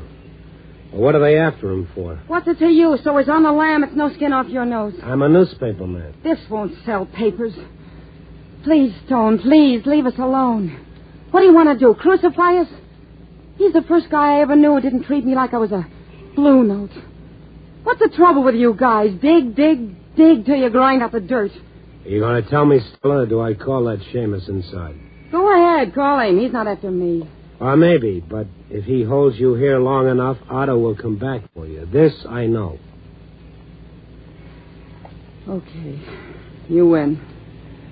You want a story? All right, I'll give you a story, and I hope you choke on it. Otto was a bank president in Kansas. He ran away. Oh, so that... No, that's not it. He didn't take a dime. Just car fare and his clarinet. All his life he wanted to play it, but he couldn't. He had obligations. He had a front to keep up. So one day, his job's done. His kids are grown. His son's got the bank. His daughters are married. They've got everything they need. Big social stuff. His wife's dead. Nobody needs him. He's all alone. But you wouldn't understand, would you, Stone, what it's like to need somebody. Go on. All Otto's got is his clarinet. But they won't let him play it. Jazz is too lowbrow for his family. Imagine being ashamed of Otto. So one day he just walked away. One thing. Why are they looking for him? They gotta make it look good, don't they? Like they really wanted him to come back. But nobody needs him back there. Nobody needs him anyplace. Maybe they do. No. Nobody needs him but me. Well, your mystery man's unmasked. You got your big story. Now why don't you go and print it? Now, you won't believe me, Stella, and I don't blame you, but I am sorry. It was none of my business. Now, go on, beat it. Thanks, Stone. I take good care of that clarinet.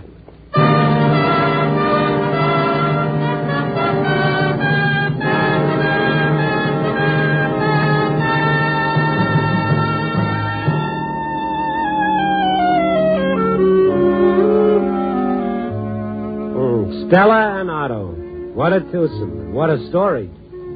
Only I can't use it, so I fill up my column with dribs and drabs. I write abstractly about people making up the city, about the fireman having a smoker, about a cigarette girl putting her brother through college, about Joe McGuire's new kid. I gave him a whole paragraph. That ought to make him happy. But all the time that music is going through my head.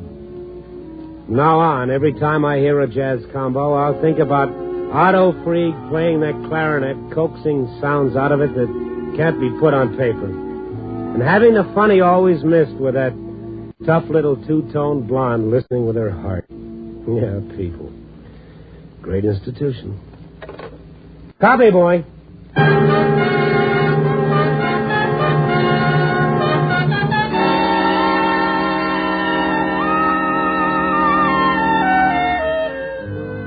Night Beat, starring Frank Lovejoy, is produced and directed by Warren Lewis. Tonight's story was written by John and Gwen Bagney with music by Robert Armbruster. Featured in tonight's cast were Bill Johnstone as Otto, Georgia Ellis as Stella, Hy Averback as the Piano Man, Ed Max as the Beef, and Herb Butterfield as Joe. Frank Lovejoy can currently be seen co-starring with Joan Crawford and Robert Young in Warner Brothers' Goodbye, My Fancy.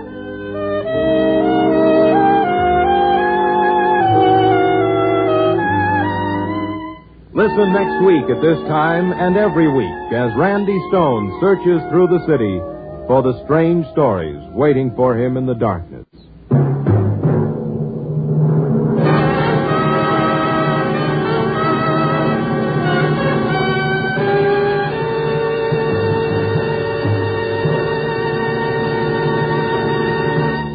Night Beat came to you from Hollywood.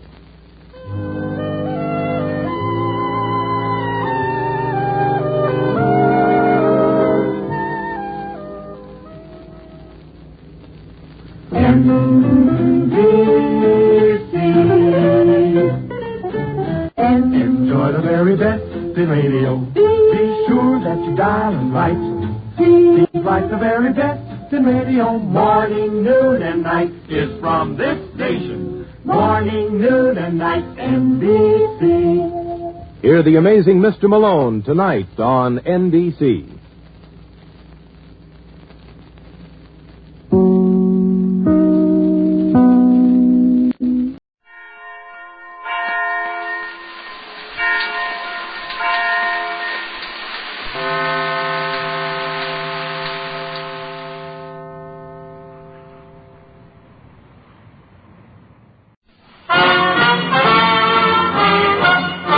listen while the makers of Rexall drug products and 10,000 independent Rexall family druggists bring you Dick Powell as Richard Diamond, private detective.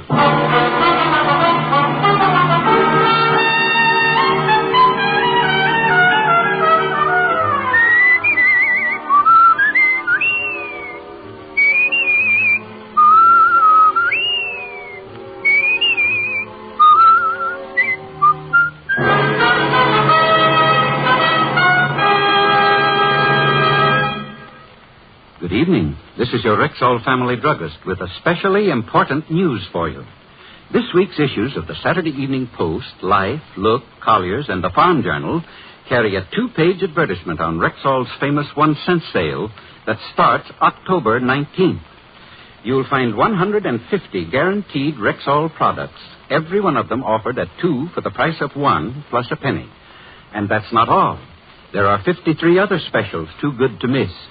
So be sure to check this ad on Rexall's big 1-cent sale, and when you see it, remember, you can depend on any drug product that bears the name Rexall. Good health to all from Rexall. Now your Rexall family druggist brings you another half hour with Richard Diamond, private detective, starring Dick Powell.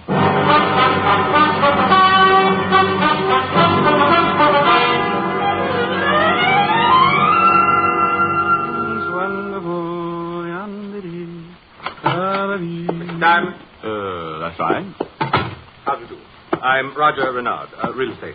Well, have a seat. Thank you. Let's get right to the point. Suits me. $100 a day plus expenses. Oh, yes, your fee. Well, it's not much, but it's all mine, and I love it. What's that racket? Nothing. Excuse me. Mr. Diamond, I'm being blackmailed. Well, happens in the best of families, especially in the best of families. Mr. Diamond, I'm engaged to marry a very wealthy widow. What's that clicking? Have you got a wild lifesaver in your mouth? I have false teeth, Mr. Diamond. Is that so amusing? When they start making bird calls? Yes. They're new. Just got them yesterday. Awful nuisance. Oh, well, you were engaged to some wealthy widow, last I heard. I don't appreciate your humor, Mr. Diamond.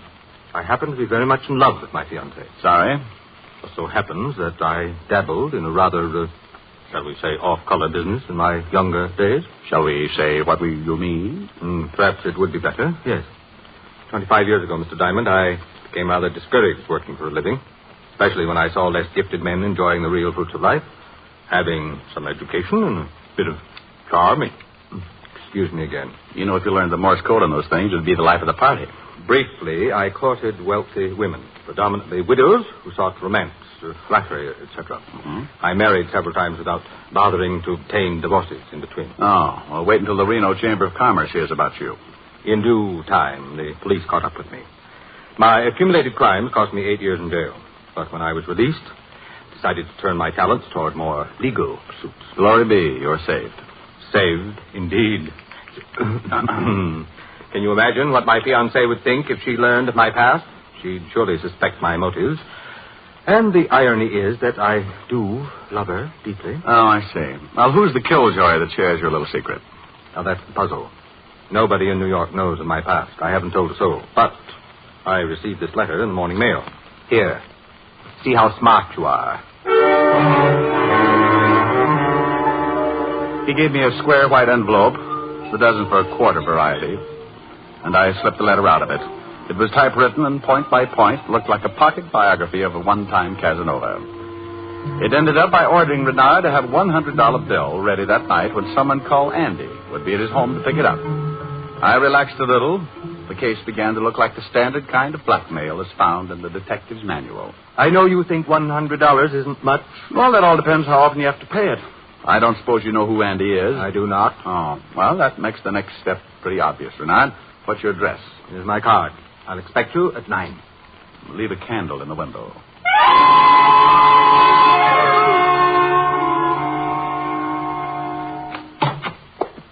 Uh-oh. Nailed down everything, Lieutenant. It's the shamus. Why, Sergeant Otis, don't tell me it's you. You've brightened my whole day. I don't know why, but that's too bad. Now, the boys in the pool room told me you were drafted. I cashed in all my war bonds. Now I can buy them back. Otis, stop trying to figure that one out. What's doing, Rick? Oh, nothing much, Walt.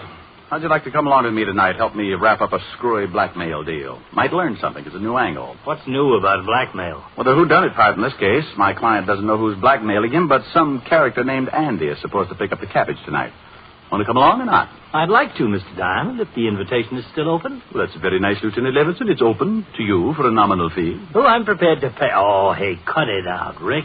Can I go too, Lieutenant? Sorry, Otis. This is strictly stag. Oh, I didn't know. Excuse me.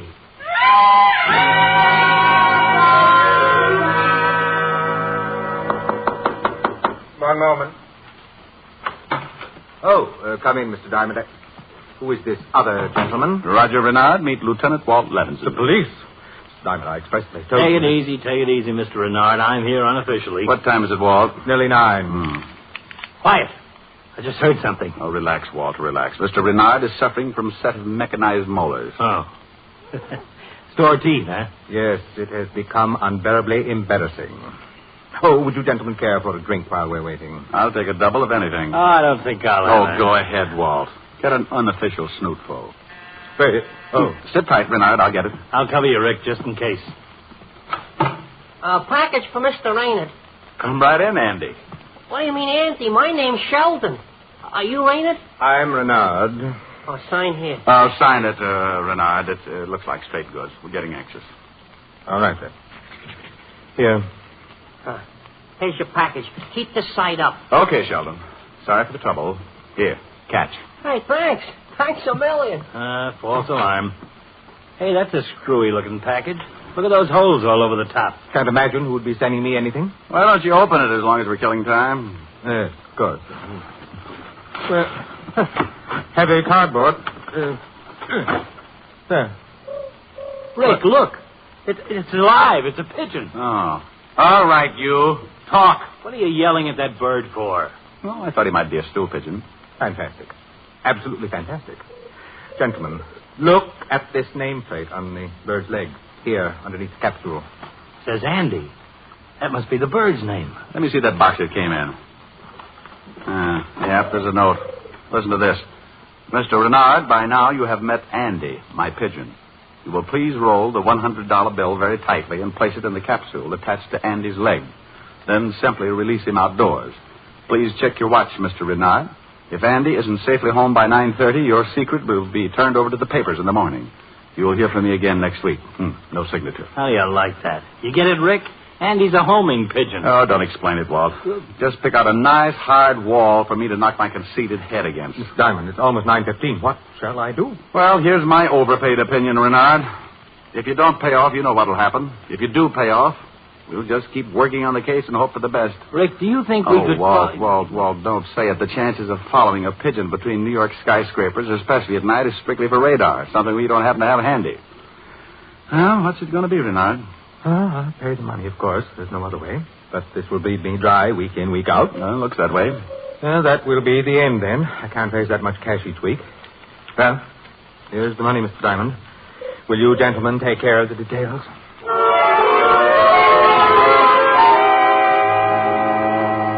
There wasn't any use hanging around. Walt drove me home, and I spent the rest of the night dreaming about flying blackmailers. Sure, we could check the delivery outfit that brought the package, but I'd give odds the return address was phony. Come morning, I washed the sour taste out of my mouth with some coffee and went to my office. While I was draping some black crepe around my license, business picked up. A nervous young man walked in, introduced himself as John Miller, hemmed and hawed for a minute, and then blurted out with... Mr. Diamond, I need your help right away. I'm being blackmailed. Just because I sat there with my mouth open, he thought I was interested and told me more. He was married, and several years ago another girl had come along. Nothing serious. The romance had died in a few weeks, but his wife might not understand, so on, so on. Mr. Diamond, why are you staring at me that way? Who is blackmailing you? What's the strangest part? I don't know. Oh, don't sit there and lie to me. You've got to know. Blackmail means that somebody has got...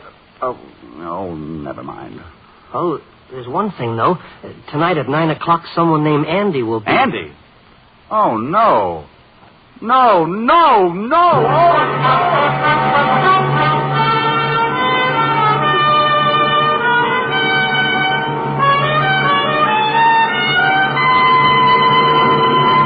Before we continue with the adventures of Richard Diamond, here's a lady with a question for our Rexall family druggist.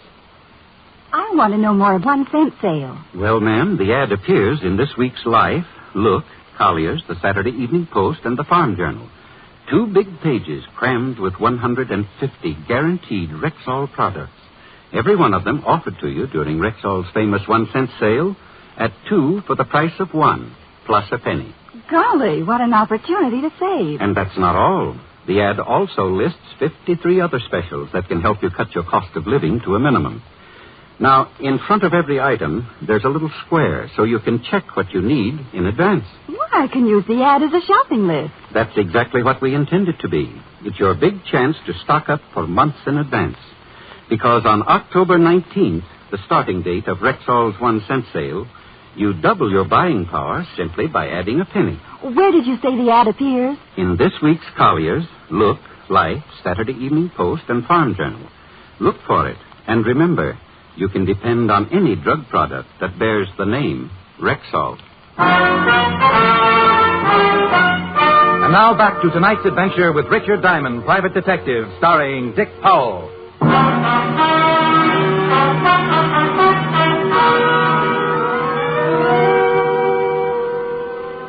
So it had come to me, as it must to all private detectives. A strange little voice inside my head began nagging. Get out of this business while you still have all your marbles. Get into something sensible, like taming pythons. It wasn't enough to have one client being blackmailed by someone he didn't know. A second guy has to walk in with the same routine. And the payoff was that a certain miserable homing pigeon called Andy had a feather in the pie. A foul, that Andy. After a while, my second client, Miller, began to fidget in his seat. Probably because I began sharpening my letter opener. Mr. Diamond, do you feel all right? Oh, yes, I feel great, simply great. Just keep me away from open windows. I beg your pardon? Oh, forget it. Now, let's see now. You're being blackmailed, but you don't know by whom. And a certain Andy will be at your office by 9 o'clock tonight to pick up the money. Yes, that's right. Oh, well, now, Miller, I'll be kind. I won't tell you who Andy is right now. First of all, you tell me, do you know Roger Renard? Roger Renard? Mm-hmm. No, I don't believe so. Now, think hard, Miller. Small guy, bright blue eyes, cultured voice. No, I don't know anyone like that. Who's he? Well, he happens to be in the same hole you are.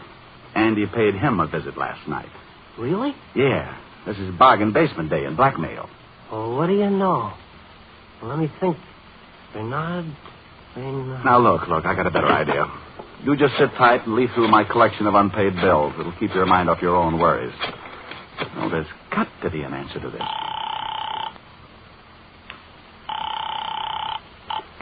Hello? Renard, this is Diamond. Can you get to my office in 15 minutes? Of course. Has anything happened? Don't ask. But, just hurry. There'll be a diagram for you when you get here. When Roger Renard arrived, I introduced him and revealed my last hope. Somewhere there had to be a familiar connection between Miller and Renard. A familiar place, a mutual friend. Well, they finally caught on and began playing the game known as Haven't I Met You Somewhere Before? Now, let's see, Miller. Were you in Kansas in the winter of 1942? I had a dear lady friend there at the time, name of Sophie Holloway. Never been in Kansas. I spent 2 years in Seattle in 1938-39. No, never had the pleasure of being in Seattle. Pardon me. Bad job done on my new teeth. Oh. Now, about New York. Ever frequent... And so it went on and on. If these guys had been stranded on a desert island 20 feet square, they probably never would have bumped into each other. But the fact remained. Somebody knew about the past of both and was using the same technique to blackmail them. An hour and 3 aspirins later, my head began to feel like a ping-pong ball being smacked from Miller to Renard, from Renard to Miller, from Miller... I've done my best to stay away from physical exertion, and I must say that I've been rather successful at it. The devil take these artificial bicuspids. I go to all the expense of having New York's best oral surgeon work on my mouth, and then some incompetent dentist can't turn out a proper fitting dentist. Well, we're not getting any place. I have an appointment in 2 minutes. If you learn anything new, Mr. Diamond, you'll be sure to call me, won't you? If something doesn't happen soon, I just don't know. No, don't worry, Roger. We'll catch the culprit, or my name isn't... well, it doesn't make any difference anyway. Well, goodbye, Mr. Diamond. Goodbye. Goodbye, Renard. That guy was driving me crazy with that clack-clack of his teeth. You think an oral surgeon with Cutler's reputation would recommend a competent dentist to his patients? I thought he was great. Yeah, sure. Now, look, Miller, isn't there anything else I can do for you? Find out who stole your yo-yo in 1922, or maybe get Look, just find out who's blackmailing me, Diamond. I haven't slept in days. I know. Somehow I feel that soon you won't be alone. If you could only find out where that pigeon is.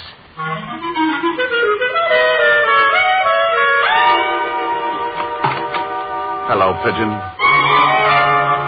Oh, Rick, what are you doing here in the middle of the afternoon? Oh, I'm looking for a place to hide, Helen, dear. Can I borrow your closet? Hide from what? Pigeons, false teeth. A pigeon with false teeth? No, dear. A client with false teeth. The pigeon's blackmailing him. Oh, a stool pigeon. No, I tried that.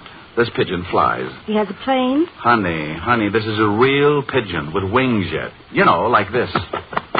Oh, just lie down on the couch and take it easy. You must be working too hard. I don't want to lie down. You want to fly? No. Well, make up your mind. Well, I'm trying to tell you why I came over. Two guys who never saw each other are being blackmailed. By a pigeon? Yes. The same pigeon? Yes. And it flies? Yes, and it goes coo, coo, coo, brr, coo, coo. Are you sure you wouldn't like to lie down? No, I just want some peace and quiet so I can figure this thing out. Rick, darling, at least try and take it easy. Now, come on. Nothing's that bad. Smile for Helen. Smile? Oh, come on. Let's see your pearly teeth. I said, let's see your pearly teeth. Helen, that's it. That's wonderful. Now, how about a nice cool drink? No, listen. Renard said he went to New York's best oral surgeon. Later, Miller said an oral surgeon with Dr. Cutler's reputation should have recommended a competent dentist. And he was probably right. Now, why don't you just try... How did Miller know Renard was talking about Dr. Cutler? Ouija board? Because Miller must have been treated by Dr. Cutler, too, and knows he's the best oral surgeon in New York. Helen, I got to make a phone call.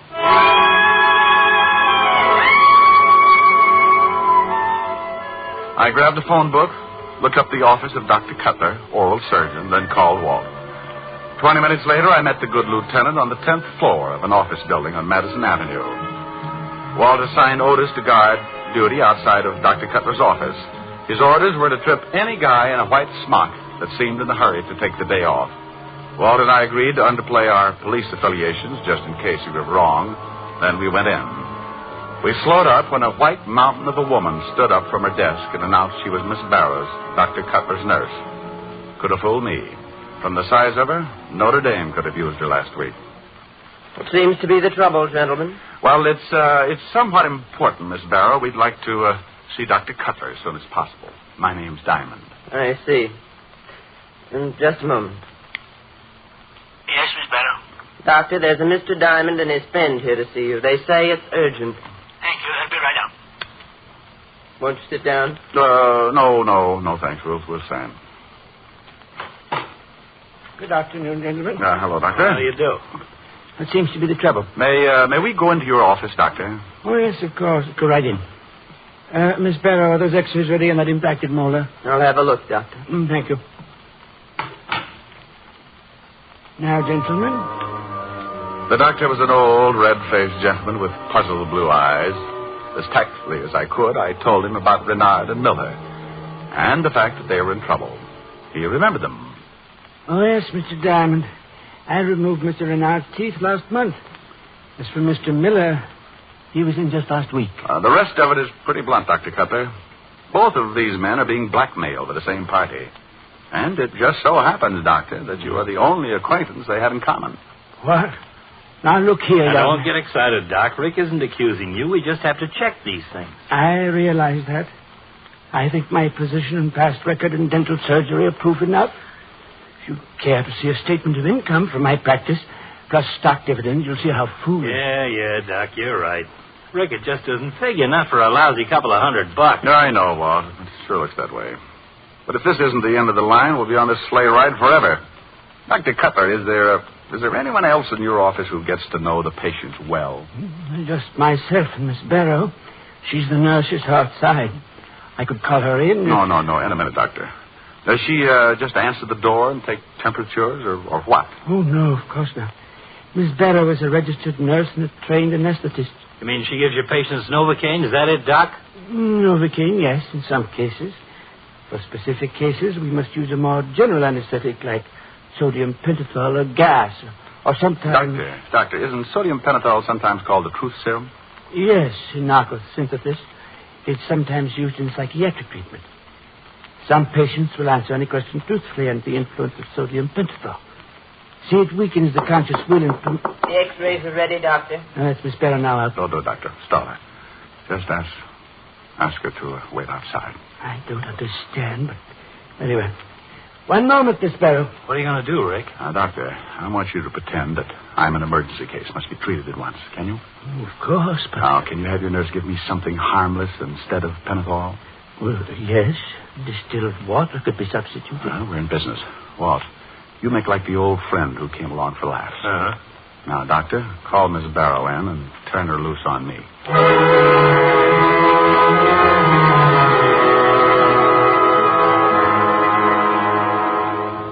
Just relax in the chair, Mr. Diamond. There's nothing to worry about. Oh, I hope not. My whole mouth feels like it's burning. I'll have to strap your hand down for the pentothal injection. This won't take long, will it? You won't feel a thing. Now, there's the tourniquet. Now we're ready. Well, let's get it over with. Very soon, Mr. Diamond. Very soon. You're getting drowsy now. Very tired, aren't you? You can talk, Mr. Diamond. Patients often talk away their troubles while I take care of them. Oh, yes, talk away troubles. It's up to you, of course.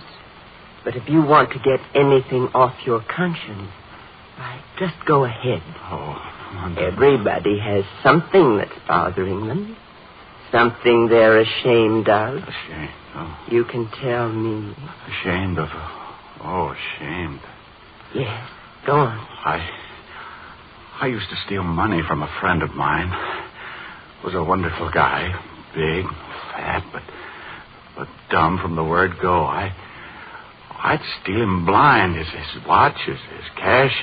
He never knew what was happening. That was terrible of you, wasn't it? What's his name? Levinson. Walt Levinson. Oh, but then Yes, I'm listening. Well, then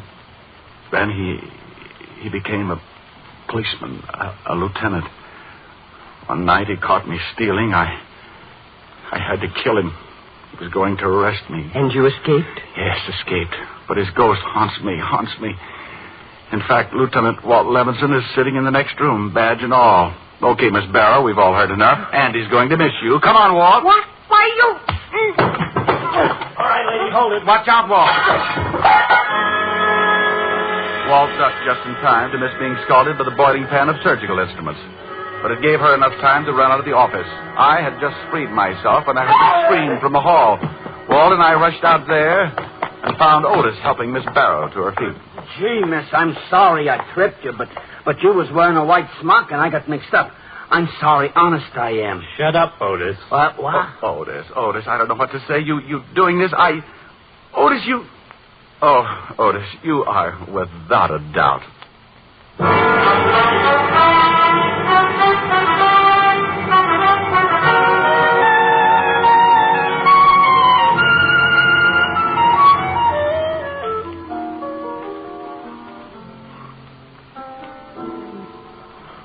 You feel better? All calmed down? Oh, sure. No more problems? Not a single one. How's the pigeon? Oh, we found him over at a nurse's house. He was staying with a nurse? In the garage, yes. Had a friend there, too. The nurse worked for Dr. Cutler, an oral surgeon. I thought you said your client was the one with the false teeth. Well, that's right. Then what was the matter with the pigeon? Nothing. He was just a little tired from making all those trips with that money tied to his leg. Why don't you sing something? All right. It's wonderful. It's marvelous. You should care for me. Soft night. Paradise. What I love to see. You've made life so glamorous. You can't blame me for feeling amorous. Oh, wonderful, marvelous that you should care for me. Well, honey, how was that? Oh, fine. Fine. I don't even think you were listening. Rick, about the pigeon and what you said about money tied to his leg and... Come here. Now, wait a minute. I'm confused. Come here. You said that you had a client who... He had false teeth. Mm-hmm. And a pigeon with money. Still confused? Uh-huh. Confuse me some more.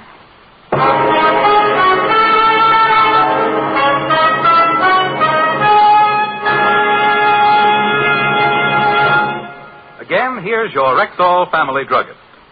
You listeners will have at least one of these magazines in your home this week. Life, Look, Collier's, the Saturday Evening Post, or the Farm Journal. Pick it up and turn the pages till you come to the 2-page ad on Rexall's 1-cent sale that starts October 19th. Take a long look at this opportunity to buy twice as much for just a penny more, because this ad lists 150 guaranteed Rexall products, all offered at 2 for the price of 1, plus a penny. In addition, there are 53 other sales specials you can't afford to miss. So check this ad on Rexall's big 1-cent sale, and remember, starting October 19th and continuing through October 23rd, you can buy twice as much for just a penny more. Good health to all from Rexall.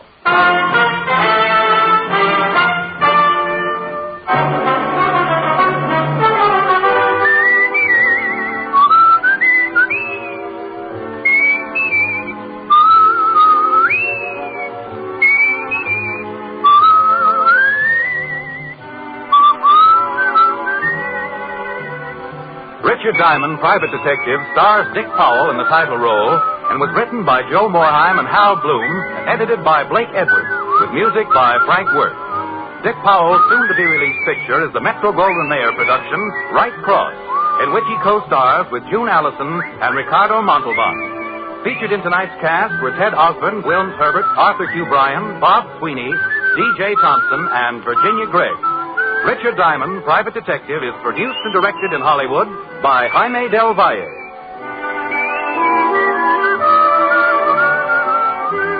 This is Bill Foreman inviting you to join us next week at this same time when we will again bring you Dick Powell as Richard Diamond, Private Detective.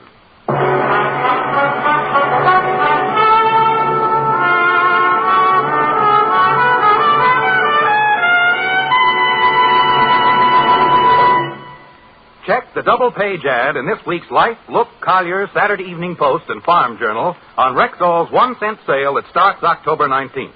Mark the date on your calendar. It's your chance to buy 2 top-quality, guaranteed Rexall products for the price of 1 plus a penny.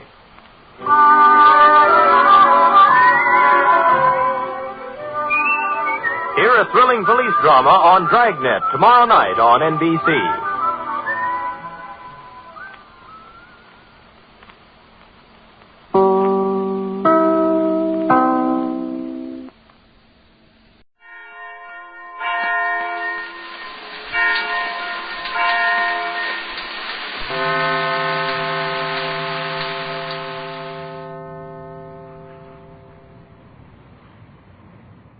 The National Broadcasting Company presents The Adventures of Sam Spade, Detective.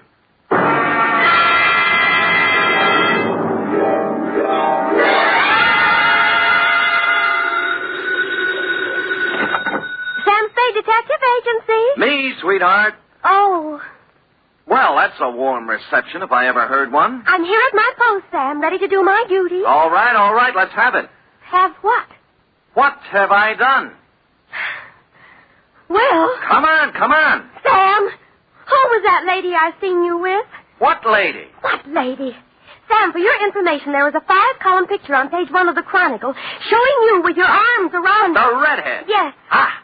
It means nothing to me as a person, Sam, although I am a redhead myself.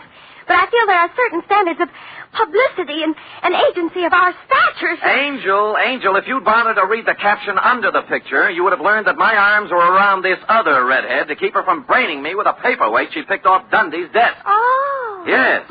So take my picture back out of the drawer, and while you're at it, grab the book and pencil, because I'll be right down with a somewhat lengthier explanation entitled The Sinister Siren Caper.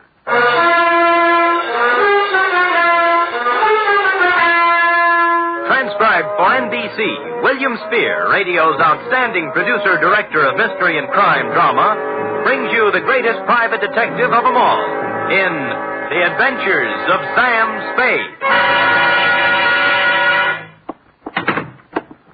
Oh, a red-headed woman made a fool out of me. Effie! Miss Perrine. Oh, yes, sir. I was there. Well. Why, Sam! What a pleasant surprise. Oh? No black eyes. What? Hair comb, suit pressed. Yes, frayed, but tidy. How do you explain this, Sam? Well. I'm so used to you coming in with... Battle scars? Uh-huh. Among other things. How do I explain this? That woman is a Q if I ever heard one. Are you, Ready, Sam. That's all. That's my girl. To Mr. Donald Stryker, Bellhaven Apartments from Samuel Spade, license number 137596. Subject, The Sinister Siren Caper. Dear Donald, business was terrible, and I blame the weather.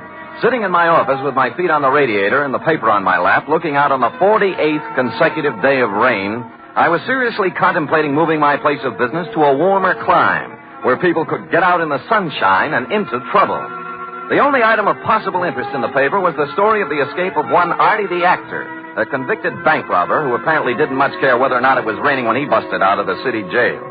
I had reached the part about some good friend and true smuggling Artie a set of keys when something prompted me to look up. And that, Mr. Stryker, is how I found you. Mr. Spade? Yes, sir? I am Donald O. Stryker. Mm-hmm. Stryker. The O stands for Oglethorpe, my mother's maiden name. Oh, that's nice. Sit down, Mr. Stryker. Thanks. Whew. Well, now what can I do for you?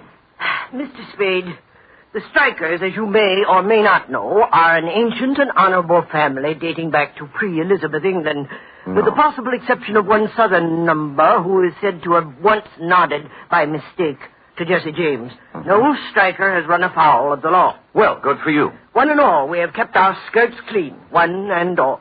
That is why I am utterly at a loss to explain the situation in which I find myself. And just what situation is that? A quasi-reliable source has informed me that I am a marked man. Quasi? Yes. Why don't you begin at the beginning, Mr. Stryker? The beginning, Mr. Spade, is only 2 minutes from the ending. Oh? Yes, it happened last night. I was sitting home with a book of Plato's dialogues when the bell rang most energetically. Mm-hmm. It proved to be a man named Strutt. George P. Strutt. S-T-R-U-T-T. 2 T's. A wild-haired, wild-eyed individual he was, Mr. Spade. Yes. Stryker, he says. Donald O. Stryker. Hmm? Well, I'd hardly nodded when he grabbed me by the necktie. Ha, he said, just like that. Ha, ha. Mr. Stryker, ha. I'm in time, then. You can still save yourself. And he shoved this at me. Oh, what's that? A picture of a girl, a young and rather pretty girl, out from a newspaper. Oh, yeah. No name or identification. Beware this girl, Stryker, he said. Beware the siren song she sings. Stryker, he said, and he cinched up even harder on my necktie. Yes?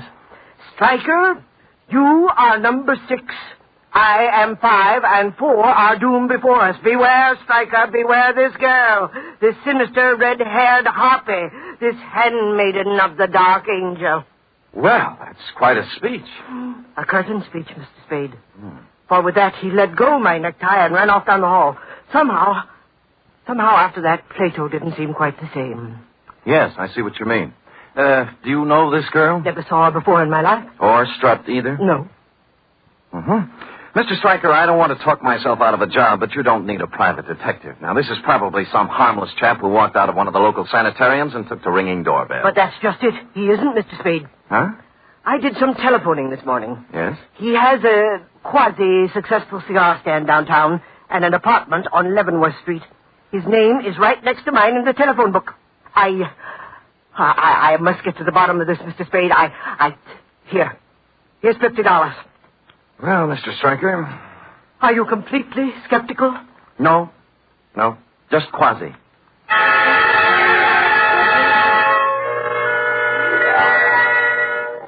And with that, we formalized our agreement on one of my quasi-legal contracts, and I promised to call you instantly if anything turned up and you departed, still in a quasi-quandary. Sticking the newspaper clipping into my wallet, I hopped a cab and went to Strutt's apartment on Leavenworth. Let's see, 26, 24, 22. Hoo-hoo! Hey! Hey, lady! Yeah, open. It was a cleaning lady, cloth on head, mop and pail beside her, testing the guarantee on Strutt's grand piano. Wait unto me. That knothead. Who? Strutt. Oh. Ain't got no respect for a $1,000 grand piano. Listen to that. Busted string. Yes. It's a crime, that's what it is. Mm-hmm.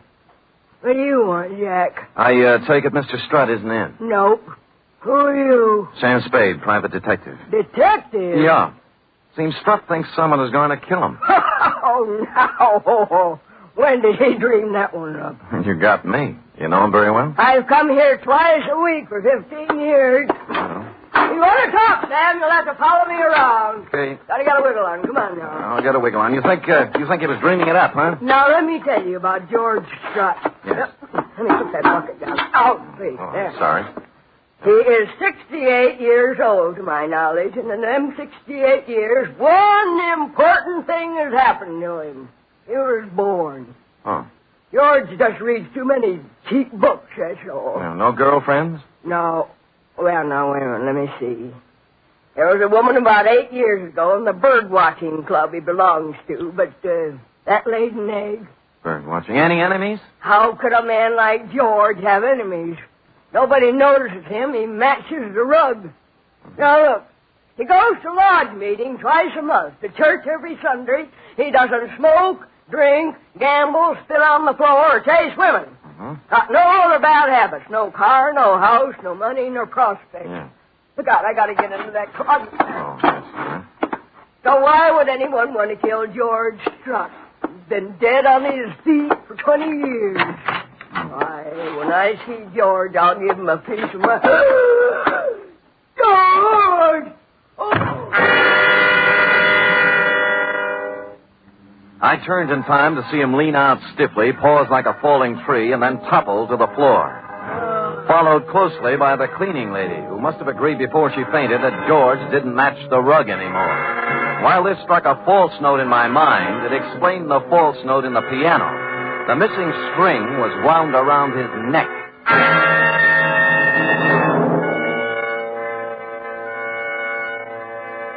I dragged her into the bedroom and managed to get her onto the bed by making 2 trips. Then I called homicide. The next order of business, per our agreement, was to call you, Stryker. So I got Strutt's telephone book, found he'd marked the page with your number on it with a slip of paper, which turned out to be the receipt for rent paid on a safe deposit box at the Golden Gate Bank. Now, this didn't seem especially important at the moment, but something else did. He made a circle around a group of 6 names in the phone book, marking each one with a check. Strubble, Strudwick, Strum, Strutherton, Strutt, and Stryker. I postponed calling you for the moment and dialed the number just above Strutt's. Strutherton, Harvey J., 156 Santa Ana Avenue, St. Francis Wood. Yes? Mr. Strutherton in, please? No. Mr. Strutherton isn't in. This is his wife. My name is Spade, Mrs. Strutherton. I'm a private detective. I don't want to alarm you, but... Alarm me? Do you happen to know if your husband has received any threats recently? Why, not that I know of. Any contact with a strange young woman about 30, red hair? Why are you asking me this? Well, I'd rather not say until I know more about it. What about the girl? Yes. Yes, he did meet a girl like that. Oh, when? She came to the door one night about a week ago. Said her car was stalled down the street a ways. Harvey went out to help her. They were gone about a half hour, and then he came back. Well, did he tell you anything about it? No. Just that he'd gotten her started. Uh-huh. Is he a mechanic or... He was a lawyer. Was? Harvey is dead, Mr. Spade. His car crashed through a rail on the Skyline Boulevard night before last. Burned. I just been to San Mateo to identify the body.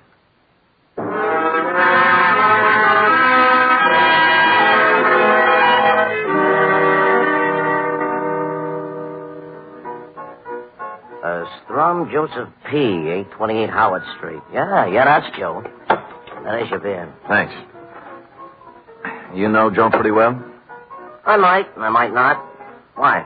What do you mean you might not? This is 828 Howard Street, isn't it? The number's over the door. Don't you like me, bartender? What's eating you about, Joe Strum? Look, you see this? Private detective's left. Huh? Oh. Yeah. Poor but honest, barkeep. Trying hard to get a little cooperation. I thought you was a cop. What's with Joe? Well, I'll tell you. Mm-hmm.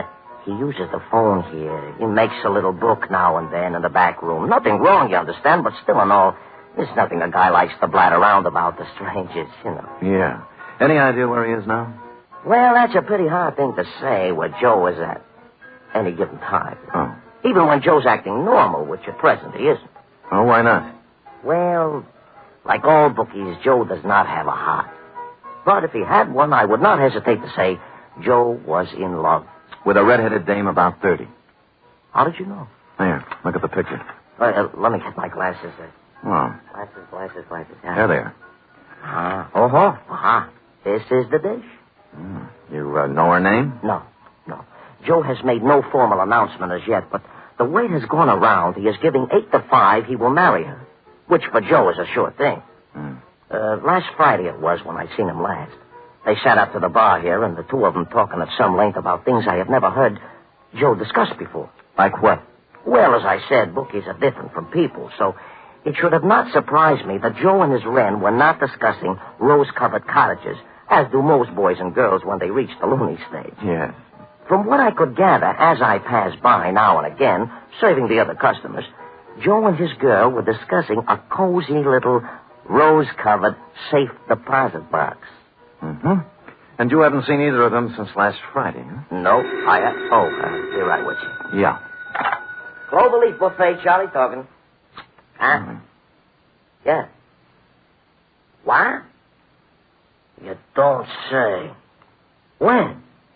This morning, huh? Yeah, sure, I will. Thanks for calling. Goodbye. Hey, you wouldn't know a bookie who might be casting about for a phone, would you, pal? What happened to Joe? Body washed ashore on Baker's Beach this morning. That was the morgue.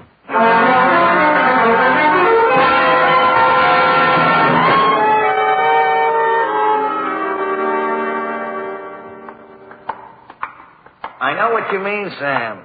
Marks, abrasions, contusions, indications of foul play. That's right, Maxie. Did you see the police surgeon's report? Yeah. Shot of dope and shoved into the briny. Person or persons unknown. Well, pretty hard to do by yourself, huh, Sam? Yeah. Oh, you wish to look on Joe Strum, I take it. Yeah. This it? Yeah, let's see. Yeah. Oh, no. This is the wrong one. This is Strudwick. Wait a minute. Strudwick. Anthony P. Are you know him, Sam? Yeah. 28 Genoa Place, Bayview 72118. Nice-looking boy, they said. Friend of yours, huh? No. Huh? Well, then how did you... Brand new league I'm in, Maxie. We call the shots ahead of time. Now, what about Strudwick? Old artist. Lived on Telegraph Hill. Got drunk 3 nights ago. Walked out his studio window on the 4th floor. All alone at the time. Well, if anyone offers you odds on that, grab it. See you later, Maxie. Yeah, but ain't you going to look on Joe Strum? No. Well, it's up to you, Sam. So long, Strudwick.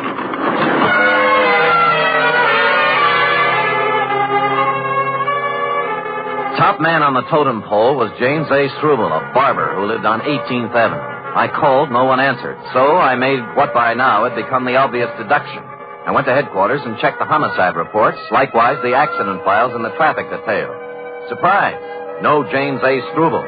So I switched abruptly from the S's to the D's and called on dear, patient, understanding Lieutenant Dundee. Who's going off half-cocked? You. If you weren't such an idiot, you'd see what I'm talking about. No, listen, Sam, I'm no green pea. I've been kicking around homicide for 30 years. Long enough to know you gotta have a motive to build up a case. Yes. How can you stand there and tell me a red-headed dame opens a phone book, draws a ring around 6 names, and then runs out quick and knocks them off? I didn't say that. Ah? And why do you want me to put out a general pickup on James A. Struble? Because if he isn't dead right now, he will be. Oh, the dame? Dundee, no dame could strangle a 6-foot man like Strut with a piano wire. She's working with someone. Sam, I love you, believe me, but try to see my side, will you?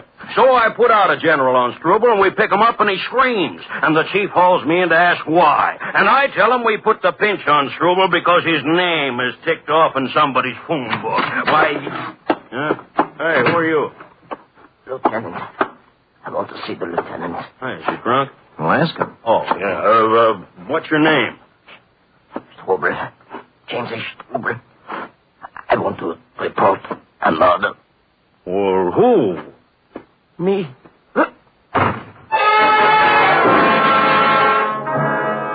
That's the last we got out of him. 10 seconds after he hit the floor, he was dead. A .38 slug had taken him just under the left shoulder blade, and instinctively Dundee grasped the point. A squad car was dispatched to your office, Mr. Stryker, to pick you up and stow you safely in the poke when I checked out.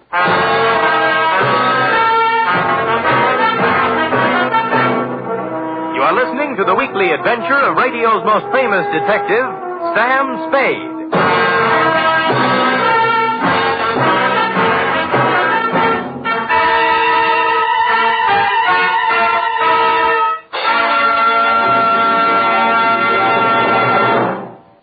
Three chimes mean good times on NBC. This Sunday, the glamorous and very unpredictable Tallulah brings you another gala broadcast of The Big Show. Among Tallulah's guests for this Sunday's Big Show are Fred Allen, Eddie Cantor, Phil Baker, Eddie Fisher, and many, many more. It's an hour and a half of the very best in comedy, music, and drama.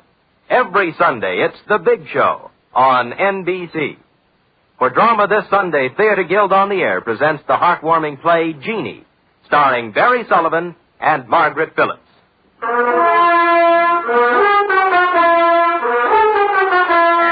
now back to the sinister Siren caper, tonight's adventure with Sam Spade.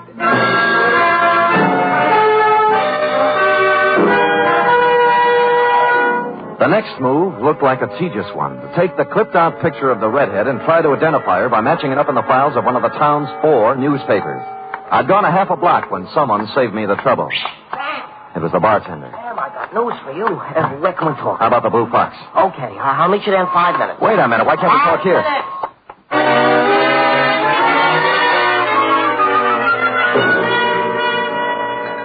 Cheers. Sorry, Sam, sorry. Well, you're in bad shape, bartender. What happened? The redhead. Joe Strum's girl. She was in. When? An hour ago. She was loaded to begin with. And when I poured her a couple of stiff horns on the house, she begun to talk. Oh? Sam, crime is rampant. Yeah, for instance? Well, from what she told me, Joe Strum was dwelling in a fool's paradise. Much talk, many promises, and an occasional smooch. But when the score is added up, Joe never gets past his own 10-yard line. Whose girl was she? Whose girl? Prepare for a jolt, Sam. I'm holding onto my chair. Artie the actor. Artie the actor? Artie the actor.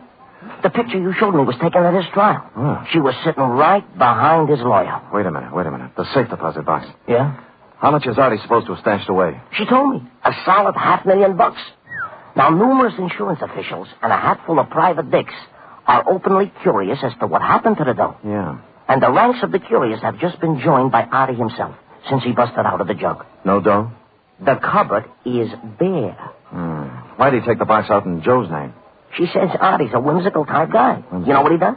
What? He flips the phone book open when they pull into town with the dough and picks himself 5 names in 5 banks. 6 names, you mean? No, 5, she says.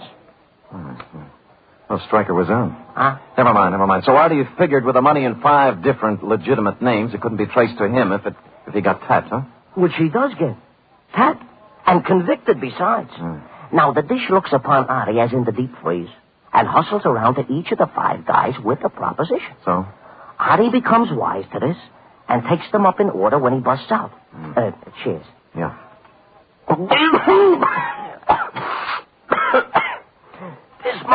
This much I learned before she staggers out of my joint. The rest I must leave for you to figure. You can't drink, bartender. Occasional. Sam, if there is any other reward, though, floating around when the smoke settles, I will be at the Cloverleaf. It's only beer, you know. And if you run across an honest, hard-working book who needs a phone... Yeah, thanks a lot, Charlie. All right.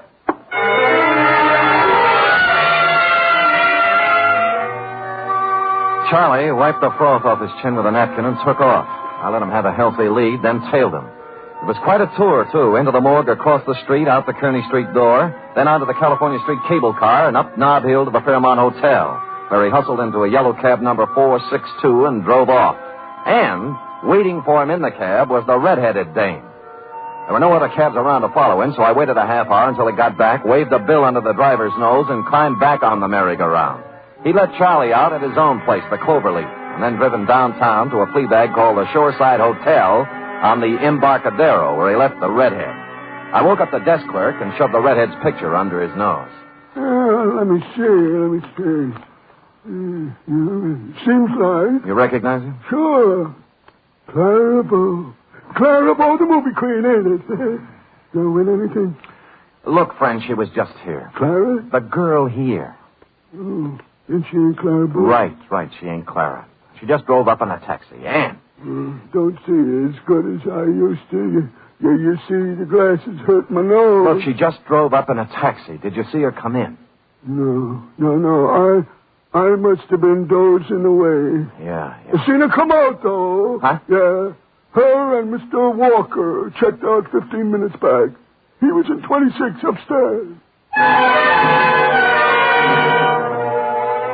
I didn't have to cross-examine the clerk to see Mr. Walker had lived in 26 for some time. The floor was ankle-deep in cigarette butts, liquor bottles, sandwich crusts, and other debris. A table in the corner was covered with travel folders, mostly on South America, and 7 days' newspapers, the top one of which was turned to the story on Artie the actor that I'd been reading in my office this morning when it all started.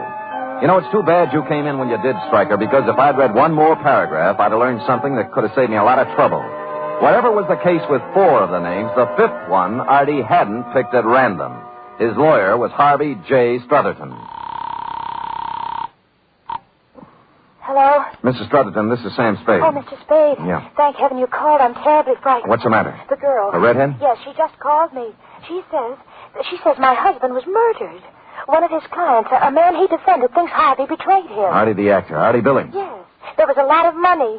She knows where it is. Why is she telling you all this? I don't know, Mr. Spade. She warned me against calling the police. I don't know what to do. Well, then don't do anything. Well, don't you see? She's coming here. She'll be here in 20 minutes.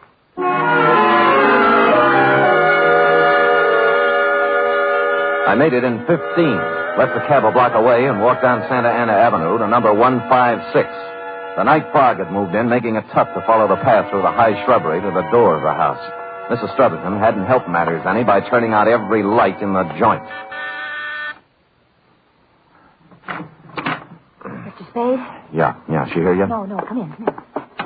Why'd you turn out the lights? I thought I was being watched. There's a fire in the living room. This way. The shades and draperies were all pulled. The windows shut tight. The house had the musty reek of a room that's been closed up for a long time. She guided me around the dining room furniture and through the doors into the living room, sat me down in front of the fire. Would you like some brandy, Mr. Spade? No, thanks. Cigarette? Yeah. Thanks. Tell me now. Tell me, I want to know everything. This man my husband defended. You know he's out of jail? I saw the papers. Why would he kill Harvey? After my husband did everything in his power to get him acquitted. Money. A lot of money. How much? $500,000. How about a match? Oh, yes, of course.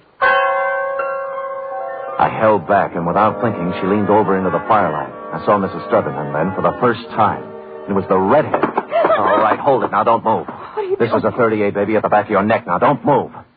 All right, where is he? I don't know what you mean. You heard what I said. Where's your husband? He's dead. The body you identified in San Mateo is Artie the actor. You and Harvey engineered the escape so you'd have a fall guy for 5 murders and $500,000. Now, for the last time, where is he? Harvey? All right. Harvey? You'll kill me. Don't do it. Don't do it.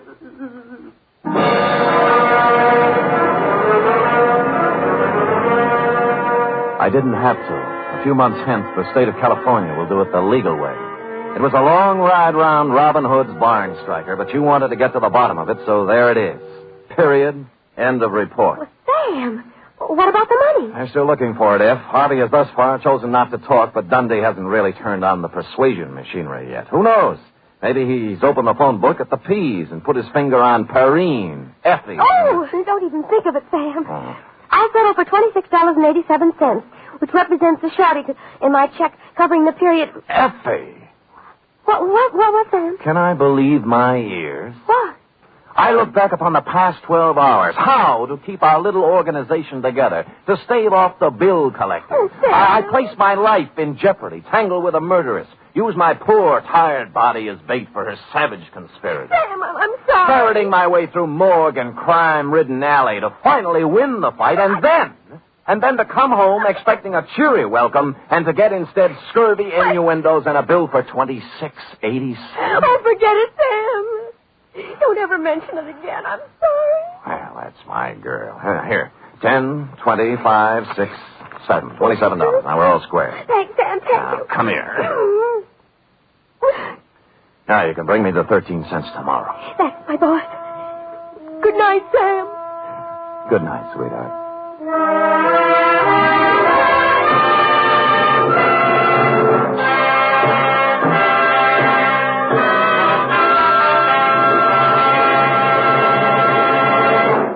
Three chimes mean good times on NBC.